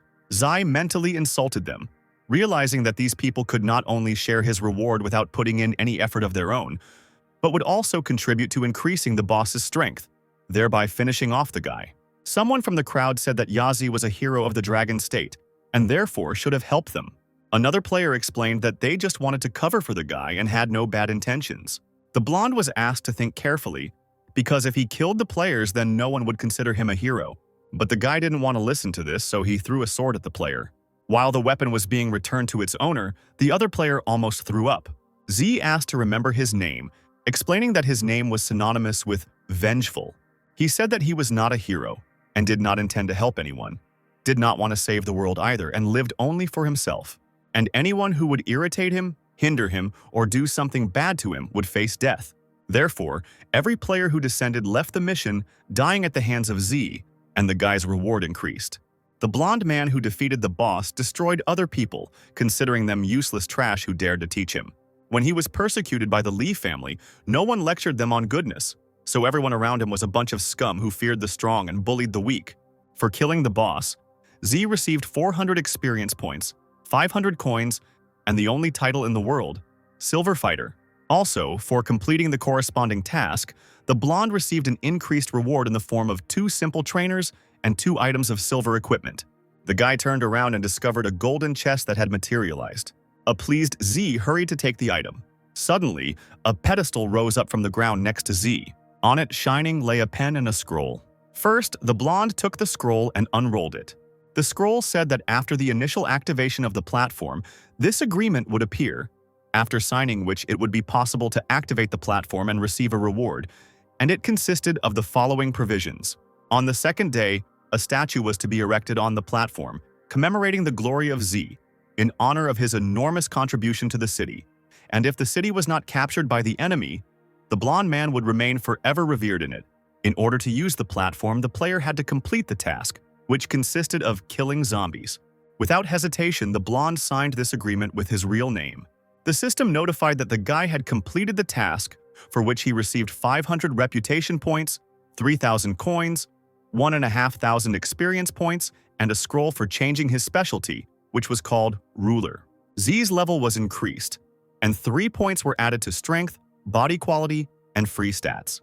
For being the first player to activate the platform on the blue star, the blonde received the title of Master of Specialty Change. The guy was glad that the system tried and increased his reward. Suddenly, somewhere above the platform, Z heard strange footsteps and voices. He had completely forgotten about the other players, but now he wanted to find a quiet place to count the reward, and besides, he was not in the mood to lecture others right now. Trying to bring Foolish to his senses, the blonde hit him on the cheek several times. When the zombie woke up, the guy said he would give him a chicken leg. Then the two of them went off in search of a quieter place. Meanwhile, a strange blue glow appeared in the sky, puzzling the other players. They assumed that Z had activated some kind of mechanism to feed them to the zombies. And now they couldn't understand how the blonde could do this to them, because they just wanted to share the reward with him, which was nothing for the guy. The system then announced to the world that Z was the first to kill a silver tier boss, and other players should follow his example. And he was also the first person to activate the job change platform, members of which made a huge contribution to the city. Since most city was the first to activate the specialty change platform, all players in it received a reward. Their level increased by 1, the reward for all killed zombies doubled within 24 hours, and the experience points and coins received increased by 10%. A pillar of light suddenly descended from somewhere in space across the entire city area. This phenomenon alarmed the players, who expected the worst from him. But then they were glad that the level had actually increased and someone began to consider Zai their hero. Someone at this moment continued to kill other players. One of the survivors was surprised that the blonde man was able to cope with the platform that appeared today in half a day, which a group of 30 people could not cope with. Some guy who killed dead people in the middle of the night was happy about the announcement. He knew that Z would become famous, and now he was delighted that 3 reports had been published about the blonde. Another unknown person told his subordinates that he was sure that this player named Yazi was actually from their country. But before the game started, he went on a trip to the capital of Mo, and now he couldn't get out. However, his heart always belonged to their country, and sooner or later such a valuable player had to return to his homeland. Meanwhile, the blonde was finally able to find a place to stay for the night. The fool sat next to Z with a certain object in his hand, the characteristics window of which was open. And the guy was looking through today's notifications about the awards and titles he had received. He also looked through the information about himself.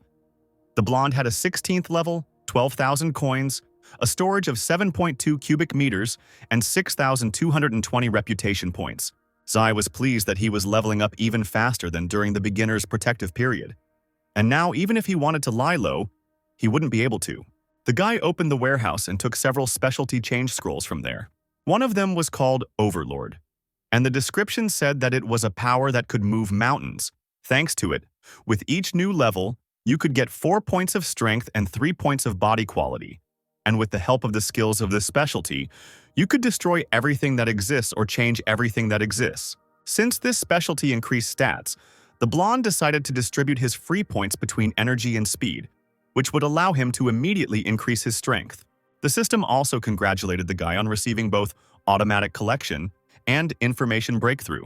Now it would be much more convenient for him to deal with bosses and other zombies. Zai remembered that the system's message said that the explosion coefficient would be doubled, so he asked if each player would be given an additional 1%. Then the system explained that the original explosion coefficient would be increased, and the blonde would be given an additional 1%. The guy stood there for a while, counting everything, trying to figure out how many things a zombie could collect. Now his explosion rate was 201%, which was already incredibly high compared to the rest of the players. The system then rewarded Zai with silver-level equipment called the Demonic Chainmail of Concealment and Demonic Pants of Concealment. The Demonic Chainmail was created to combat mages, so thanks to it, damage dealt by magic was reduced by 10%, and 2 points were added to strength and body quality. Demonic Pants of Concealment was designed for the same purpose but reduced magic damage by 5% and added 2 points to speed and energy. The blonde put these items on himself, and together they gave another point to all characteristics and also added 10% to magic resistance. Speed and energy were a little behind the other stats, so the guy decided to split the 12 free points between them. Now the strength was equal to 56 points, energy was 40, body quality was 53, and speed was 42. Zai then informed the system that he wanted to take one of the 2 coaches. Among the new items, the guy came across an elixir for physical strength, after using which his physical strength was instantly restored by 24%. The blonde's latest acquisitions were not inspiring, and he thought that he probably already had too much. Z looked over his ranks, which also didn't impress him, and the only thing that calmed the guy down was that he signed the agreement after killing the silver zombie on the platform. Then the blonde decided to check the second specialty change scroll. While the specialty was loading, Z began to pray to all the gods, hoping to get something more worthwhile. And he came across a butcher, the description of which stated that the player had inherited the craft of his ancestors of cutting up cows and pigs for programming. Such a reward was useless to both the blonde and his zombie, but the guy decided to keep the scroll just in case. Next, Z began to put his warehouse in order. There he discovered a golden chest, which he hastened to open. Upon activating the item, the storage was increased, and Z also received 104 experience points and a treasure of 560 coins. Hua Watermelon Knife. Chang Gold level. When attacking an enemy, one could shout, "Is your watermelon ripe?" which would give a fear effect for 2 seconds. The blonde decided to feed this weapon to his ball, Julie. Filled with enthusiasm, Z stated that they had no time to rest and only had 24 hours to receive the increased reward, so they had to take advantage of this chance. Then the blonde took out an elixir for physical strength from the storage. After drinking it, the guy was able to fully recover. Zai kicked the door open, alarming Foolish. He told his subordinate that it was time to work, and he also asked him not to finish off the zombies to death today, leaving them to the guy. Unlike the owner, the zombie didn't really want to go to the slaughter, so the blonde said that for every 20th dead person, Foolish would get an extra leg. Dreaming of chicken meat, the zombie also became filled with enthusiasm. As he walked outside, Z simultaneously summoned the Julie sword. There he ran past one zombie, who stood and scratched the back of his head in confusion. The guy stopped and turned around to look at the healthy dead man. He was so big and fat that the blonde thought the zombie had eaten too much rastishka. Concentrating all his strength, Z assumed a fighting stance. He then took off and cut the dead man in half, wanting to get 2 sets of equipment or even more. After killing this undead, the blonde ordered Stupid to attract more zombies by creating an earthquake by hitting the ground with his hammer. As soon as the subordinate carried out the order, a wave of dead people immediately rushed towards the team. Zai killed one zombie after another, receiving coins and experience points from them. However, the number of dead people only increased due to the loud sounds that attracted them, and the blonde was only glad about such an influx of enemies. Meanwhile, 3 people somewhere in their headquarters were looking at the equipment rankings, in which Z had captured places from 1st to 6th inclusive. The mustachioed man with square glasses, who was the head of the Yun family, guessed that Z had obtained new equipment by killing a silver-level boss, and the young head of the An family said that it was obvious, and he wanted to know who this strongest player was. The head of the Lee family, Haobo's father, demanded that the young man be more serious, because they were discussing important matters here. And if the head of the An family had not turned into a zombie, the boy would not be sitting with them now at all. The young man laughed at this and explained that he did not need to be lectured, since he was not one of Lee's disgusting offspring. The boy also noted that Haobo was in the capital of Mo, and it was unlikely that his father could help him from another city, so An was ready to bet that the young master did not last even a few days. Lee got angry and stood up abruptly, hitting the table. And then Yoon asked the man not to forget about their topic today, which was Z, and it was not worth discussing family matters here. Yoon had never heard of this person in the Dragon Country before, and admitted that he couldn't believe that a common citizen could reach such a level in just a few days. Lee believed that they should have found him, because with his current fame and rating, the player could greatly help them if he joined them. Then Anne said that this end of the world was a great opportunity for them. Since everything in this world was turned upside down, they could try to take over it completely. And if Z couldn't be useful, they could simply take his equipment. After that, they would simply finish off the player. What the young man said caused Lee and Yoon to glance nervously at each other. In the city of Mo, 3 girls united into a group and successfully dealt with zombies. Somewhere there, an unknown guy was looking through his storage, pleased that he had already managed to earn a lot, but he was going to kill a few more dead people. And the other guy just finished clearing one of the buildings.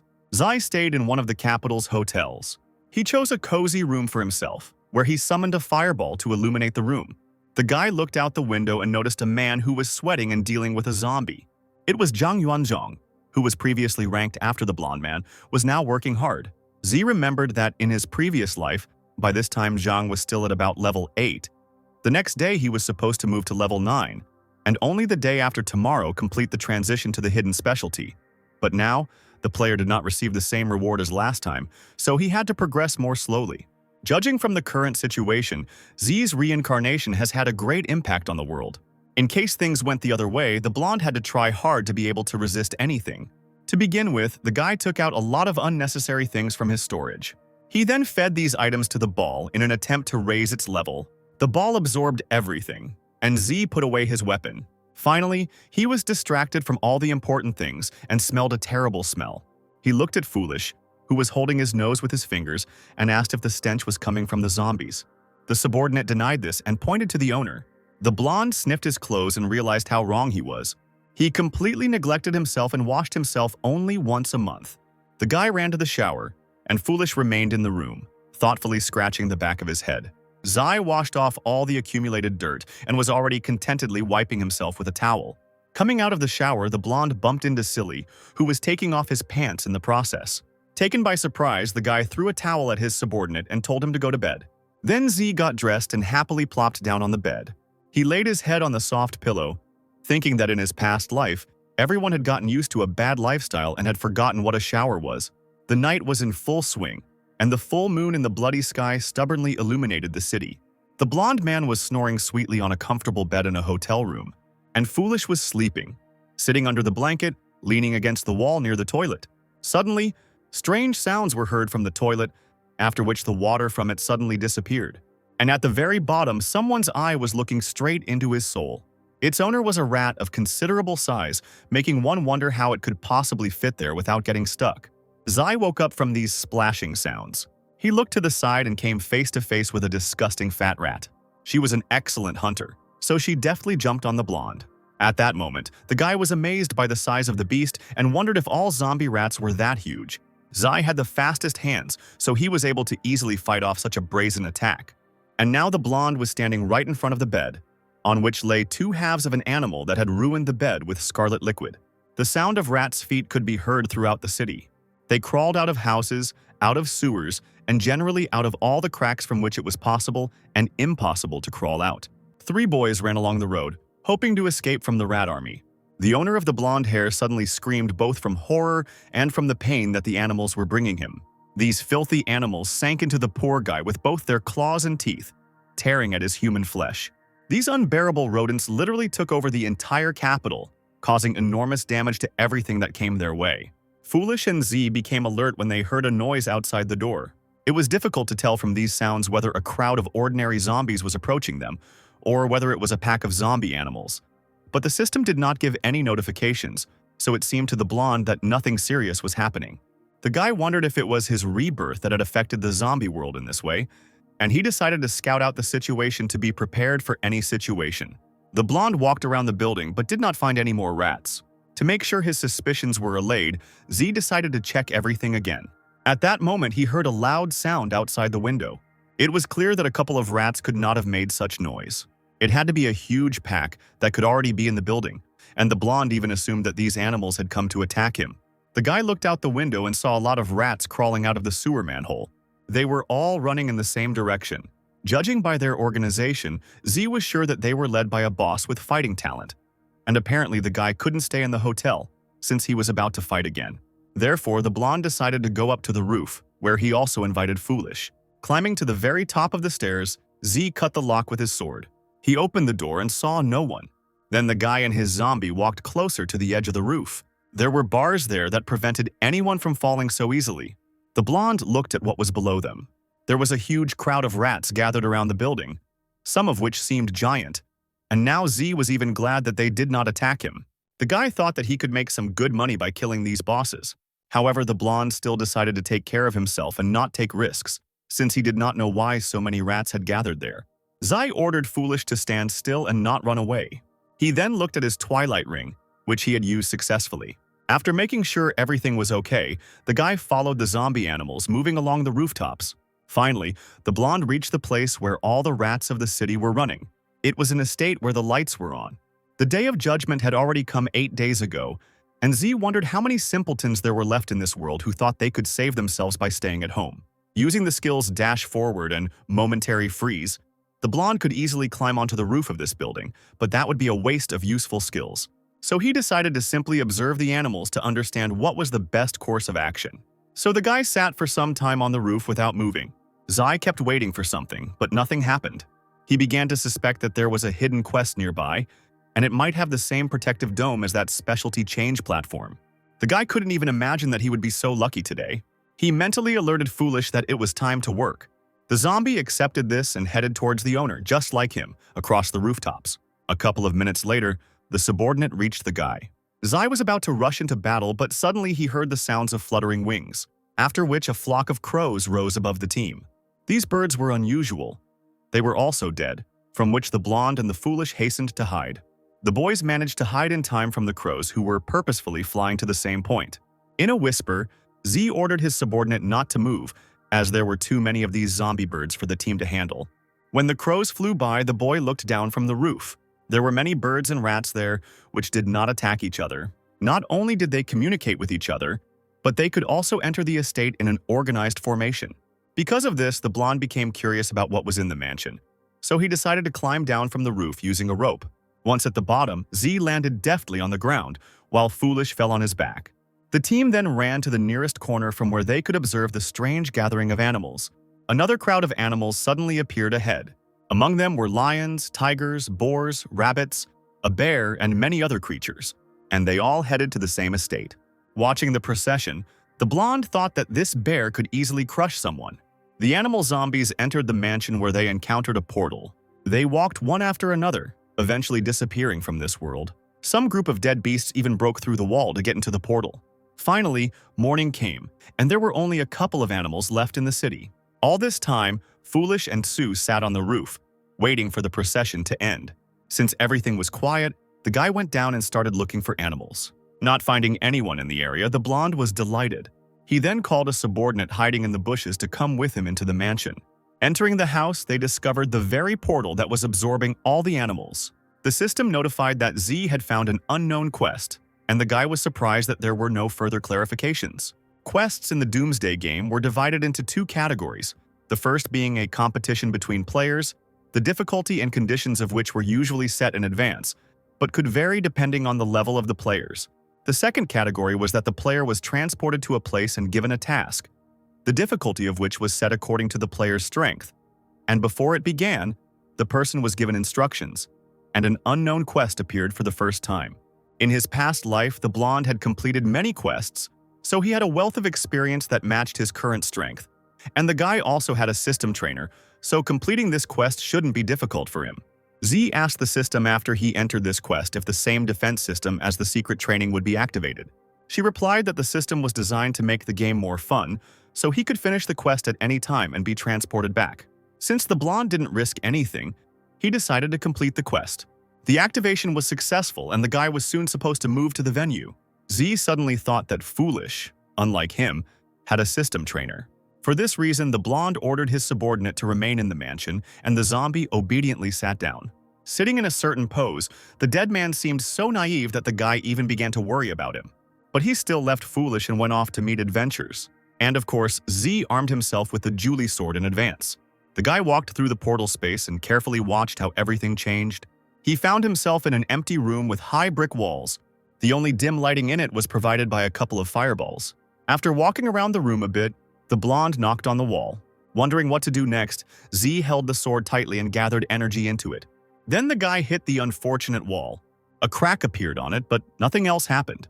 The system notified the blonde that he had activated a special legendary level quest, the Labyrinth of Despair. For 1,000 years, no one could leave the labyrinth, which deprived many players of hope. It was inhabited by many zombie animals, killing which you could get a reward. Also in the labyrinth, there were many traps and 1,100 roads, of which only one could lead to the exit. In this place, it was impossible to use the storage, equipment, and titles. 10 years were given to complete quests, after which the player was killed as a penalty. The system reported that Z entered an undiscovered quest in a special way, so the data was optimized. The guy got nervous and suggested that the special method was a portal. The blonde guessed that the zombie beast entered the labyrinth through it, after which the portal should have closed. This meant that Z was brought on the quest like some kind of animal. The thought seemed humiliating, and the guy brushed it off. The labyrinth had not yet been opened, which proved the danger of the system, which would hardly be suitable for ordinary players. But the blonde was not like that. Besides, he was not at all afraid of the local animals. In this place, titles, tools, and equipment should not work. But the guy was still holding the sword in his hand, which meant that the game had a bug again. But no one could take the Julie orb from him, since they were spiritually connected.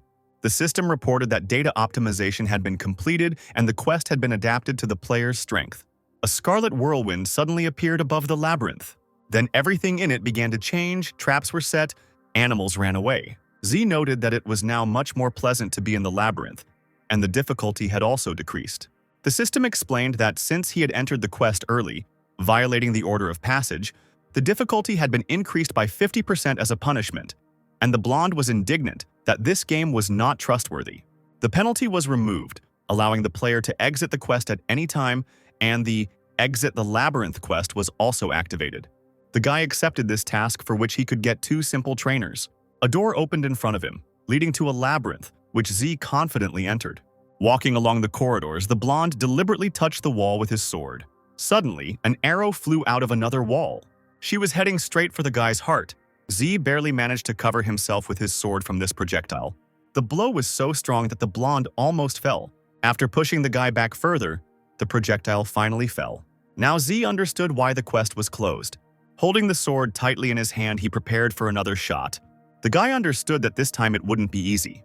The blonde looked forward and heard the traps click. Then a barrage of arrows rained down on Z. He stood confidently before them, not afraid of being wounded. And at the very last moment, the blonde jumped around the corner. The arrows flew past without hitting the guy.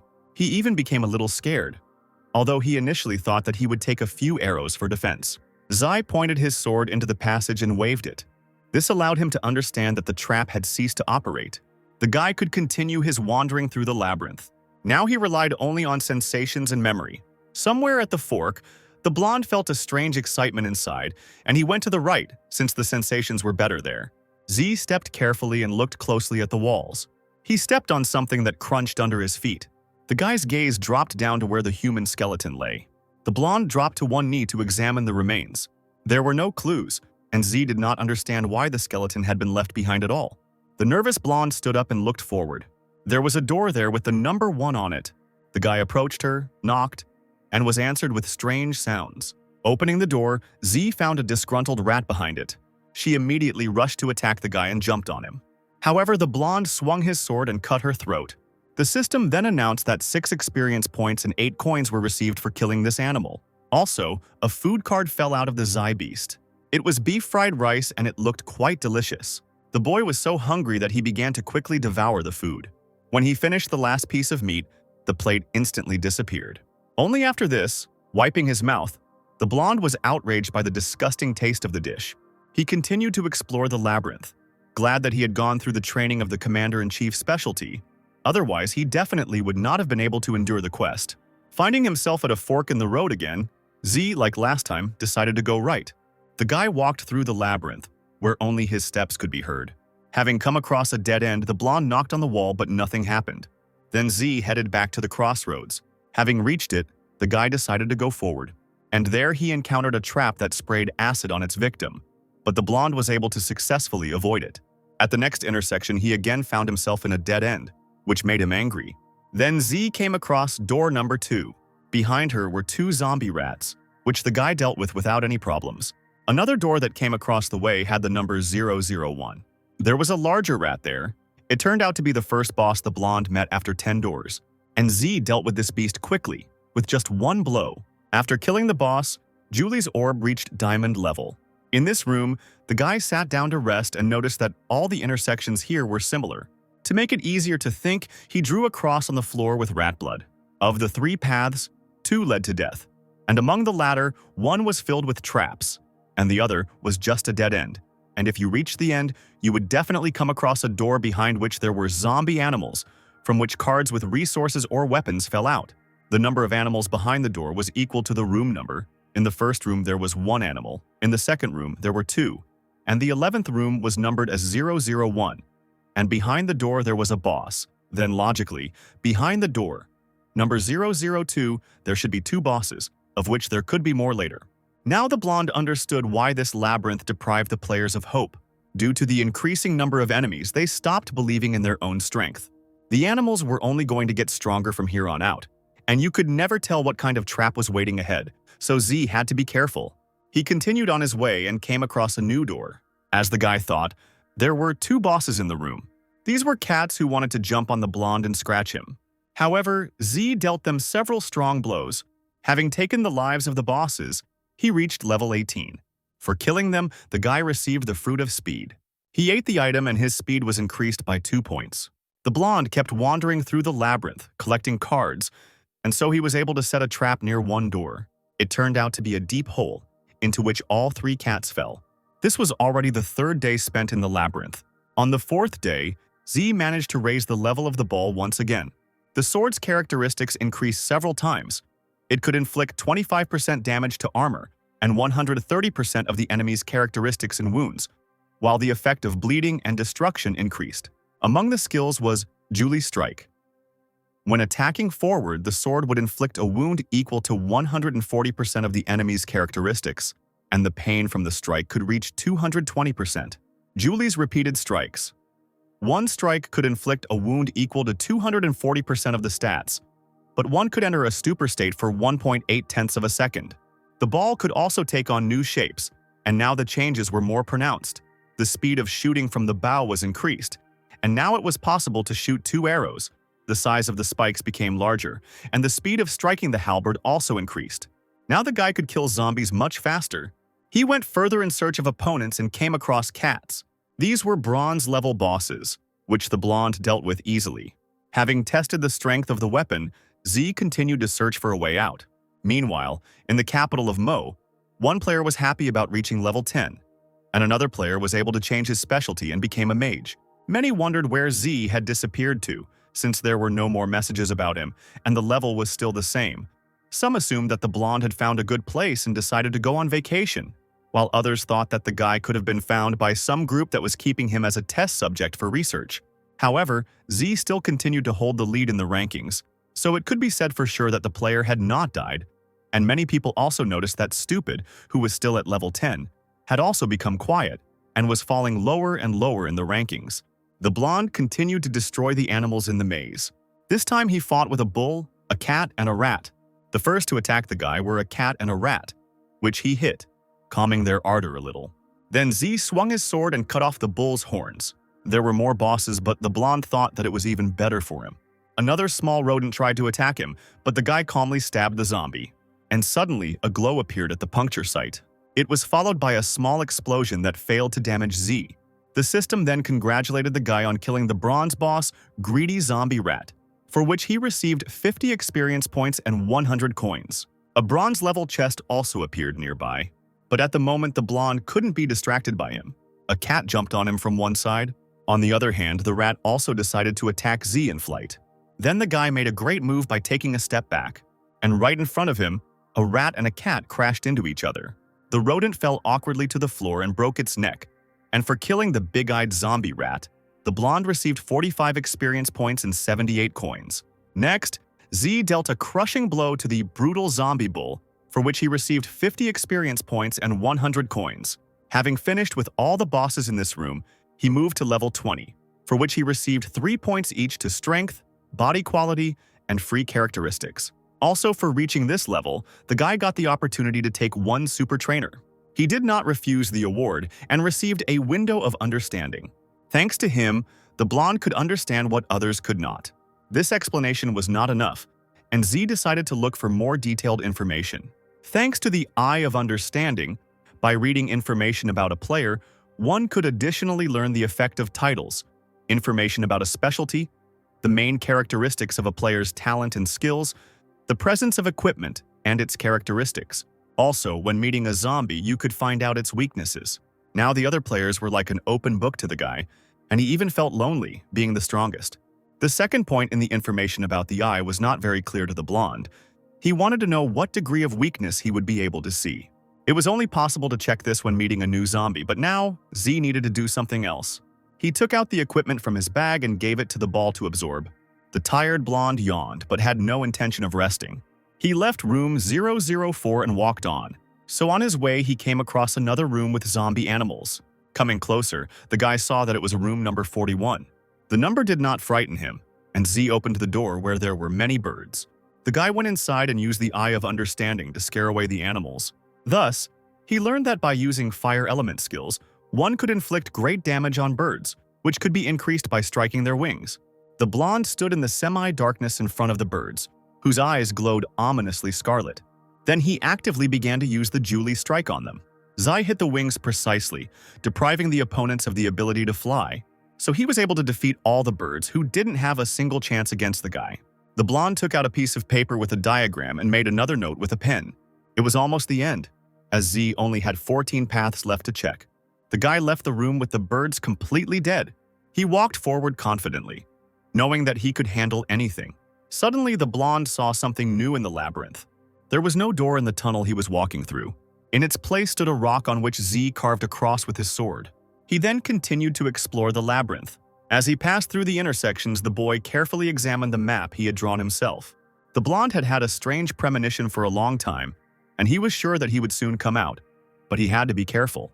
Having reached one of the forks, Z already knew where he needed to go. He ran forward, wanting to get to the new door as quickly as possible. And so, the guy finally achieved his goal. This door was special. It was higher than the others and had an image of a Chinese dragon on it. The blonde approached carefully, expecting anything. Finding himself very close to the door, Z sighed with hope and opened it. There was something strange on the floor in this room, like a portal. Looking at it, the guy was surprised, wondering what it was. The system congratulated him on finding a way out of the labyrinth and completing the quest, for which he received an unknown reward. She discovered that the reward was created for Blue Star and began to optimize it by combining its culture and the Doomsday system.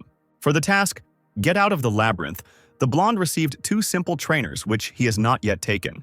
The system then announced that Zai had obtained the Boundary Destruction Key, Lee Source, and Con Source.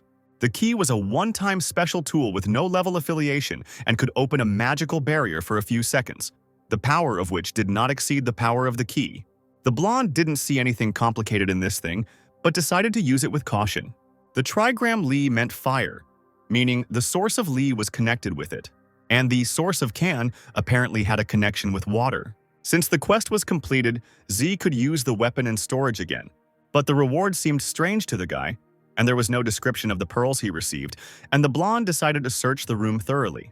Zai walked along it, and suddenly a strange blue glow appeared in front of him. Then a scroll materialized in the air in front of the guy.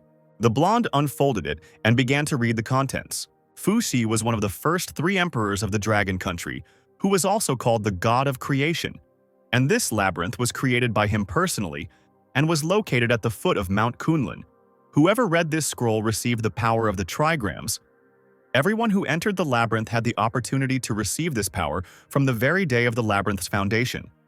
But no one has ever managed to reach the end, and only skeletons remained from the travelers. Zai was surprised that here one could obtain the enormous power of trigrams that Fu Shi himself possessed. The guy was incredibly happy with such luck, because now he was capable of anything and just wanted to get a second specialty. He walked around the room a little more, and now in front of the blonde was a strange pendant that looked like a dream catcher. The blonde reached forward to take the levitating object. Once in Z's possession, the object suddenly began to emit light. This light was directed at the blonde, making him nervous. An inexplicable force suddenly wrapped itself around him and lifted him into the air. The guy was shocked, not understanding what was happening. The unknown energy continued to wrap around Z, forming a cocoon around him. She thrust into the guy, making him tremble. Blood gushed from the blonde's eyes from such pressure. He could hardly withstand the onslaught of force, which was causing blood to flow from his mouth.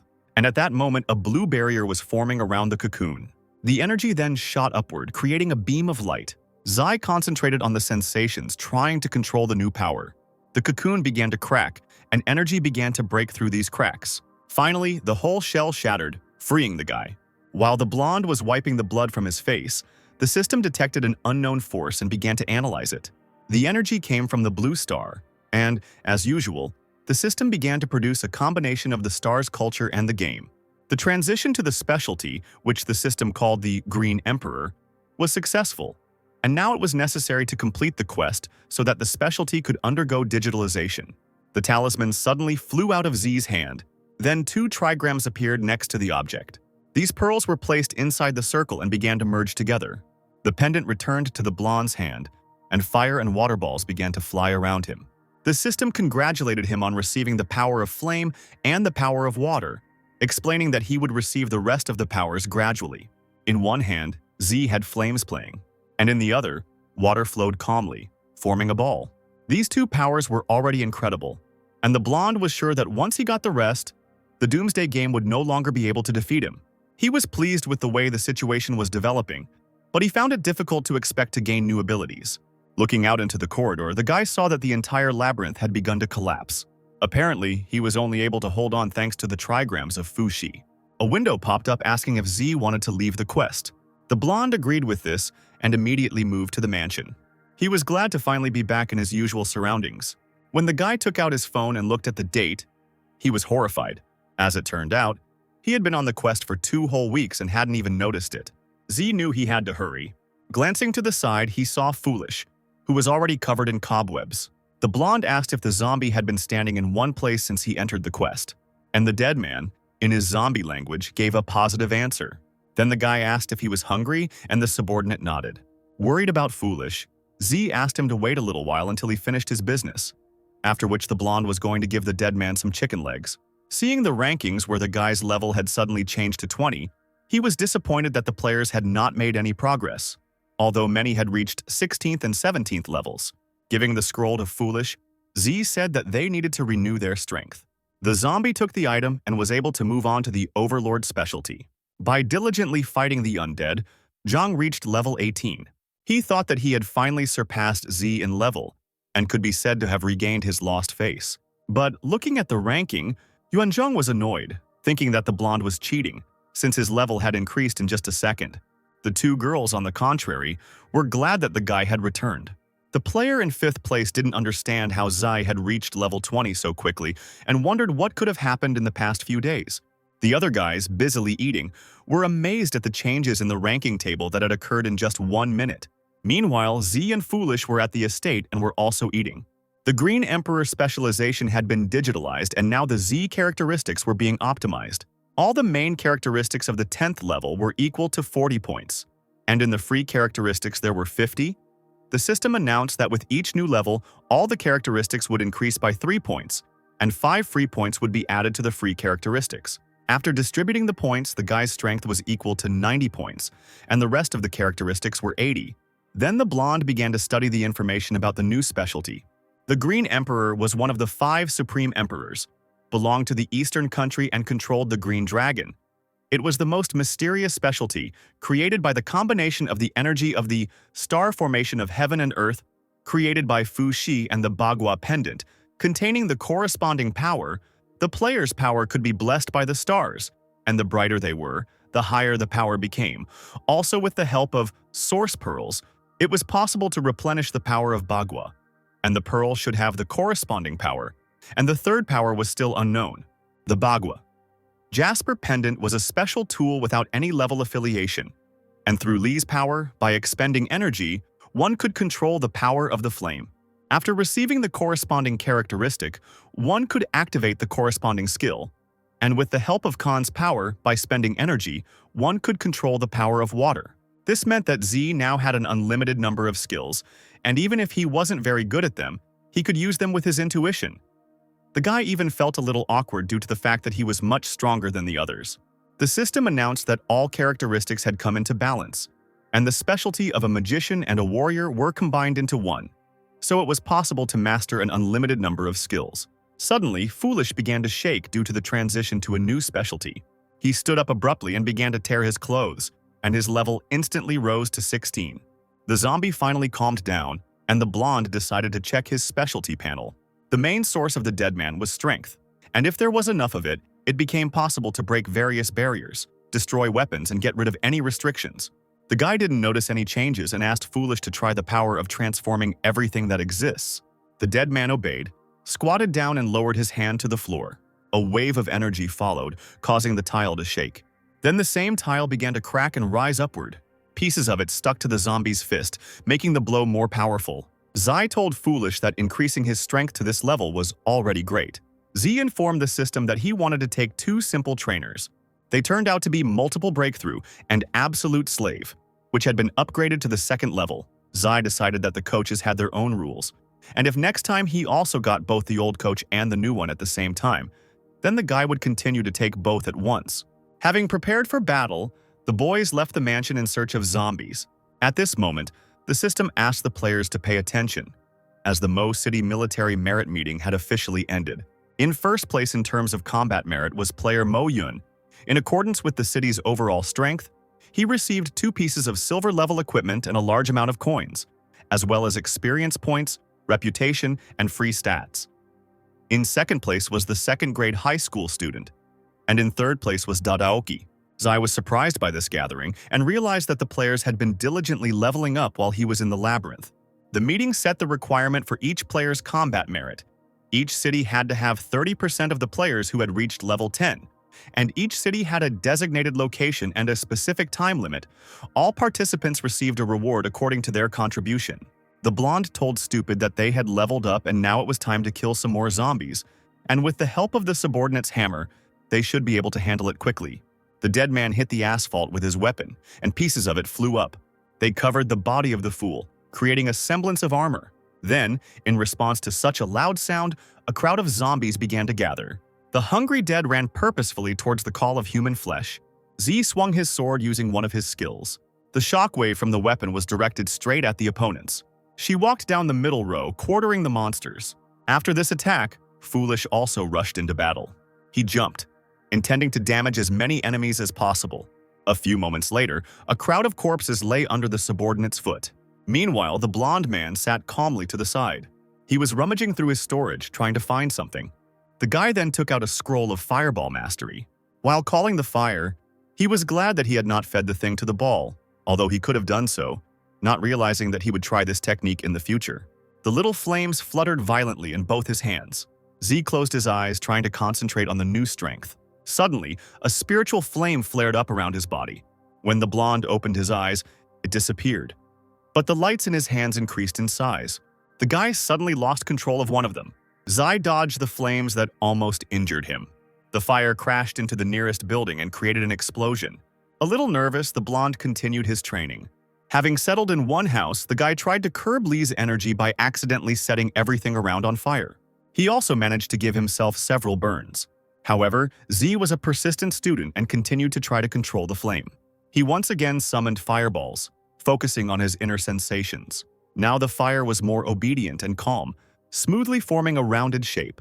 Finally, the system congratulated the boy on learning the ability Fireball Mastery of the Green Emperor specialty. Happy that everything worked out, the blonde opened the detailed description of the skill. It was a magic skill that allowed one to create fireballs using a certain amount of energy. When they hit a target, they would create an explosion that would take away 170% of the enemy's energy. The properties of the energy expended and the properties of the physical attack were different, and additional energy was awarded for wounds inflicted by magical skills. The guy was pleased to exchange the scroll for a skill. However, there were still many scrolls in the capital store, as there were in other cities, so Z decided to see what was there and buy some scrolls for a rainy day. He called Foolish over, intending to give him a chicken leg. The blonde thought that the Mo City players' battle merit meeting had already ended, but other cities were also about to start meetings, and there was no guarantee that some players in other places wouldn't rise in the rankings, so he had to study their real strength. Meanwhile, in the capital Jing, another meeting was being organized at Lee's residence. The head of the family said that being in the top 3 was not enough. He needed his subordinates to take first place to win back the honor of the family, and for the players who had not yet joined the organization to know their true strength. The big guy with green hair admitted that he could only compete for second place. Lee replied that no one was asking them to fight to the death. He then explained that Yuanzhong had an entire army behind him, but the leader told him to calm down. Their 3 families united together, and if the enemy had any intelligence, he would not quarrel with them, so the subordinates could do their work in peace. Lee then shouted menacingly that they must get first place at any cost. Then the players present became nervous and said that they would fight to the end, after which the leader let them go. The subordinates began to disperse, and Xu Jingshan was the last to leave. Suddenly, the head turned to him and he immediately stopped. Lee asked him to find out why Rong Zhan had not yet appeared in the rankings, and told him to prepare equipment and tools, and also to quickly deal with Yuanzhong. The man gave no more instructions and Sure was free to leave the room. The head of the family nervously tapped his finger on the table. He was constantly uneasy. When Howen passed away, the Lee family had already fallen into disarray, so it was impossible to allow something like this to happen again. It was necessary to seize this opportunity to promote the Lai family to the very top, and also to find Haobo. The man left the conference room and went to another room. There he went to the cupboard and turned the vase. The cabinet began to turn, revealing a secret passage. The chief waited patiently for the full opening, making sure that no one noticed him. Then he entered the secret room, and the closet closed behind him. So the furniture continued to hide this little secret from prying eyes. Meanwhile, Z was actively fighting the dead with fireballs. He was already in the suburbs of the capital Mo. There were quite a lot of zombies in this place. But for the blonde with the Julie ball, this was nothing. Killing the dead helped him reach level 21. The guy opened the stat panel and distributed 5 free points. Then he continued on his way, inviting Foolish along with him. So they reached a sign that said that in 50 meters they would come across the city boundary. Having reached it, the guys looked ahead carefully. There were a lot of zombies there, but no border was visible.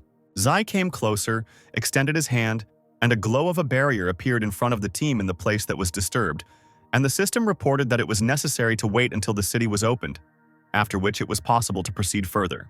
But the blonde didn't intend to wait for anything and took the key out of the storage room.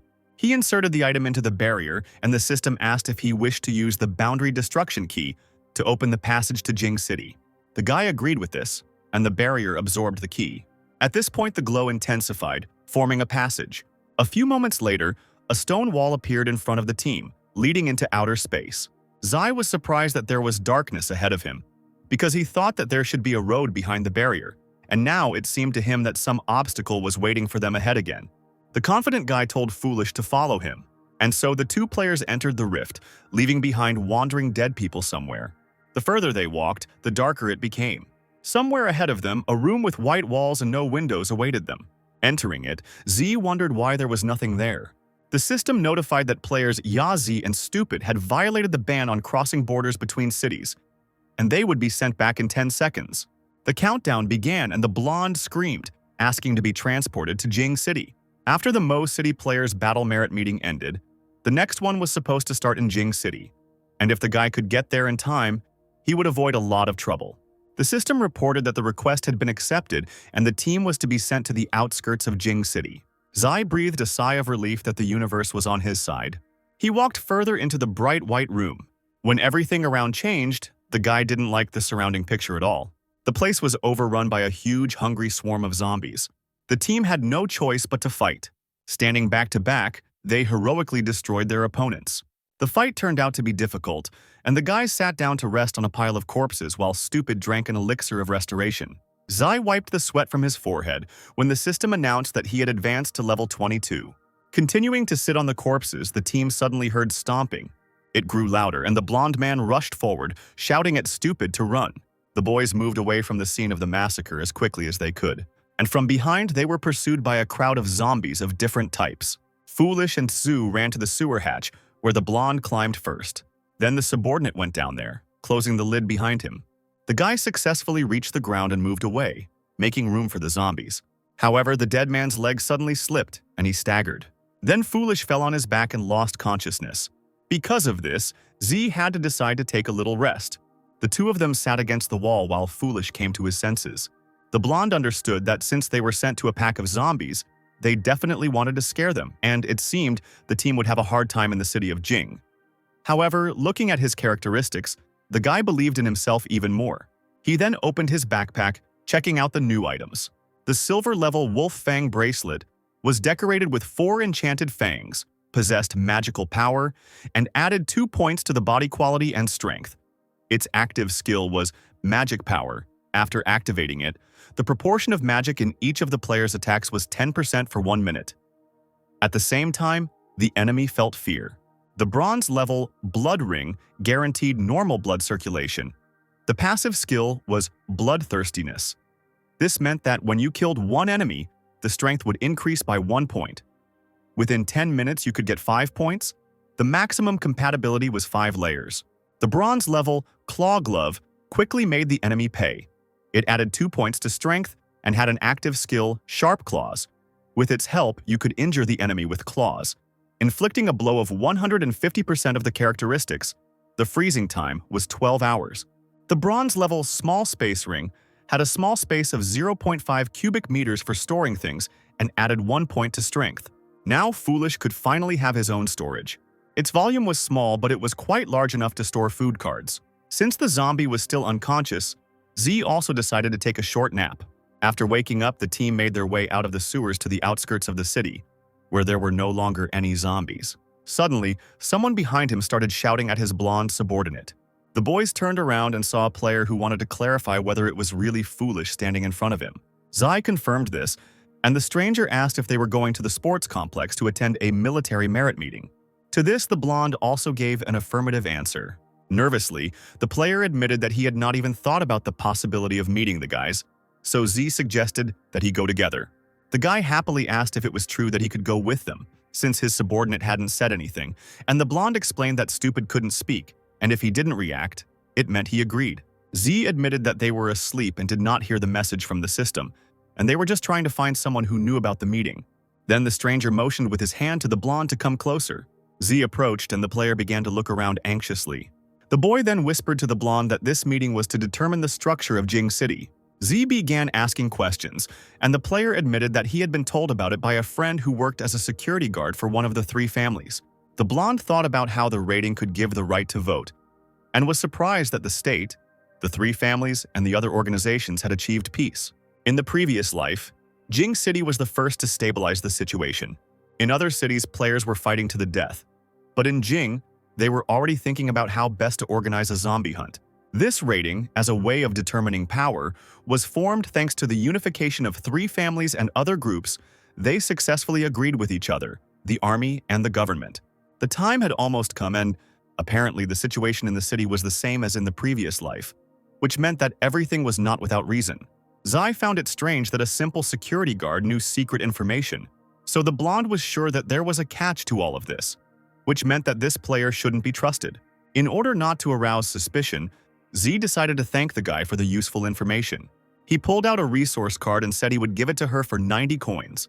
The player was pleased by this, and he reached into his backpack to check the balance. In the store, cards cost only 100 coins, but here you could get them cheaper. The guy said that he believed it, and asked to give him 3 cards, since he had 270 coins. This is how the exchange of currency for material resources took place. Z turned around and saw several more players. They looked at him and this deal with admiration. One of the girls started asking the blonde man to sell her some cards too. Zai explained that the guy answered his question, so he gave him a discount. This clearly upset people, and they were about to leave. The blonde gritted his teeth. He didn't want to lose the benefit. He told the players that he would give the cards to them for 95 coins if the same guy agreed, so they could save half a day and not go to the store.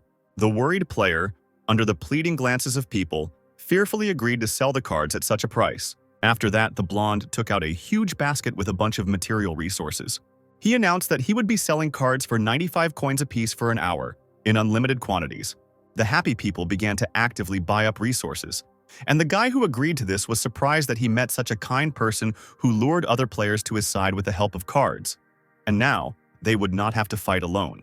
Azai thought that in Mo City he couldn't get the badge of honor because he didn't have enough coins, but now in Jing City he would definitely be able to do it. Satisfied, Z finished his sales at the end of the hour and was already moving away from the crowd. One player with glasses said that this guy selling cards would be in trouble. They told him that there was a player standing next to Zai who was ranked 5th, and no one would dare to create problems for him. The same guy with glasses said that Leopard had already sent people after those two, and those 3 people could handle even 30 top-level masters. The player was sure that, despite his strength, Foolish would hardly be able to cope with them, and he offered his interlocutor in the black robe to join the mercenaries and, perhaps, earn some good money. However, the interlocutor did not like this, and he took out a knife. The man stabbed the boy with his blade, saying that Shu had disappointed him. The man wondered how many fools had joined the Leopard this time. Another fact also aroused his curiosity. This man wanted to know who the blonde man was since he made Foolish follow him. Before Z could leave, the first player he met in this city ran after him.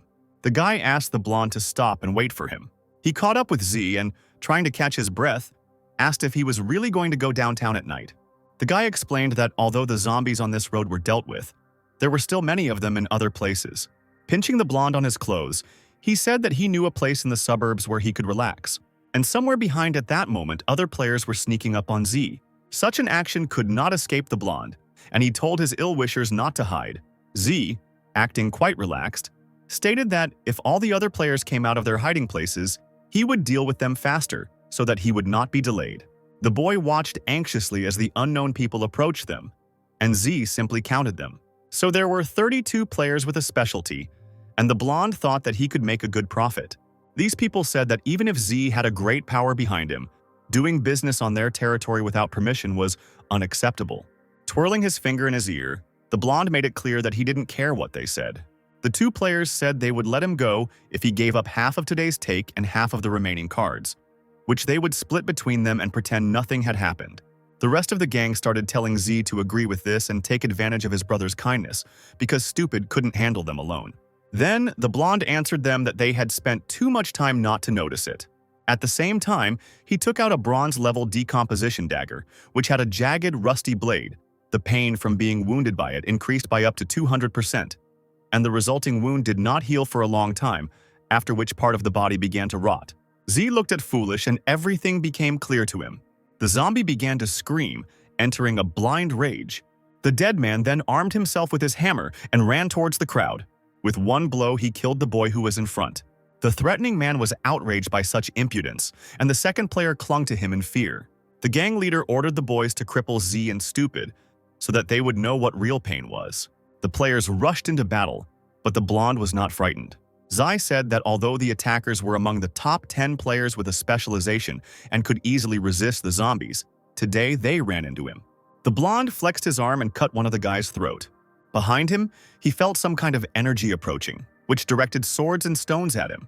To stop the attack, Z decided to summon a water ball. This way, the water was able to absorb all the objects flying at the blonde. Then the guy moved this huge ball, stopping it above the heads of the enemies. He squeezed his hand, causing the sphere to lose its shape. Water poured down on the opponents, dropping the absorbed items. Such power amazed the gang leader and made him nervous. The blonde folded his arms across his chest and asked arrogantly, "Shall we continue?" The players were told to kill Z and Stupid. The gang was a little alarmed as they stood in front of the enemy, but they accepted the order. Then, the blonde summoned the Julie sword and made one powerful swing. Then came a shockwave directed at the enemies. In this way, he killed several opponents at once, knocking them off their feet. Their fall was witnessed by 2 players who led the gang. One of them was horrified when he realized how much power Z possessed. Screaming in fear, he tried to escape from the scene of the massacre. However, the blonde killed him by throwing a spinning sword at the man. The other leader stood in stupor as the weapon was returned to its owner. Smiling madly, Z said, "I see fear on your faces. Shall we continue?" But the frightened players threw themselves at his feet, begging for mercy. The blonde replied that he would do it without any problem. The delighted players asked if this was really true. and the guy explained that he was Li Haobo, which meant he wasn't lying. And the blonde also swore that if he deceived anyone, his entire family would die immediately. However, Z noted that they would have to pay for him to let them live. These guys had to give up all the cards they had. The leader of the gang tried to quietly disappear, but the blonde noticed this and asked, "Do you want to die?" Falling to his knees, the man said he would give everything he had. After handing over a few cards, the leader approached the survivors and hugged them. But their joy was short-lived. The blonde demanded that the man give up everything else he had. The player turned around and was met with the enormous power of Foolish's hammer. Z ordered the zombies to kill everyone else who spoke, so that their entire family would die in agony. Now there were several more human corpses lying on the city tiles.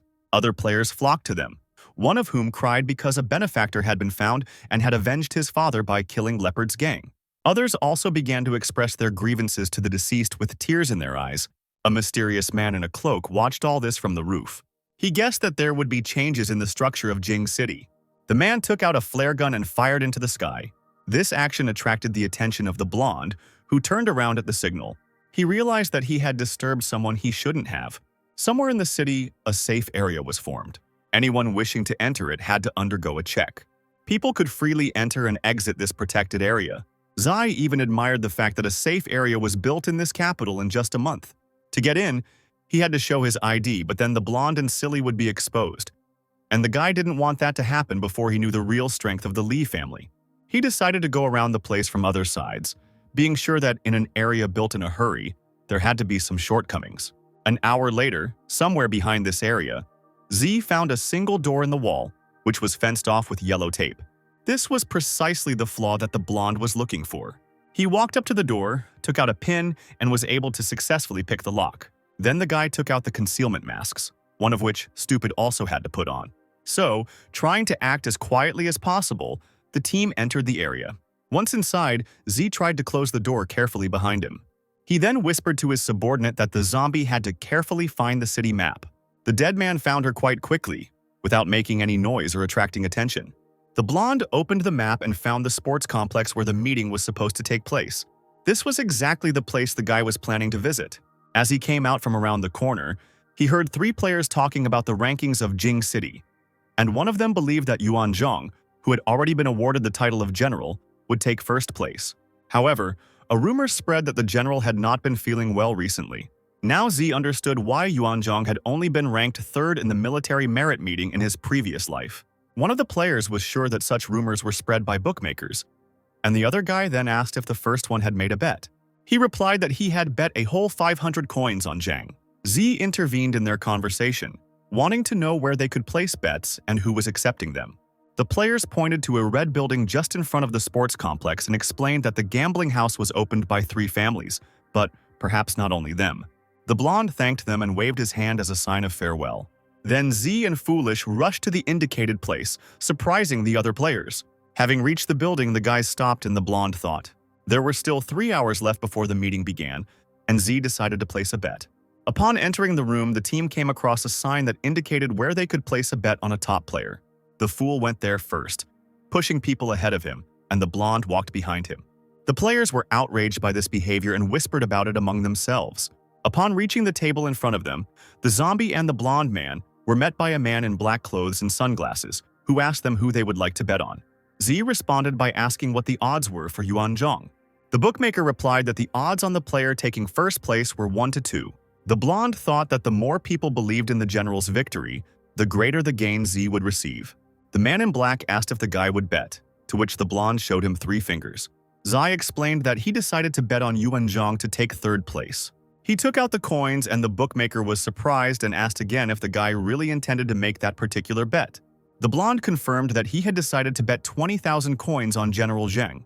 This statement shocked the other players and they began to whisper that if this guy wins, he will win about 60,000 coins. They were all sure that the blonde would lose all the money, since they had no doubts about Yuan Zhong. Then, Silly, whose mind was under Z's control, also took out 20,000 coins, intending to bet on Yuan Zhong to take 3rd place. The bookmaker became somewhat alarmed and asked if they were sure of their decision. Then the blonde demanded to stop doubting this and to hurry up with accepting the position, since a meeting on military merits was about to begin. To further convince him, the zombie threatened him with his roar. The man accepted the bet and with shaking hands handed Z the ticket. After this, the blonde immediately hurried to the sports complex. The system announced that the team had arrived at the Jing City Military Merit Meeting site, and the entrance fee was 10 coins. Moreover, the entrance for participants and spectators was different. The blonde man joined the line of participants and quickly moved forward. Closer to the entrance, the system reported that the guys met the requirement of being at least level 10, which meant they could participate in the meeting. Finally, they too were able to enter the room, which they began to examine. Zai also assessed the other participants, of whom there were quite a lot. Among this crowd, the guy noticed that same Yuanzhong. At this point, the system announced that the time in the city was 2 o'clock. She also reported that the meeting was officially opened. It was divided into an initial stage and a final stage. At the initial stage, 32 players out of 1,646 participants were determined who could advance to the final stage.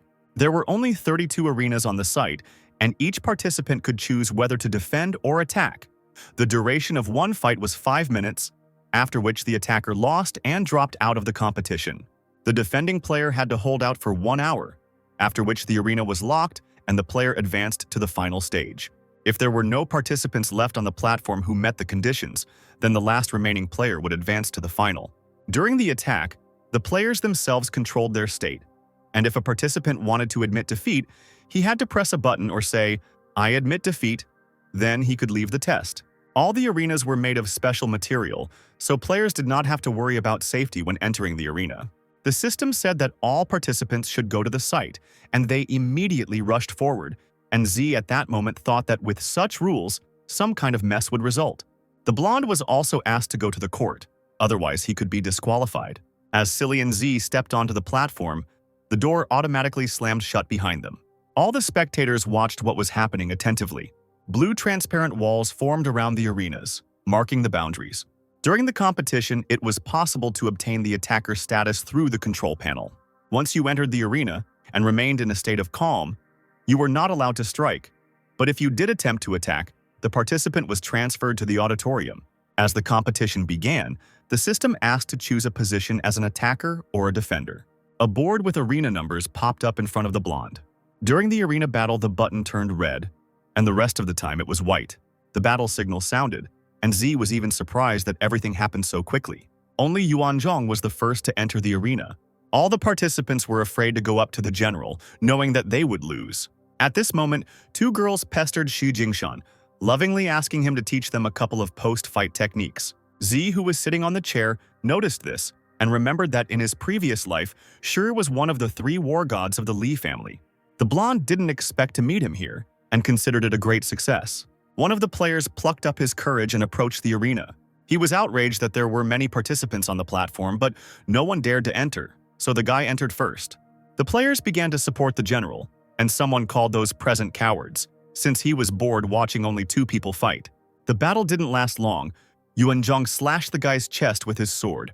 Clutching his wound, the participant said it was an honor to take a blow from the general. Everyone started chanting that Zhang was cool. Then, the participants began to actively enter the arenas. Among them, Z noted the group of gods of the Lee family, and this caused the guy a lot of unpleasant sensations, which is why he put his hand to his chest and squeezed the fabric. In arena number 18, a fight was already beginning, and one of its participants was from the special fighter group, Shan Bao. The other one was Lee 76-4 of the War God group, which was raised by the Lee family and was their central force. Within the group, this guy was ranked 76th, and the number 4 signified his serial number when he joined the group, which is why he was given this name.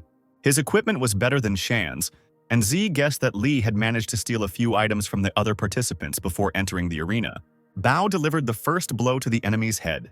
Lee almost fell off the stage but managed to stay on his feet. Even though Shan fought according to all the rules, the blonde was sure that he would lose, since 76-4 played black. Lee wiped the blood from his face, planning something dishonest. He hid a broken sword behind his back. The guy tried to use this weapon to strike his opponent, but the participant successfully dodged it. However, another blow followed, and the blade plunged into Shan's stomach. In response to this attack, Bao pushed the player away with a kick. Lee was able to stay on his feet again and not fall off the arena. He raised his hand back, preparing to attack his opponent again, who was trying to stop the bleeding with his hand. With great speed, Shan tried to get behind Lee. Having arrived at the right place and still holding his stomach, Bao was about to strike his opponent. However, the player was faster and took Shan's life. Lee pierced his opponent's neck with a piece of his sword. He then kicked Bao, sending him flying out of the arena. The spectators were shocked to see such a defeat. Everyone present began to protest because the contestant was not playing by the rules, and they were outraged that the Lee family had no regard for the government and the army by killing people in a competition organized by the government. The players were sure that if they didn't protest, they would be killed next time, so people started throwing trash on the platform and demanding that the Lee family get off the stage. From the top floor, Commander-in-Chief Shui and his entourage watched what was happening.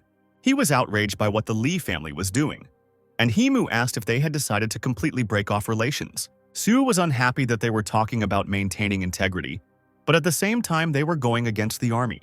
That's why the man said that today, after the meeting, he would immediately take action against the three families. Meanwhile, the heads of these families were in the office, where an angry An suddenly stood up, knocking over his chair.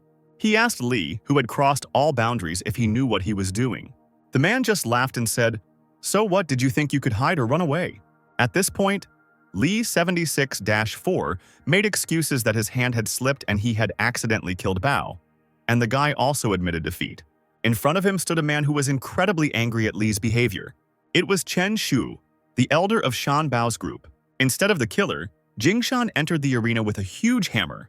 The man asked the commander to calm down, since he was now Chen's opponent. The fool perked up when he saw the man with such a beautiful weapon, but the blonde said that he would kill him himself, and all he had to do was wait. The guy noted that, in addition to fried chicken and pork knuckle, the attractiveness of the hammer could also instantly raise the level of intelligence of the zombie. Z asked his subordinate not to worry, since the hammer would definitely go to the dead man, which made Foolish happy. The blonde was going to go up to the arena as soon as the fight was over. The audience began to discuss the participants and decided that Chen was not at all suitable as Shi's opponent. Atsu was even surprised at how quickly these people switched their attention and forgot about everything else. The two players stood opposite each other, not rushing to attack. Finally, the commander clenched his jaw, wanting to avenge his comrade. Armed with a sword, he rushed forward to the end of the ring where his opponent stood, and at that moment Shu decided to use meteor attack. With his huge hammer, he struck the ground as if a meteorite had actually fallen on that spot. The resulting shockwave threw the enemy back. Someone from the crowd shouted that the commander was too weak. The next moment, Jingshan leapt towards Chen. In flight, the man swung his sword intending to destroy his opponent. He used the epic-level talent War Demon's Body, which awakened bloodthirstiness and ferocity. The more the mood fluctuated, the more the stats would rise, but a long attack would cause the player to lose their mind. Attack was so powerful that it caused an explosion-like sound, causing dust to rise. When everything settled down, there was no one under Jingshan's hammer. A strange cloud began to gather behind the man. Chen fell out of it upside down. In flight, the commander swung his sword and attacked the enemy in the back. However, Shai was wearing armor, which protected him from injury. The commander was very alarmed when he saw that there was not a scratch left on the player's equipment. By this time, Jingshan had already lost his mind and was determined to kill. He got into a fighting stance and launched a strike at Chen. The attack caused blood to gush from the man's mouth. He himself hit the floor several times. The commander could not get up and only trembled in pain. Picking up his opponent's sword, Shu walked towards the man, intending to end the fight in the worst possible way. Realizing what was happening, Yuanzhong demanded that this all stop. He shouted an order for Chen to surrender. With the last of his strength, the commander admitted defeat in a hoarse voice. After this, the man began to crumble into small, transparent squares. Thus he disappeared from the arena, but appeared not far from it. Pleased with himself, Shi threw down the other man's sword and asked if there were still those who were not afraid to rise up to him and avenge Bao. After such a question, the guy went into the system panel and marked himself as an attacker.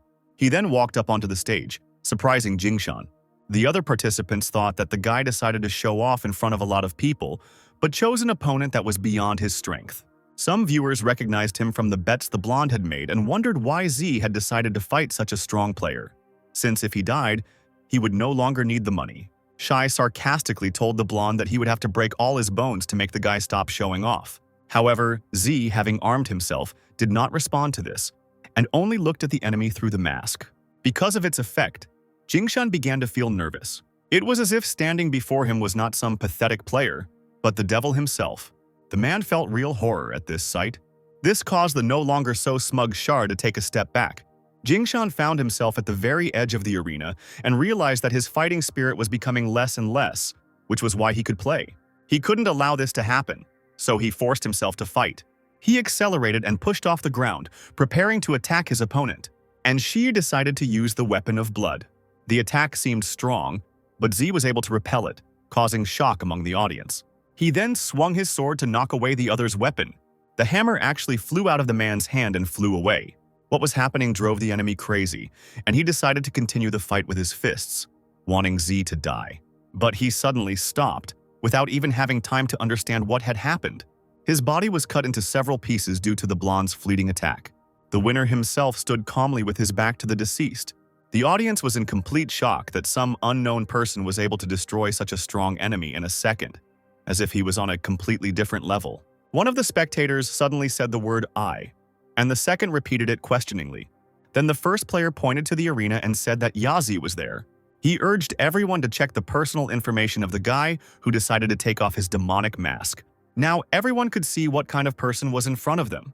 The blonde introduced himself to everyone as Yatsu, meaning vengeful. He realized that defeating Shi would allow the players to guess his identity, so he confessed who he really was, causing a strong reaction. He then asked the Lee family if they were ready for revenge. Commander-in-Chief Shui continued to watch the competition closely. Hearing the blonde's words, he smiled at the fact that, apparently, they had an ally in the fight against the three families, and many players who wanted to join Lee's army immediately changed their minds. Some of the spectators admired Z, considering him their god. Meanwhile, there was still no peace in Lee's residence. This time the young man pushed the chair out of anger. He nervously asked Li Lixuan if this was really the surprise the man was talking about. First, Lixuan brought the government onto them, and now Z, although the heads of the families were discussing how they could pull this player over to their side. But now Yoon concluded that these discussions were useless, because Lee had forced the blonde to become his enemy. Lee tried to justify himself somehow, saying that Z would not cause them much trouble now, so it was worth concentrating on confronting the government. Lixuan had no idea why the boy needed to take revenge on his family, and assumed that it was Haobo who might have made enemies for himself. The man said that he had already organized a group of people outside the sports ground to create chaos, and once the first stage of the meeting was over, they could be ordered to act, and besides, the government did not have the strength to fight them now. Having calmed down a little, Anne picked up his chair and sat down in it again. The boy decided to trust Lee once again, but ordered him to deal with Z, promising that the young head's family would not interfere in this matter. The Yun family also didn't want any trouble, and since they had put their future on the line by trusting Lixuan, their leader asked them not to let them down. While the crowd was still surprised by Z's appearance, he looked through the stats of the items obtained from the killed player. With prolonged use of the blood hammer, the mind of the wearer became increasingly clouded. One of the skills was bloodthirstiness. After killing an enemy, a new layer of blood appeared on the hammer, each of which increased the strength of the weapon by 2%.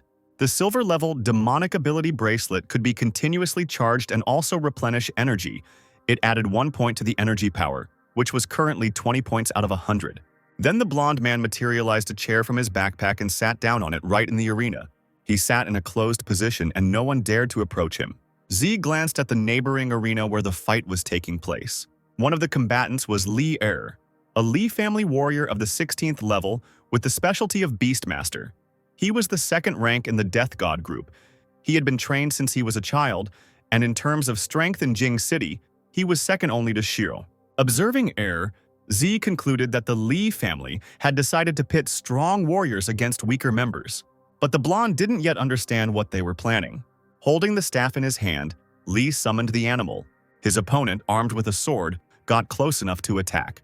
However, pulled out his sword and was able to block the blow. Li decided to use force to throw the man out of the arena. But behind him, a wild beast was already grinning. The black wolf sank its sharp fangs into the enemy's shoulder.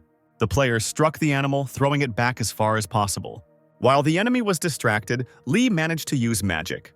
He summoned a blinding black mist around the man's head, which temporarily blinded the man. The enemy began to scream and wave his sword, trying to somehow get rid of the fog. Taking advantage of the man's position, cut his throat. Blood flowed from the blade, and its owner fell with it. Kicking the corpse aside, the winner said arrogantly, "It's a pity they only managed to kill one." He stated that they had to make do with what they had because Z killed Jingshan. The audience, hearing Lee's words, gnashed their teeth in anger. Yuanzhang was also angry and had no intention of giving up his revenge. In growing anger, he punched the wall. Suddenly, the man noticed that another player had come out to fight The crowd thought that Foolish was brave for daring to challenge Lee, and himself asked Z, "Did you send your bodyguard to kill me?" Then, calling on the bear as well, the guy said that he would not hesitate and would kill it first. At this moment, Foolish, who was given 2 chicken legs for defeating was under the control of Z. The bear jumped up to the zombie and struck him, causing him to fly into the sky. Seeing this scene, Lee turned to the blonde man. Laughing and giving the guy the middle finger, said his guard was a weakling. The fool stood uncertainly. He trembled as a wolf approached him from one side and a bear from the other.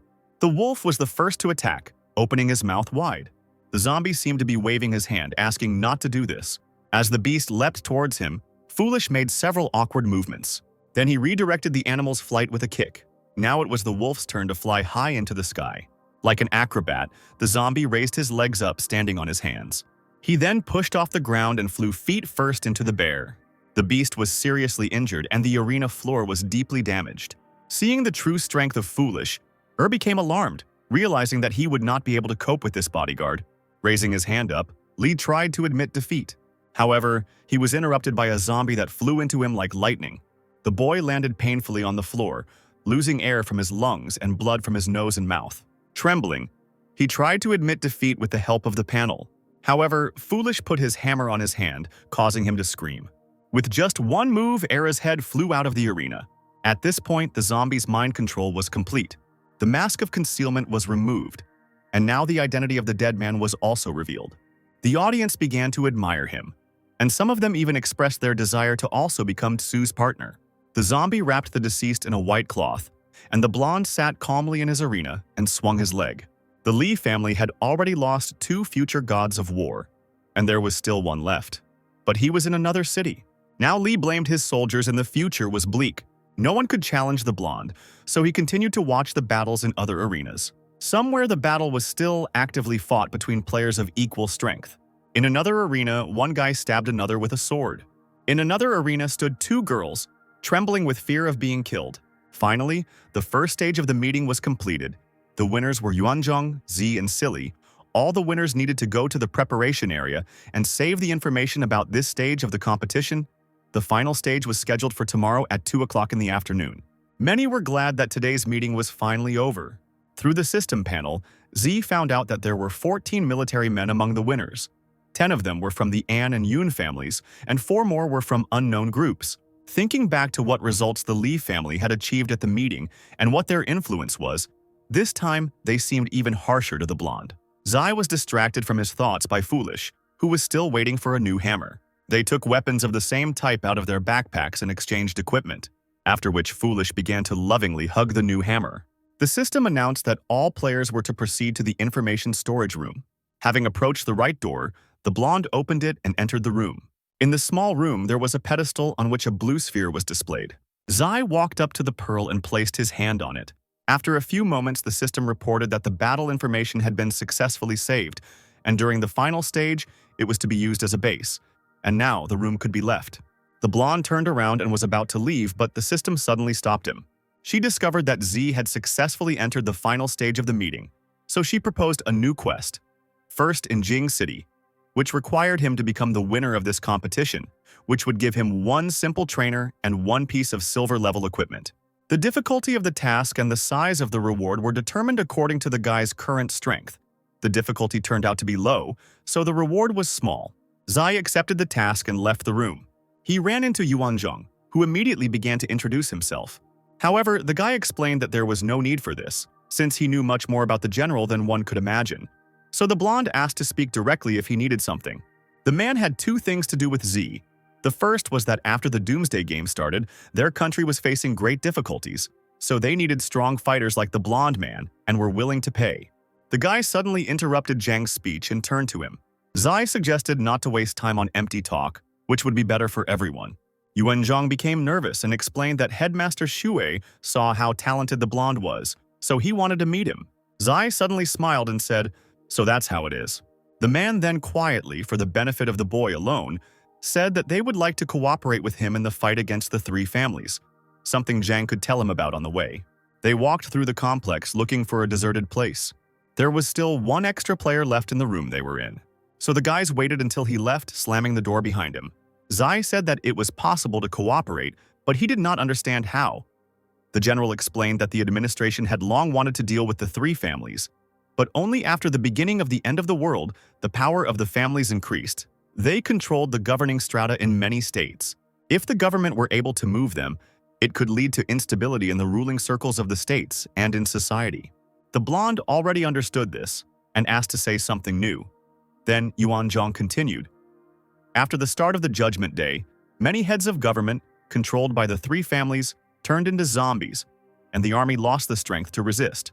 The situation was unstable now, and the government was building a safe zone in Jing City, clearing the streets of zombies. But everything the Lee family did today made the government very angry, Z clarified. So you decided to come up with a plan to confront the three families? And you want me to use my reputation to attract players to your side to confront the Lee family together? Zhang said that the guy understood everything correctly, and if suddenly the Lee decided to go against them with weapons, then the government hoped that the blonde would help them, especially since it would be beneficial for the guy to help with revenge. Z thought for a moment and then said that they were too slow. This surprised the general, and he asked why the blonde thought so. The guy said that he could see Yuanzhang's sincere intentions and explained that the man needed to ask his superiors for instructions and tell them that Z was giving them a quarter of the time they were planning to deal with the Lee family, and also asked what the blonde man would be rewarded for if their losses were reduced to a minimum. Zhang repeated questioningly, a quarter of the time, and Z confirmed it and said that he would wait for a message from him. The guy also explained that he only gives one chance to those he trusts. Then the blonde man and his subordinate left the room, leaving the general to his thoughts. In the corridor, he came across a crowd of people who were rushing somewhere. They were shouting that the southeastern corner of the city wall in the safe zone had collapsed, and that people were urgently needed to defend against the approaching army of the dead. One of the running players told another that if you kill one zombie with each hit, a record of the dead you killed would appear, and then you could get an extra 50% of coins. Therefore, everyone who could was called up for defense, which was an excellent opportunity to earn money. Suddenly, the blonde grabbed one of the players by the scruff of the neck, asking what had happened. The stopped guy started to be rude, but when he turned around, he became nervous. He recognized Z and suddenly began to politely make excuses. The player explained that, although he was a fan of the blonde, he could not tell him the secret matter. But Z said he didn't care about secrecy, and then General Zhang joined them, also wanting to hear what had happened. The player then reported that after the meeting ended, the higher-ups had informed them that they needed to stop the head of the Lee family, but they still hadn't found Lixuan. And since there were many people crowded on the sports ground, the situation was unclear. Z asked what else he would tell, and the boy continued. Since we could not break through the crowd, the head of Lee left, we were going to catch up with him, but we were immediately informed that the part of the wall that the Lee were responsible for building had been destroyed. And after that, a crowd of zombies appeared in that area, so we have to gather people to defend against the zombies. Zai felt a little alarmed, realizing that such an event was quite in line with Li Xuan's spirit. Now the blonde understood why the Lees provoked the military so much. No matter whether the plan worked or not, they would get out of it dry anyway, and they didn't care about the lives of other people. After thinking about what was happening, Z turned to General Zhang. He explained that perhaps everyone from the Lee family had fled. The man asked what that meant, but the blonde said that now was not the time to reveal the details. Now the general had to gather people and check on the head of the Lee family, and perhaps a big surprise was waiting for him. But Yuanzhang explained that now was not the time for the boy to go searching. So Zhang asked him to wait for a message from him, to which Z agreed. Then the general, together with his subordinate, set off in pursuit, and the blonde turned in the other direction, not wanting to miss a good opportunity to earn coins. Somewhere in Jing City, several players, like fans, were discussing Z and his outfit.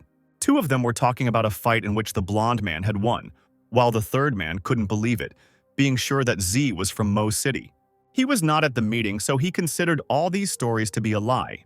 Nearby, a doubtful guy noticed Z and asked if he looked like the character in the story. Seeing the blonde, the first player became incredibly alarmed. He then lowered his comrades' heads, explaining that they were not allowed to stare at Z, otherwise he might kill them. The blonde, whistling a melody, calmly walked past with Silly. As soon as he left, the players were able to breathe a sigh of relief, and Z was heading towards the Jing TV station. There was a store there, near which stood a crowd of players who quickly parted when they saw the blonde man. This reaction even made the guy feel awkward. But Stupid began to actively show off himself, and Sue thought that he should teach the zombies some manners. Passing by people, the blonde thanked them, and one of the players was even glad that the guy spoke to him. Finally, Z walked past the crowd and reached the booth of the gaming room. He left Foolish to wait and went inside. He was greeted by the system, after which the guy was presented with hidden goods. Seeing the prices, the blonde asked why everything was more expensive here than in the city of Mo, and he was told that it depended on the area of the city, the population, the strength of the zombies, and other reasons. If the guy had known about this earlier, he would have saved up the coins. But the money had to be provided by the government and 3 families anyway. Z decided to buy himself a new suit and emblem next time and give the old things to Foolish. The blonde updated the list of goods and bought himself a scroll of oath, a scroll of water waves, a scroll of poisonous trap, spending 20,000 coins, and now the guy had 60,400 coins left. Having acquired everything he needed for the moment, Zai left the booth. It was already dark outside, and the full moon was shining in the sky. The blonde looked at his phone and found out that it was exactly 10 o'clock. As he walked down the street, he told Foolish that it was time to feed him some chicken. At such a late hour, the blonde did not meet any other players except for 2 military men. One of them indignantly asked who they were, that they didn't know that they weren't allowed to go out at night. He said that he would write them a fine and take them to the police station. In response to the players' displeasure, Z and Gloopish turned around questioningly. The second soldier, seeing the blonde man's face, became alarmed. He hit his comrade on the head, saying that he had seen nothing. They turned around and the soldier explained to his colleague that it was Z himself in front of him, so if anything happened, there was no one here. This situation was quite strange and awkward, but the blonde did nothing. He just moved on. At this late hour, the lights were still on in the An family's mansion. The young gentleman was angry and took apart everything that came to his hands. He was unhappy that Lee had set him up by preparing for everything in advance and leaving the young man at the mercy of the government. An turned to the 2 men, indignant that these people had told him a lot when he had formed an alliance with Lixuan, and now they were silent. The men stood before the master in fear, not knowing how to justify themselves. The guy grabbed one of them by the collar, trying to lift him up. He angrily asked how they could now fight the government, because they were the brains of the An family. This action was interrupted by a girl in a pink suit who announced that Yazi had come to see the leader. Hearing this, the young master was amazed and let his subordinate go. The guy couldn't believe it since the blonde had a score to settle with Lee, not with him. And now An was asking why this player had come to him. The girl hesitated, afraid to voice the blonde's message. Z said that An's family would soon be gone and asked if the boy really wanted to support her any longer. The young gentleman said to bring the blonde man to him and clean up the conference room. And Jimming sat in the conference room with his feet on the table. Finally, the girl in pink brought Z to him. Smiling, he noted that An was quite careful because there were many guards and assistants in the estate, and there were probably a lot of weapons for self-defense. Trying to appear relaxed, Jimming said, "As far as I remember, you and I haven't had any disagreements, so why did you come to my family's house?" Zai agreed with this and explained that the young leader had conflicts with Lee, and replied that if the blonde man came here to interfere with the relationship between the families, he should have left. Then the blonde man said that he was misunderstood and came to Jiming because of one person. The blonde man clarified that in your family the person in charge of food is now a man named Pan Gaochi, right? This man had been in the An family for many years. He managed things very well, and he also had no blunders in terms of food. The leader asked if Z really thought that this man was sent by the Lee family. He said that the blonde man apparently did not really understand how things were arranged among the 3 families.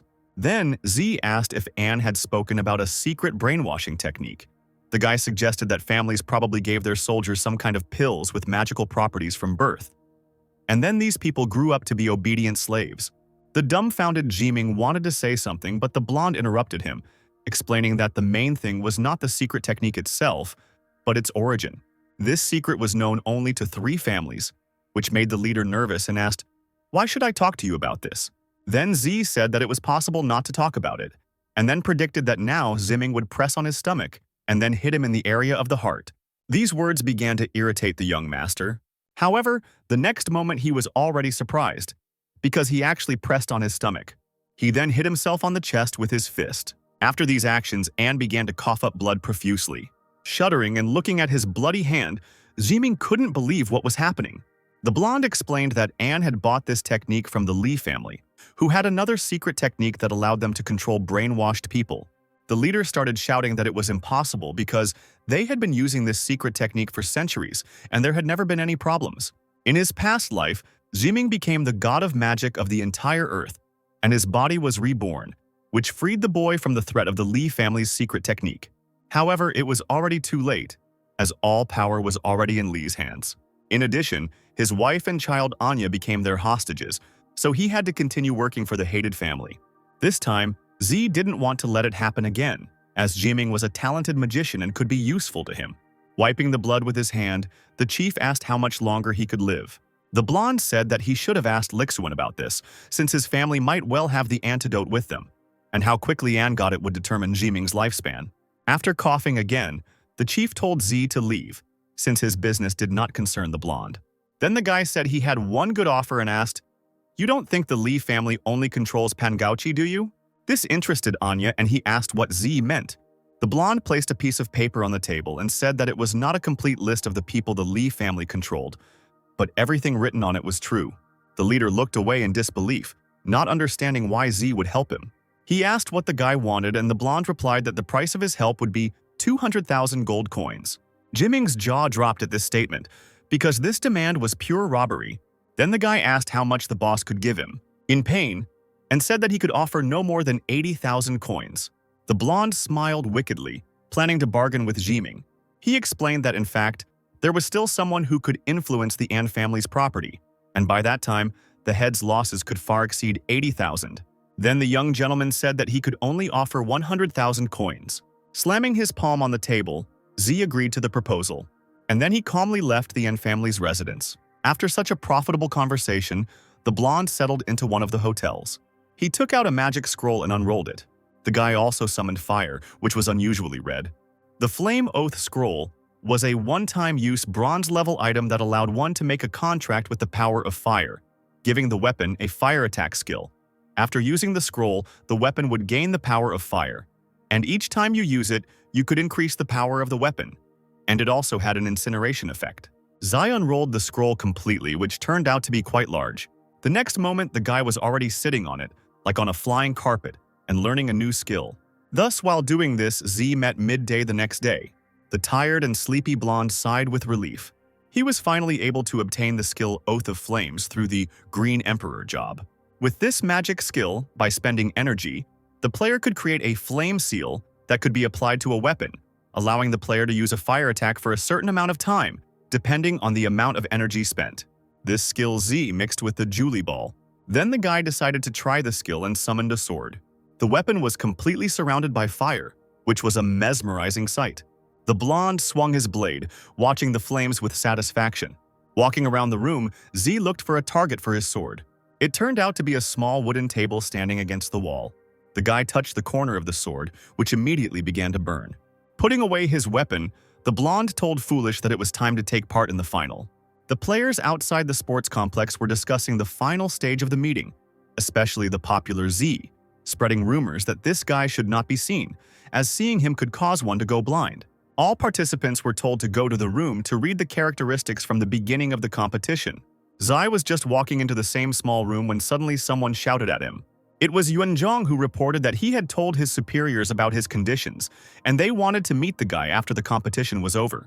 The blonde man thought this was a good opportunity to meet with the government and replied to Zhang, "Okay, I hope you can help me." Then Z walked up to the pedestal with the sphere, which he touched. The system then reported that the information was being loaded. The final round of the Jing City Martial Skills meeting was about to begin, and the rules of the competition were being introduced, which were similar to those of the initial round, and the final round was divided into 4 rounds. The blonde said, "Teleportation," and began to disappear into the system cubes. So the guy moved to the participants' room, where Foolish and Yuanzhong were already there. Zai was assigned the number 001 and allowed to choose his opponent. He made this choice and they congratulated him on it. It was participant number 013. The guy then chose one of the available arenas. After this, the blonde was moved back to the site. While the enemy was teleporting, Z summoned the sword. The materialized player began to lick the knife, saying that he had laced it with poison. The participant shouted out the blonde's name. becoming incredibly nervous and throwing the goat. He fell to his knees, embarrassing Z, and admitted defeat. The system congratulated the blonde on his victory and receiving 2 points. 2 spectators began to argue over who shouted the winner's name faster and louder.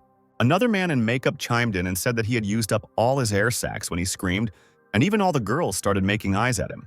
Z squatted in his arena and waited for it to be over. Meanwhile, fierce battles were taking place in other rings. Finally, his subordinate appeared in the arena. This attracted the attention of Z, who stood up and began to watch the fight closely. The fool with his hammer fought against Yuanzhong, who was armed with a sword. The blonde opened the system panel to view information about the general. He was level 18, had the title of Standing Out, and the specialty of God of War. His strength was 60 points, his energy was 35, his body quality was 55, and his speed was 40.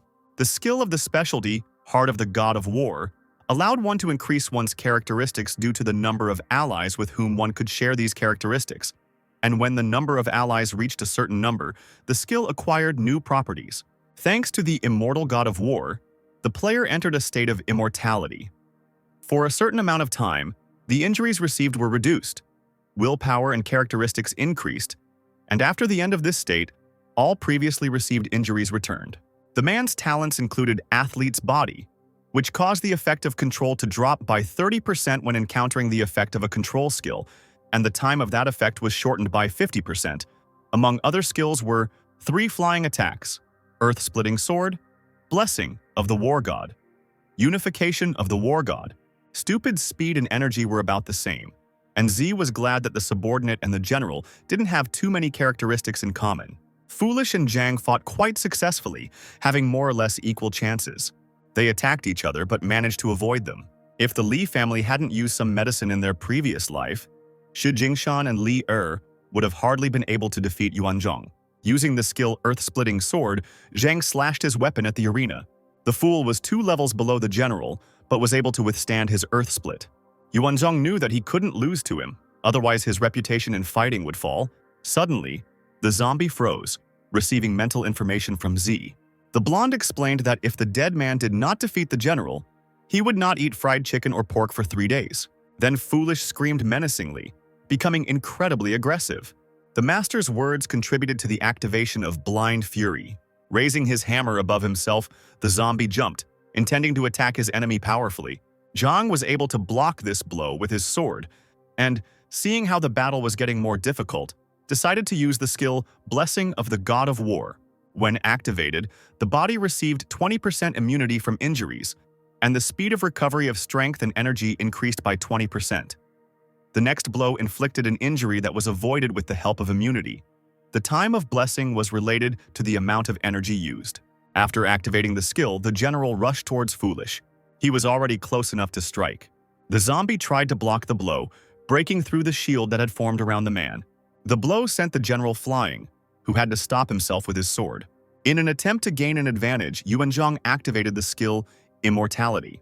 The shield on him suddenly began to change shape, attaching itself to his body. In an instant, Yuanzhong was covered in armor from head to toe. The general also used the skill Unification of the God of War. Thanks to this, several more warriors appeared behind the man. Z remembered how Zhang had used warrior spirit in his previous life and killed a level 80 zombie that was close to becoming a zombie king. The blonde never thought that in this life he would be able to see the warrior's spirit in its initial stage. The enraged zombie suddenly screamed, preparing to attack the enemy. First, he assumed a jumping stance, breaking through the floor with his feet. Then the dead man pushed away, raising his sword above himself. To counter the attack, Yuanzhong decided to perform a floating triple attack. The zombie's hammer was rapidly approaching the warrior's swords.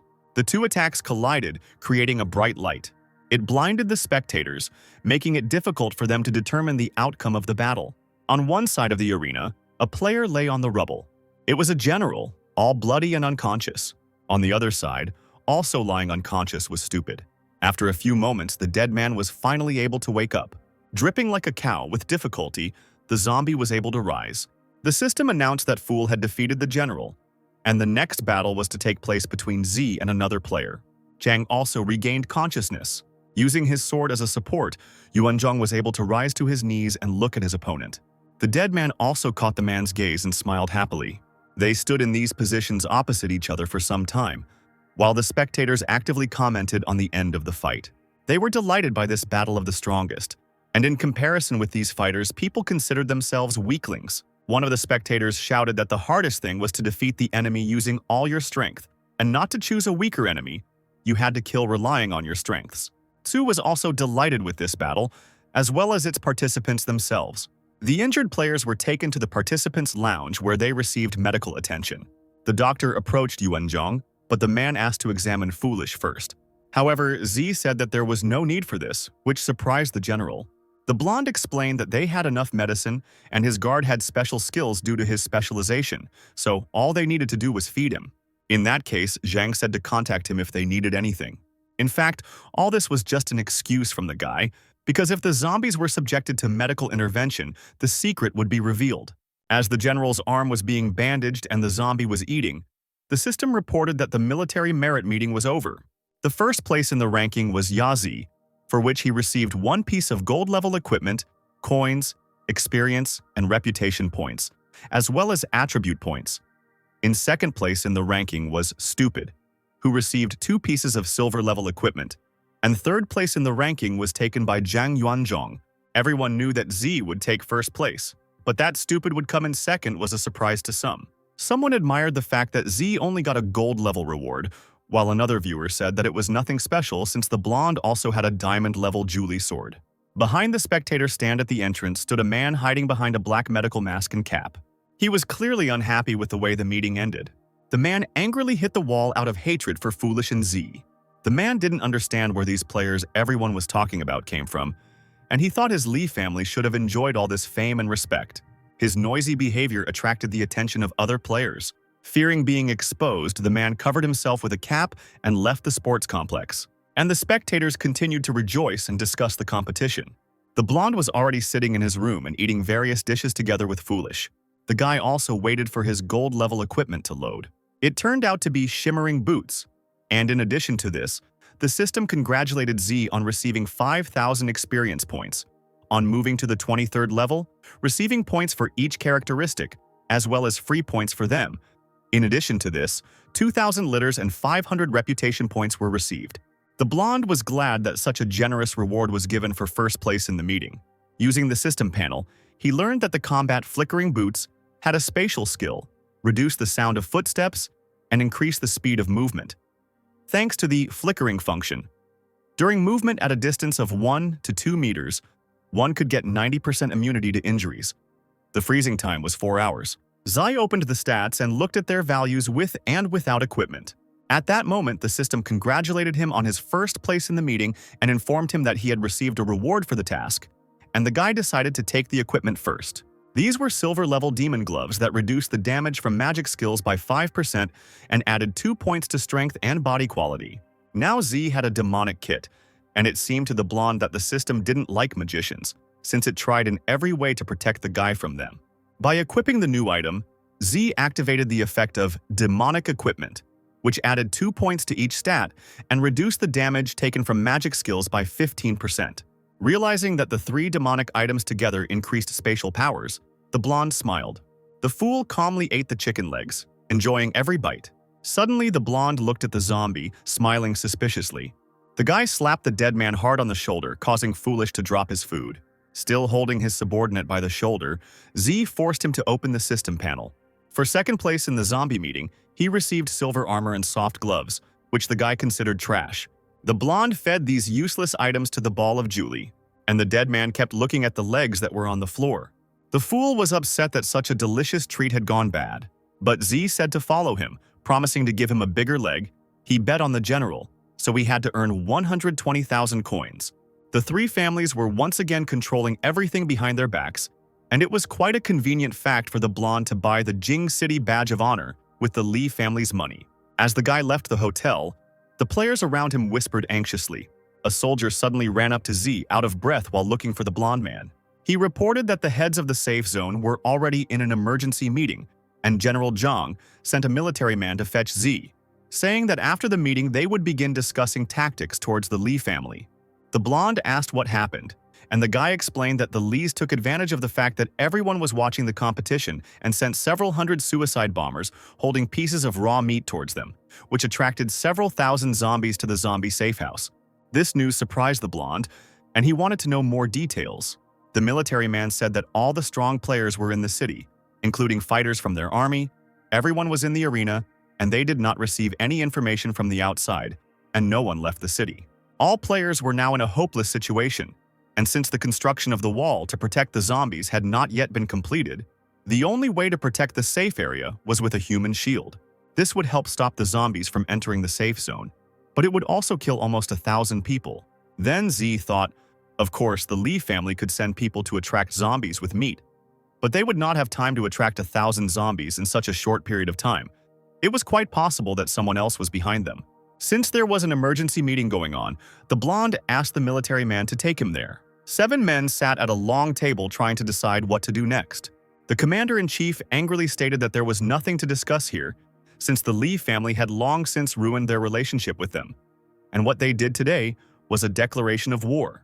Then his subordinate in square glasses asked the man not to be angry, because they were discussing a plan, and the proposals of the other participants in the meeting made perfect sense. One of the men said that they all wanted to deal with the Lee family, and the most important thing was to think about the safe zone. It was necessary to finish its construction, and if they focused on dealing with the enemy, they could suffer many losses.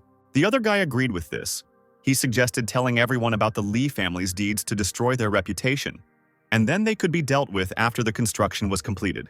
His twin brother supported this, explaining that now they had to focus on the main thing, and if they completed the safe zone, then they would have a rear. The meeting participants insisted that all this was for the sake of the safe zone, for the sake of the long state, and if they started a war, they would suffer great losses, and this would affect the entire city of Jing. An angry Yuanzhong hit the table with such force that it cracked. But then he said, "Do you think the Lee family will sit back and watch us build a safe zone? Do you think they won't try again? We'll all pay with our lives, the lives of our soldiers. Think about the main thing. I'm wondering how much benefit your family has brought you since you care about it so much." The soldier with glasses told the general that they cared about the state just like he did, so there was no point in saying such things. And the other man agreed with this. He explained that they were looking at the general situation, and Zhang spent a lot of time on the battlefield and did not know their financial situation, and their situation was not so rosy. And the commander-in-chief said that he agreed with the general. When the door opened, there was a sudden silence. Everyone present looked at the man who was Z. The military man in glasses was indignant that an outsider was allowed into such an important meeting. The long-haired, bearded old man replied to Himu, who had not come out for 2 days, that it was the winner of the martial skills meeting who had a good reputation. Then the man began to complain that people from the street were allowed into the secret meeting, as if the government was now following the lead of others. Pointing his finger at the blonde man, the soldier began to demand that he be thrown out. Then Z stood up for Yuanzhong, explaining that he himself had invited the guy here. Himu replied that they didn't know this person at all, so it was reckless to invite him to the meeting. Then Z asked if the soldier had been too rude. The blonde man expressed his opinion that Himu was too hasty in making a decision regarding the Lee family. And he also said that although the man did not know Z, the boy was well acquainted with him. Zai said that the military man's wife died early and his daughter turned into a zombie. But despite this, he still stood in the first line of defense of the safe zone and, thanks to his merits, received a promotion and took this position. The blonde man then asked if Himu was familiar with the name Lin Qi. These words horrified the military man. Those present looked at He in surprise, who could not understand how Z knew all this. The guy continued to speak. When you were told that you also have a son, you were very happy. Moreover, when you were offered to work for the Lee family to provide a better life for Lin Qi, you agreed without hesitation. Dissatisfied with this news, Zhue slammed his fist on the table. It was not easy for the commander-in-chief to accept the betrayal of his subordinate, who tried to somehow justify himself. Suddenly, the system began to demand attention in order to tell the players terrible news. The zombies were supposed to reach the city in just 5 hours. For this reason, residents had to evacuate to a safe zone, which after 5 hours had to be blocked, like the surrounding areas, and they could only open after the end of the zombie attack. Leaving the zone before unblocking or entering it was prohibited. In order to repel the attack, the safe area had to receive system confirmation and security rights. Mu was surprised when he heard about the zombie attack. The man looked at his hands and laughed madly, saying that Lee had his own tricks. Still smiling, he declared that this zone would not withstand the invasion of the dead, and everyone in it would die. The enraged commander-in-chief insulted Mu and slapped the soldier. He admitted that he had been doing things under the noses of the army and the government for a long time, and this day had finally come. Even though the man was supposed to die, he was glad that his son would be safe with the Lee family, so the military man could be made a scapegoat because he no longer had anything to fear. Zai thought that the Lee decided to act earlier, so they sent the zombies. In order for an area to attract a corpse invasion, 3 conditions had to be met. The safe zone had to meet the system's standards, the number of corpses had to meet the standard, and they had to be led by a zombie king. However, the construction of the safe zone was still unfinished, so it was strange that it attracted an invasion. Even though it didn't comply with the rules, the strength of these zombies was much greater than that of Jing City, which didn't make the blonde happy at all. Z approached the general and said that he had helped to discover the spy and had provided this information for free, so he asked for he as a reward. Zhang agreed to this, hoping that Mu would die a painful death. Holding the traitor tightly by the collar, the blonde asked if those present had any more questions. Everyone lowered their heads nervously, not daring to say anything, and only Yuanzhong replied that they had no more questions. In that case, Z decided to take his leave for his other business. He walked out of the building, leading Heimu behind him. Somewhere in the square, a man was kneeling with his hands tied in front of Z, and soldiers were passing by. They recognized this man as the minister who had given a speech a few days ago, and the military were surprised that the blonde had tied up he, who could now only be sympathized with. Mu was still kneeling, looking pitifully at the guy. Suddenly, Z grabbed the minister by the collar and made him fall. The man asked to kill him faster so that during the attack everyone would follow him. These words angered the military, so they were ready to deal with the traitor themselves, but they still decided to listen to what Z had to say. Then the guy took out a purple scroll from his storage. This object could form a soundproofing dome with a diameter of 5 meters, and if it was broken through, it could isolate sound for another half hour. The blonde used the item, and a barrier appeared around him and the minister, which Foolish did not allow anyone to enter. He said again that the safe zone was sealed and no one could escape, so they would all face the same fate as the man. The minister again pointed out that everyone would die, at which point Z punched him in the jaw. The collision caused the man to lose a couple of teeth. Then the blonde man asked him where Lixuan was. Wiping the blood from his face, he declared that he would not say it. Zai confessed that he liked such bold ones, after which he took out the dagger of decay. The guy put the gun to the minister's neck and asked him again if he would tell where the head of the Lee family was hiding, to which he replied in the negative. And the next second the blonde plunged a dagger into his wrist. The man could not hold back his scream from the intense pain. Z, not understanding what Lee could have promised, asked the minister again if he would tell him everything. In response to this, the man began to ask to kill him faster, but the blonde was not going to do it until he found out where Lixuan was. He admitted that he did not know this and continued to pray for death. This caused Z to abruptly pull the dagger out of the traitor's palm. Then the guy asked if it was true or a lie. The minister screamed again as the blonde man pierced his other hand. Now Z asked he what Lixuan ordered him to do, and the blonde man also told him to think about his son before speaking. The man replied that he was first told to transport the funds through a safe zone or give the army an assignment that would kill the soldiers. Dissatisfied, Z said that he didn't ask about that, but yesterday, when Lixuan fled, he left a message for the minister. Mu admitted that they had indeed sent a man to him who told him to stall for time until the Lee family was attacked. The blonde asked how they contacted the minister since Lixuan couldn't just leave his pawn, and he explained that it was done through the fire that the Lee family had secretly set up. The voiced method of communication made Z think. The blonde asked if the man wanted to say anything else, to which Mu replied no. The minister himself thought that if he told everything, he would not be able to neutralize the guy from whom he was planning to escape. Placing his hand on his shoulder, Z said that he was doing well. The blonde swung his dagger and struck the traitor several times. He did this by saying that useless people had no reason to live. The guy then jumped away from the minister, opening an umbrella in front of him. He did this to protect himself from the bloody splashes. The disfigured corpse that Z left lying in the middle of the square disturbed the surrounding people. The day was sunny and seemed beautiful, as if there should be no problems. Z visited the exchange office for rates for the military merit meeting. When it was his turn, he gave his ticket to the girl sitting at the table and asked her to exchange it. She looked at the ticket and asked the guy to wait a little. The girl said that Yazi did the right thing by betting on Yuanzhong to take third place. For this, The guy was supposed to receive 123,550 coins, which for a zombie meant a lot of chicken legs. Having opened the system panel and returned the ticket, the girl asked to wait a little. The system then notified that Zai had received the corresponding amount of coins. After this, the blonde left the exchange office, giving his subordinate another piece of meat. Then the guy went shopping at the game store. As usual, Foolish remained behind the door to wait for his master and embarrass the other players by eating chicken legs. The system congratulated Z on purchasing the Jing City honorary token, which cost 225,000 coins after taking into account the 10% discount. Because of this, the players standing in line began to whisper that only this blonde man had so much money. And there was also a rumor about the murderousness of his gaze, and the presence of the Foolish made the crowd move away altogether. The guy also bought a uniform and emblem of a law enforcement officer, for which he spent 256,500 coins. When Z walked out of the store, all the players were shaking in fear of being killed by his gaze. But the guy didn't care about them at all. Much more interesting to the blonde than the shaking people was the honorary badge of an epic-level city. Of course, only someone who made a huge contribution to the development of Jing could possess it. This icon was also permanently bound to the player and had the following abilities. The honorable announcement could be used once every 2 days, and it would publish an announcement that would be received by all players in Jing City. When greatness was activated, all feelings instilled in other players were increased by 100%.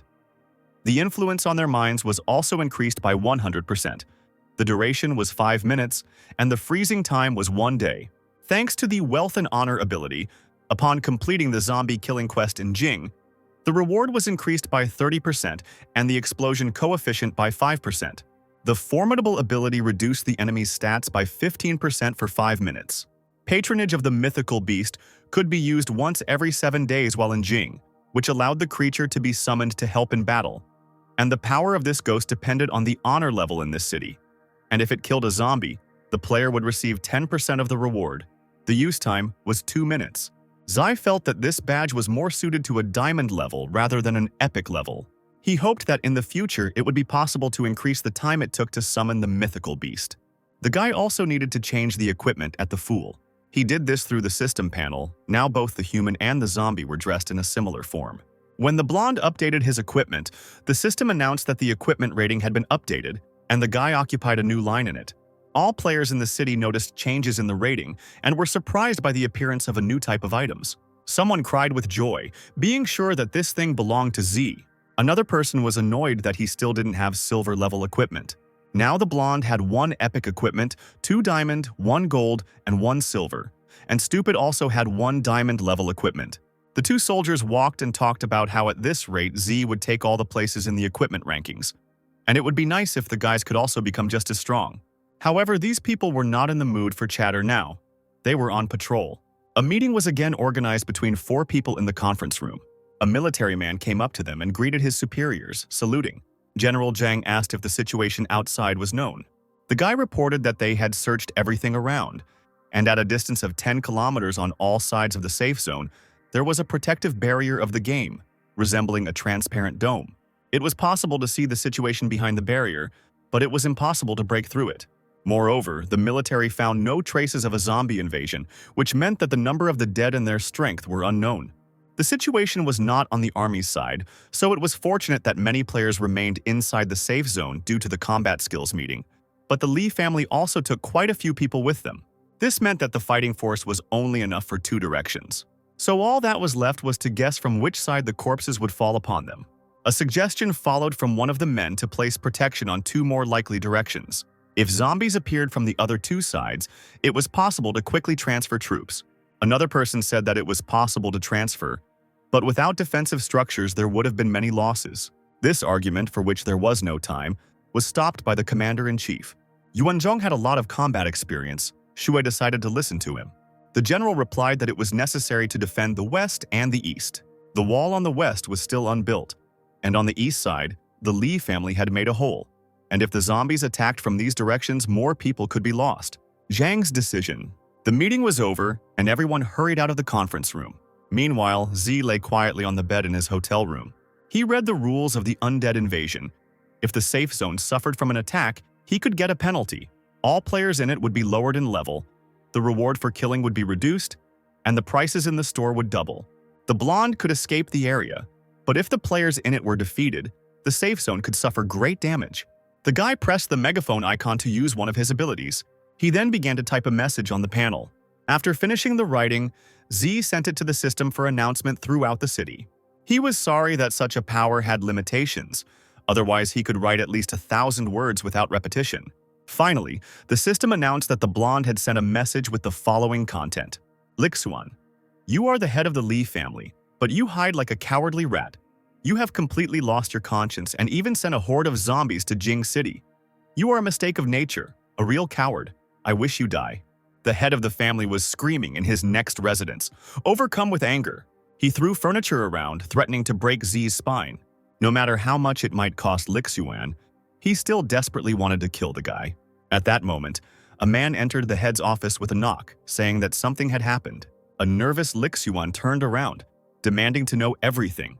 The man reported that because of the published message, many began to hate their family and wanted revenge. At the assembly points that the Lees controlled, it was estimated that only half of the people decided to leave. Others stayed only because it was night, and in some places there were even uprisings. It's entirely possible that players in other gathering places might also decide to leave if they find out their family is in charge. The man said that they had suffered great losses because of Z and wanted to add something else, but Lixuan suddenly staggered. The chief could not bear such terrible news and lost consciousness. The subordinate caught him and laid him on his lap. Lixuan's state alarmed the other players, who began flocking to the leader to somehow help. At 8:30 in the evening, in the safe zone of Jing City, preparations for a zombie invasion were underway at the southeast corner, under the supervision of General Zhang. The military carried various objects to create traps and other defensive measures. Yuanzhong turned around and asked his subordinate if the army statistics were ready. He was informed that they now had only 50,000 combat-ready people, of which about 20,000 were army soldiers. 15,000 were sent by the An and Yun families. The remaining 15,000 were volunteers, mercenaries, and small groups. There were still about 100,000 people in the rear, but they could not be taken into account due to their poor fighting skills.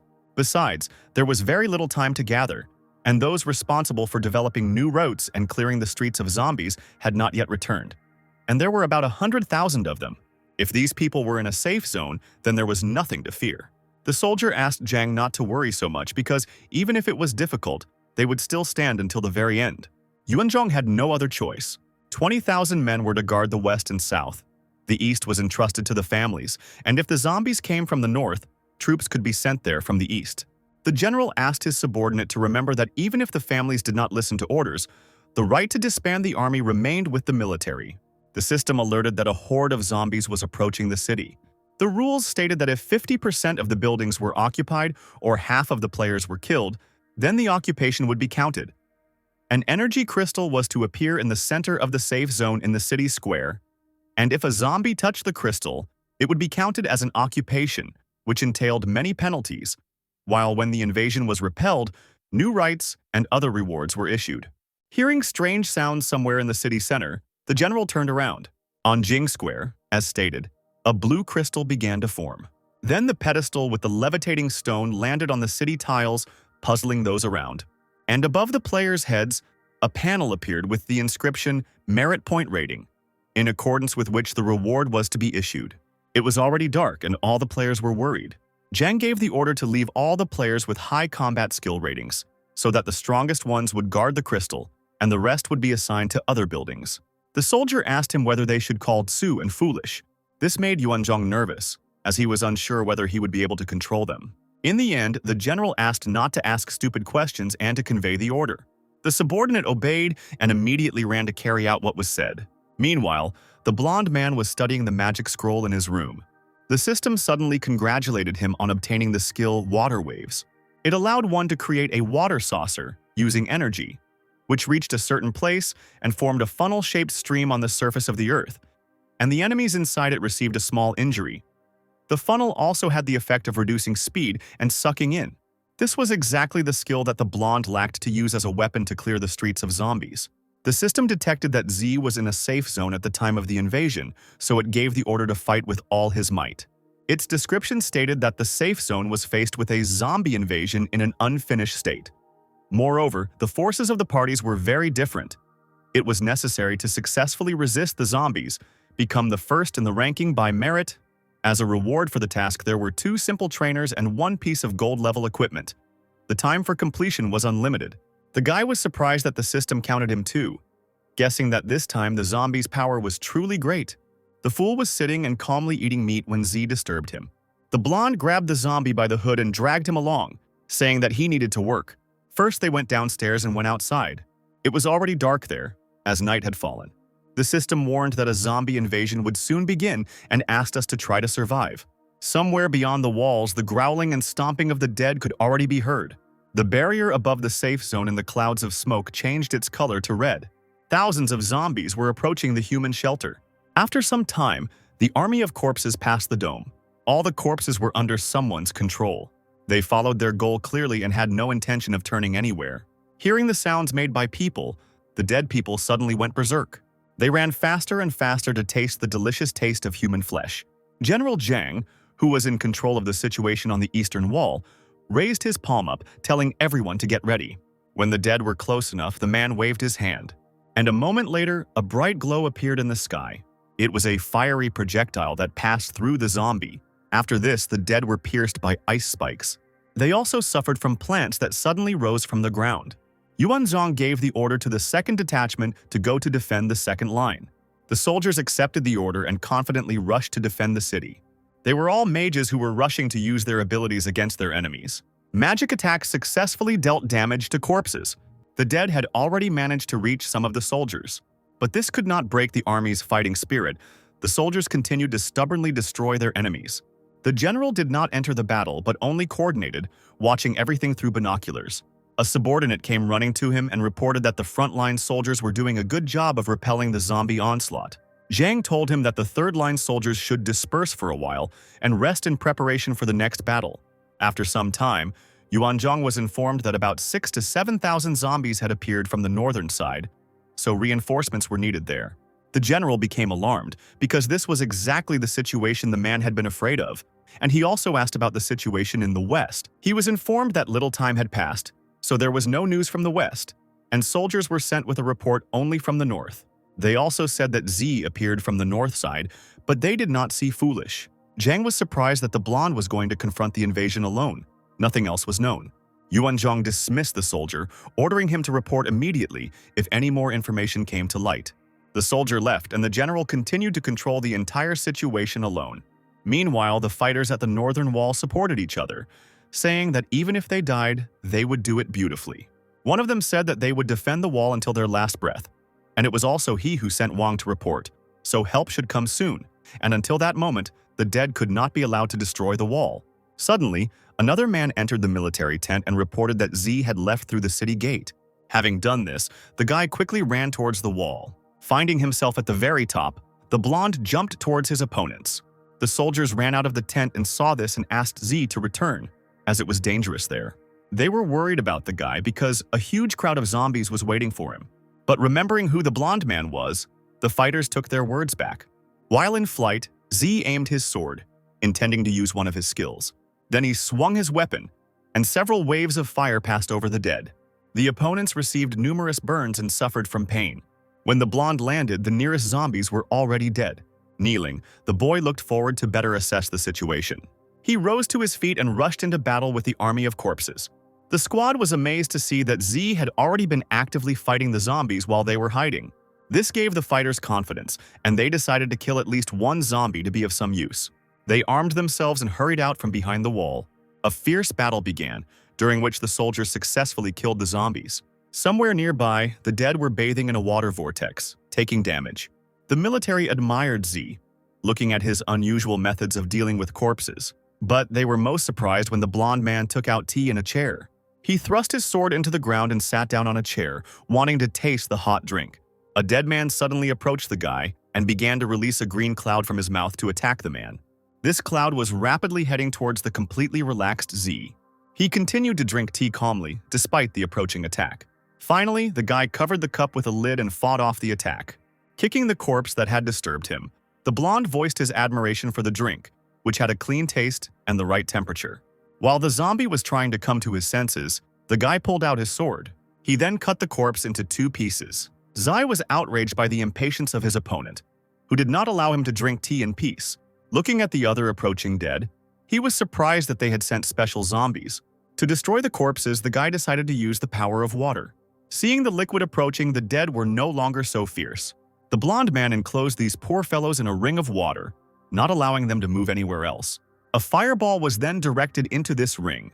Thanks to him, the guy created an explosion that destroyed a crowd of dead people.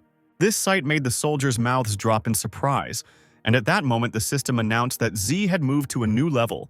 One of the dead men was surprised that some man was so strong. He understood that if this continued, he would have to sacrifice at least a quarter of his zombies to kill the blonde. And if we dragged out time, then reinforcements could come to the people, because of which the corpses would lose. And the boss did not want to allow this. The special zombies couldn't hurt Z, so it was interesting to see if a crowd of ordinary dead people could do it. When the guy was surrounded by walking corpses, he decided to use a straw scarecrow. The blonde activated an object nearby, and all the zombies immediately pounced on the scarecrow. At that moment, Z himself escaped from that crowd without any problems. Somewhere near the wall, the blonde noticed soldiers who were being approached by dead people. The guy understood that if this continued, the dead would soon break through the defense line and rush straight into the city, and it would be possible to declare the defeat of the northern front of the safe zone, so it was necessary to urgently solve the problem. The number of zombies in the north was bound to reach its limit soon. Z decided to jump up using the momentary freeze, so the guy hung right above the heads of the dead. He felt it was time to show his skills. So the blonde took out a badge of honor from the storage room, and in addition to that, drank a certain potion. He then used the ability Beast Spirit Patronage. A strange purple energy and electrical discharge suddenly began to emanate from the badge of honor, and the dead men stubbornly tried to get to the blonde. The resulting bright light confused the zombies. The electric discharge intensified and the sky rose. Purple energy now surrounded the corpses as well, and the towering column of light could be seen from anywhere in the city. The soldiers, having heard the strange sounds, began to turn en masse toward its source. They kept trying to figure out what had happened. Quite unexpectedly, grass and flowers began to spread across the asphalt. One of the military even called it a happy omen. The momentary freezing ended, and Z landed behind the dead men. And the fighter's conclusions seemed strange to the guy. Turning around, the blonde saw the beast forming. It was a creature with a dragon's head and a horse's body. The military recognized this creature as a Qilin.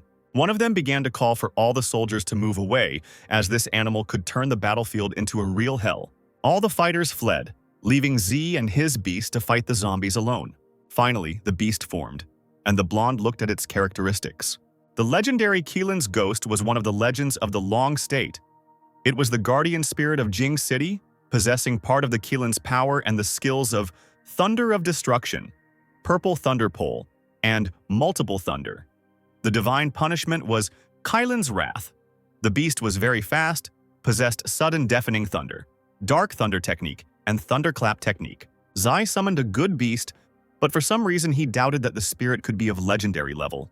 This beast had the nature of man, and it must have had consciousness. Since time was short, the blonde decided to study the ghost later. He turned around and saw the dead men trying to run away in fear. The guy could control the creature, as usual, with his thoughts. This was quite simple for Z, and he hastened to take control of the spirit. The zombie army was rapidly melting away under the Qilin's attacks, and the blonde was glad that this magical beast also possessed electric current. The spirit rose above the corpses and began to emit electricity. This current struck every creature in its path. The zombies were terrified and tried to somehow save themselves, but it was to no avail. The creature's power was too great. A sphere formed around the beast from which lightning emanated. Splashing out powerful energy, Qilin destroyed one corpse after another. After the spirit's attack, there was no trace left of them. The blonde's experience at this time increased exponentially. The guy was able to rise 2 whole levels and was now on the 26th. At the same time, he could calmly stand still without risking his life. Zai became increasingly impressed by this mythical beast and its skills. He again mentally forced the creature to soar into the sky. It swung its hoof in the air, and electricity once again reached out to the corpses. Something strange suddenly started happening around Z. Purple energy began to accumulate around him. Then she began to crystallize right above the guy. And the next moment, the energy split into fragments and disappeared along with the Qilin. The system also notified that Zai had advanced to the 27th level. A certain boy on the wall ran there because he felt the familiar chi that belonged to the Green Emperor. He indulged in nostalgia when he managed to see the mythical creature. It was Qi Yu, the giant sorcerer who had entered into battle with Huang Di, the god of weapons and metallurgy, and his appearance was even more incredible. The players were shocked that in just a few moments, Z had risen 3 levels, and the guy himself, after the beast disappeared, received the scales of the purple gold Qilin and the source of earthquake. The source possessed the power of thunder and lightning of the extreme degree and was one of the pendants of the 8 trigrams, which allowed the player to master the corresponding power. And the scales accepted the blessing of Qilin, possessed the power of a lucky omen, and activated a special effect in some situations. It increased the player's luck and body recovery speed by 20%, reduced the impact of negative factors by 20%, and the damage done to any characteristics by 10%. These objects seemed so amazing to the blonde that he was speechless. The earthquake source was immediately sent to storage. But the guy began to examine the scales and suddenly became thoughtful. He wondered if Qilin would be able to regenerate scales if Z wanted to get even more. When the blonde turned around, he was met with another crowd of zombies. However, they still did not dare to attack the man, and the guy thought that the zombies were already scared. Z opened the panel and noticed that the automatic collection had turned off. He asked the system why this function didn't work when the dead were killed by Qilin. She replied that the equipment and weapons that appeared were destroyed by Qilin's power, so it was impossible to collect them. The destructive power of the spirit was even greater than the blonde thought. The guy was also interested in whether he would be able to keep the cards with gold-level equipment and tools, but now there was no way to check this. Looking at the scales again, Z wondered where he could put them, because if he put such a small thing in his pocket, it might fall out during the fight.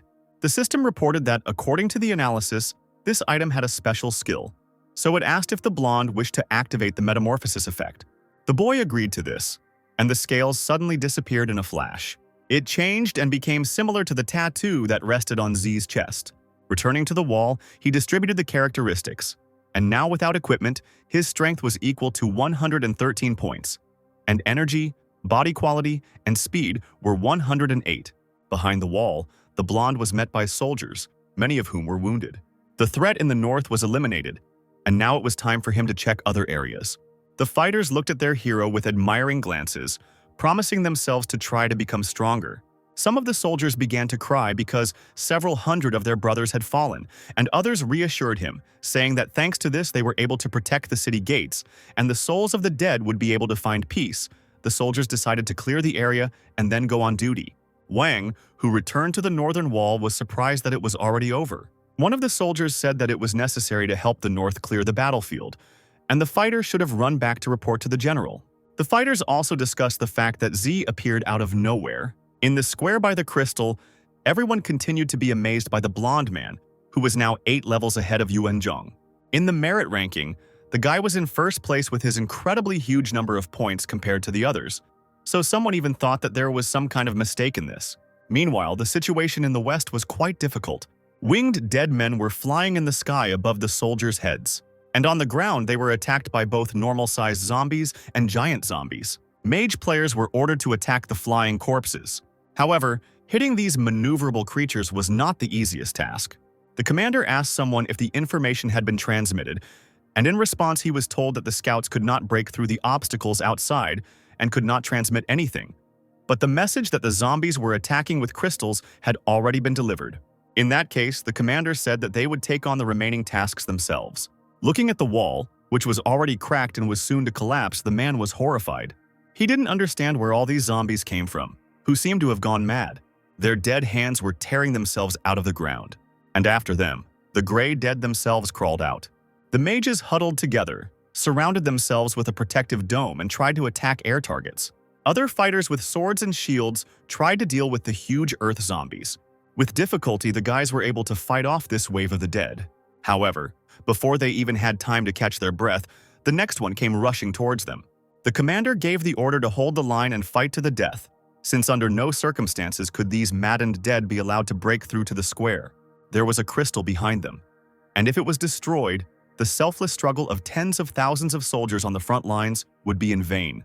Such words really made the fighters unite and fight to the last. As ordered, the soldiers ran together in a tight formation and held their shields in front of them. A horde of giants was advancing towards their heroic ranks, and the soldiers clutched their shields tighter, realizing that death was inevitable. A fiery projectile was launched from the wall towards the dead. He landed somewhere in the middle of the zombie army and created an explosion, reducing the number of enemies.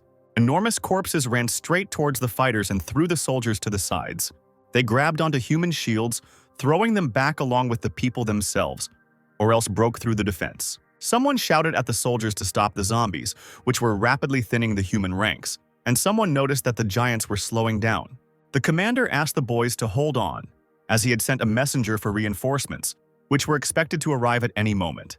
Somewhere on the spilled water, footsteps appeared, but no one was visible. It was an extremely rare and incredibly dangerous invisible zombie. The body of this monster was completely transparent. Light passed through it without encountering obstacles.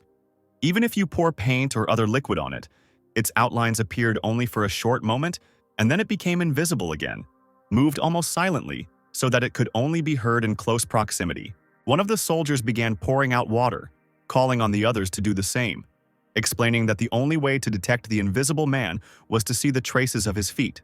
The guys began to actively spill their water on the asphalt as an invisible dead man approached them. The soldier who suggested this idea asked everyone to be on the alert and watch for places where invisible people appeared and immediately warn others about it. The man didn't have time to say anything else because his head was torn off by a transparent corpse. The body fell to its knees, scaring the other guys, and the invisible man continued his killing. The fighters huddled together in fear and despair and screamed. Suddenly, a powerful red hammer flew over their heads. It landed near the people, hitting its target and piercing the asphalt. And a moment later, the very same dead man who had caused so much panic appeared under the weapon. The boys turned around to see who their savior was. They saw Foolish approaching them, his hand outstretched to catch his returning hammer. At this point, the zombie was under Zai's control. He began to rapidly destroy his opponents with his subordinates, and the fighters were incredibly happy about the appearance of a strong comrade, and also wondered whether the blonde himself had joined them. Someone reported that he was here too, and now the soldiers had a chance to survive. Someone was making his way into the depths of the city with rapid leaps. It was a dead man who was trying to reach the square. He extended his cold hand forward to bring victory to his leader. There was only one jump left to the crystal, after which the people would be defeated. And now the zombie's hand was just a couple of millimeters away from the stone. However, everything turned out to be not so simple. Something was moving towards him from behind at great speed. A second later, the dead man was knocked off his feet by Foolish's hammer. The dead zombie was left lying and bleeding, and the weapon returned to its owner. But that was not the end. The crystal was too important an object to be left unattended yet. The fool continued to destroy other dead people who wanted to touch the stone. There were more and more of them, but Foolish successfully fought off the attacks of his opponents. Soon, more military personnel arrived at the square as reinforcements. Now it became much easier for the subordinate to protect the crystal. The soldiers tried to maintain formation, but some were still killed by the dead. After some time, everything in the square calmed down, and one could even hear the rustling of leaves. The soldiers laid their dead comrades in a row and cleared out the zombies. The fighters were calm, knowing that they had managed to prevent the victory of the dead. Among them, one could also meet Jiao Yang-un. One of his comrades touched his shoulder, offering him a rest because the guy had been fighting without a break. Jiao Yang was unperturbed and silent, and others began to admire him, because this man rushed into the thick of the dead, not fearing death, and disappeared into it, and after some time he was able to return unharmed, and he also entered the top 10 strongest fighters in the tournament. The guys started talking about how much they admired Jiao Yang, and he in turn simply waved his hand at them without further ado. Then he sat down next to the crystal in a not very comfortable position. Foolish approached the guy and began to examine him carefully. The soldiers thought that the zombie wanted to meet the rather strong and fearless Anne. But then the fighters became alarmed when Foolish raised his hammer above himself, clearly intending to harm the boy.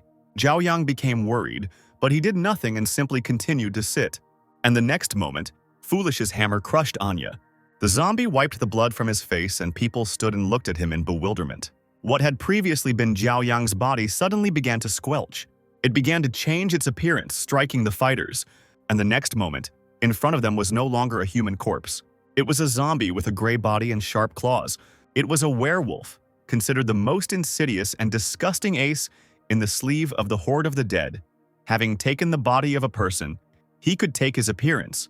All the things on his body retained their properties, and his appearance was no different from a human. The specific smell of a zombie also completely disappeared. The differences from a person were a frozen facial expression and unnatural movements, and the inability to speak. The fighters were surprised that the zombies had so many forms and decided that it would be necessary to introduce a mandatory check after the battle, during which everyone would have to talk. They did not think that a comrade in arms could stab them in the back. While the guys surrounded the corpse and were surprised by such a trick, Z and Stupid moved away from them. In a whisper, the blonde told his subordinate that they needed to go east. Then Z completed his mental control over his dead body. They went together to the appointed place. There were already many zombie corpses lying around on the eastern front. General Zhang still stood at the top and controlled the flow of the battle. He was informed that 5 lines of defense had been broken through and only 1 remained. The soldiers' morale was at its limit and the defense was greatly weakened. And they also had almost no men left, so it was difficult to fight on. In this case, Yuanzhong decided that it was necessary to retreat, move the line of defense and retreat to the buildings, and the buildings would serve as cover and give time for a respite. His subordinate believed that this should not be done under any circumstances, because if they retreated, they could lose control over the zombies. And if the dead turned in the other direction, the army could find itself in an extremely vulnerable position, and there were many civilians hiding inside the buildings who were unable to fight. Zhang said he understood everything, but they had no choice. His soldiers were at their limit and they had to retreat to the buildings to survive. The subordinate lowered his head, realizing that nothing could be done now. But suddenly, the soldier noticed Z who had arrived to them. He was delighted and, clapping the general on the shoulder, said that the retreat was cancelled because a blonde man had come to them. Yuanzhong was also delighted by the appearance of the guy who didn't say a word. He silently walked to the edge of the wall and jumped down. And Zhang watched Z with a smile and hope that everything would work out. The general then raised his sword and told his soldier to prepare a counterattack. A certain guy at the front was already shaking from fatigue, but he was not ready to retreat. Someone scared him by putting a hand on his shoulder and asked what the situation was on the battlefield. Tears appeared in the player's eyes. He couldn't believe that Z was really standing next to him, calling for him to be quiet. The blonde repeated the question again. The fighter reported that the entire defensive line was on the verge of breaking through, but reinforcements arrived from the western gate and they managed to stabilize the situation while they could hold off the onslaught. However, the general sent reinforcements to the crystal, as well as a small detachment to the northern gate. So they were left with less than 10,000 soldiers who were at their limit. Hordes of zombies were still crawling behind the barrier, and the situation was critical. Apparently Z arrived in time, and it was time to turn the tide of this battle. Other soldiers approached the blonde man and reported that Yuanzhong had ordered them to join him. Then the boy took out a 9-lie spear from the storage.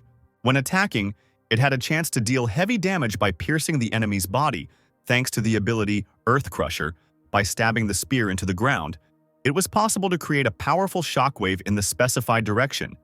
Heaven Piercer was a straight strike that knocked the enemy back.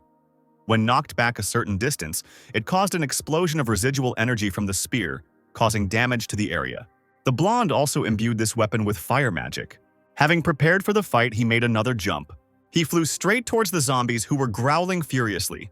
Having landed, the guy dealt them a powerful blow. A small hole formed at the site of the attack. The flying sparks caused the dead to become covered in blisters. Such trauma increased, mercilessly destroying the dead. Many zombies have already fallen at the hands of Z. The guy deftly wielded the spear, piercing the corpses. He got into a fighting stance and began to spin the weapon in his hand. He then unleashed a massive fire attack on the dead. They all burned to ashes, screaming in terrible pain, and some of them still tried to resist the fire and kill the blonde. But it turned out to be useless. The giant zombie loomed over the boy, about to swallow the man. But this was unsuccessful. Z threw his spear at him. Having reached its target, the weapon made a sizable hole in the corpse. And then there was an explosion that completely destroyed the dead man. The attack ended, and the spear obediently returned to its owner. The soldiers watching this opened their mouths in surprise. The number of dead people was rapidly decreasing, and there were very few of them left. By killing them, Z was already able to reach level 29. Finally, all the zombies were successfully exterminated by one man. The soldiers stood motionless, feeling superfluous. They felt awkward because all of them together couldn't do as much good as the blonde did alone in just 4 hours. And at that moment, the guy was calmly distributing his characteristic points. He also checked the items he had collected and was surprised that a skill book had fallen out of the zombie crowd. His inventory was running out, and Z's mental strength was not yet enough to feed everything to the Julie ball. For this reason, the guy had to temporarily disable auto-collection. He also rummaged through his backpack and threw out the most unnecessary things. Now the blonde could calmly go and rest. The general and his soldiers saluted Z, thanked him, and said that he could always turn to them for help. However, the guy said that there was no need for thanks, and he also said that there were still some weapons left on the battlefield that could be useful to them. After this, Z calmly withdrew, leaving the army to deal with the rest of the consequences. He returned to one of the buildings where he began feeding objects to the ball. The guy sat on a chair and anxiously looked at the skill book. The blonde asked the sacred Qilin to bless him with an excellent skill, and the pleased beast decided to fulfill the request. He opened the book with trepidation, wondering what he would get. The pages of the book emitted a purple light, satisfying Z's curiosity. The skill he discovered in the book amazed the boy. It was called Bloody Gaze. It had an irreversible effect on the player's eyes, significantly increasing the range of vision, allowing you to adjust the focus. The technique had such skills as X-ray vision, hypnosis, thanks to which you could create an illusion in the mind of the enemy. Insight allowed you to recognize illusions and mirages with the help of mental energy. Now the blonde understood what the advantage of Qilin's blessing was, and decided to take him on all important matters, which did not please the beast at all. The system asked if Z wanted to learn a new skill, to which he responded positively. She accepted the answer, after which changes began in the guy. His eyes began to hurt terribly, causing the blonde to break out in a sweat. Then blood started flowing out of them. A few scarlet drops fell down onto the cold tile between Z's feet. The system then congratulated him on successfully learning the skill. The blonde looked at his bloody hand and noticed that everything looked a little different now. His vision actually improved several times. The guy took out a mirror and, looking into it, saw that the irises of his eyes had turned red. Then he decided to test his X-ray vision and activated it. Z looked around and his gaze stopped at the ceiling. Through it, the guy found the general, who, in his opinion, returned too early. But soon the blonde realized that this skill learning took too much time. The system then notified him that 15 minutes after the end of the zombie wave, a vote for a counterattack would begin. Zai took his sated Julie ball and headed upstairs. There stood a somewhat tired Zhang with his eyes closed and thinking about something. The blonde opened the door and disturbed Yunzhong by calling out to him. Seeing the savior, the man hastened to bow respectfully to the guy. He thanked Z for everything the blonde had done during that zombie wave, because without him the consequences would have been catastrophic. The guy said again that there was no need to thank him, and explained that he wanted to ask if the general personally knew at least 4 of the top 10 in the merit rating. The man said that he knew almost everyone and asked why the blonde needed it. Then Z asked to gather them all in this place, after which he planned to explain everything. Yuanzhong said that they all lived nearby, but the man was afraid of attracting unnecessary attention by gathering so many strong players in one place, so he asked the blonde man to wait a little. After some time, all the players the guy needed were gathered. Z asked if they knew that there were overlords behind each wave of zombies. This question surprised the players because they thought that there were people behind all this. Since everyone was now aware of this, the blonde wanted everyone to understand that other than the Lee family, only the overlords were guilty of this massacre. Zhang's words gave the guy an idea that gave an excellent opportunity to give Lee a gift. People were in complete agreement with Z, wanting to avenge their loved ones and all those who died. The blonde said that once the zombie wave ends, a counterattack will be activated in the game.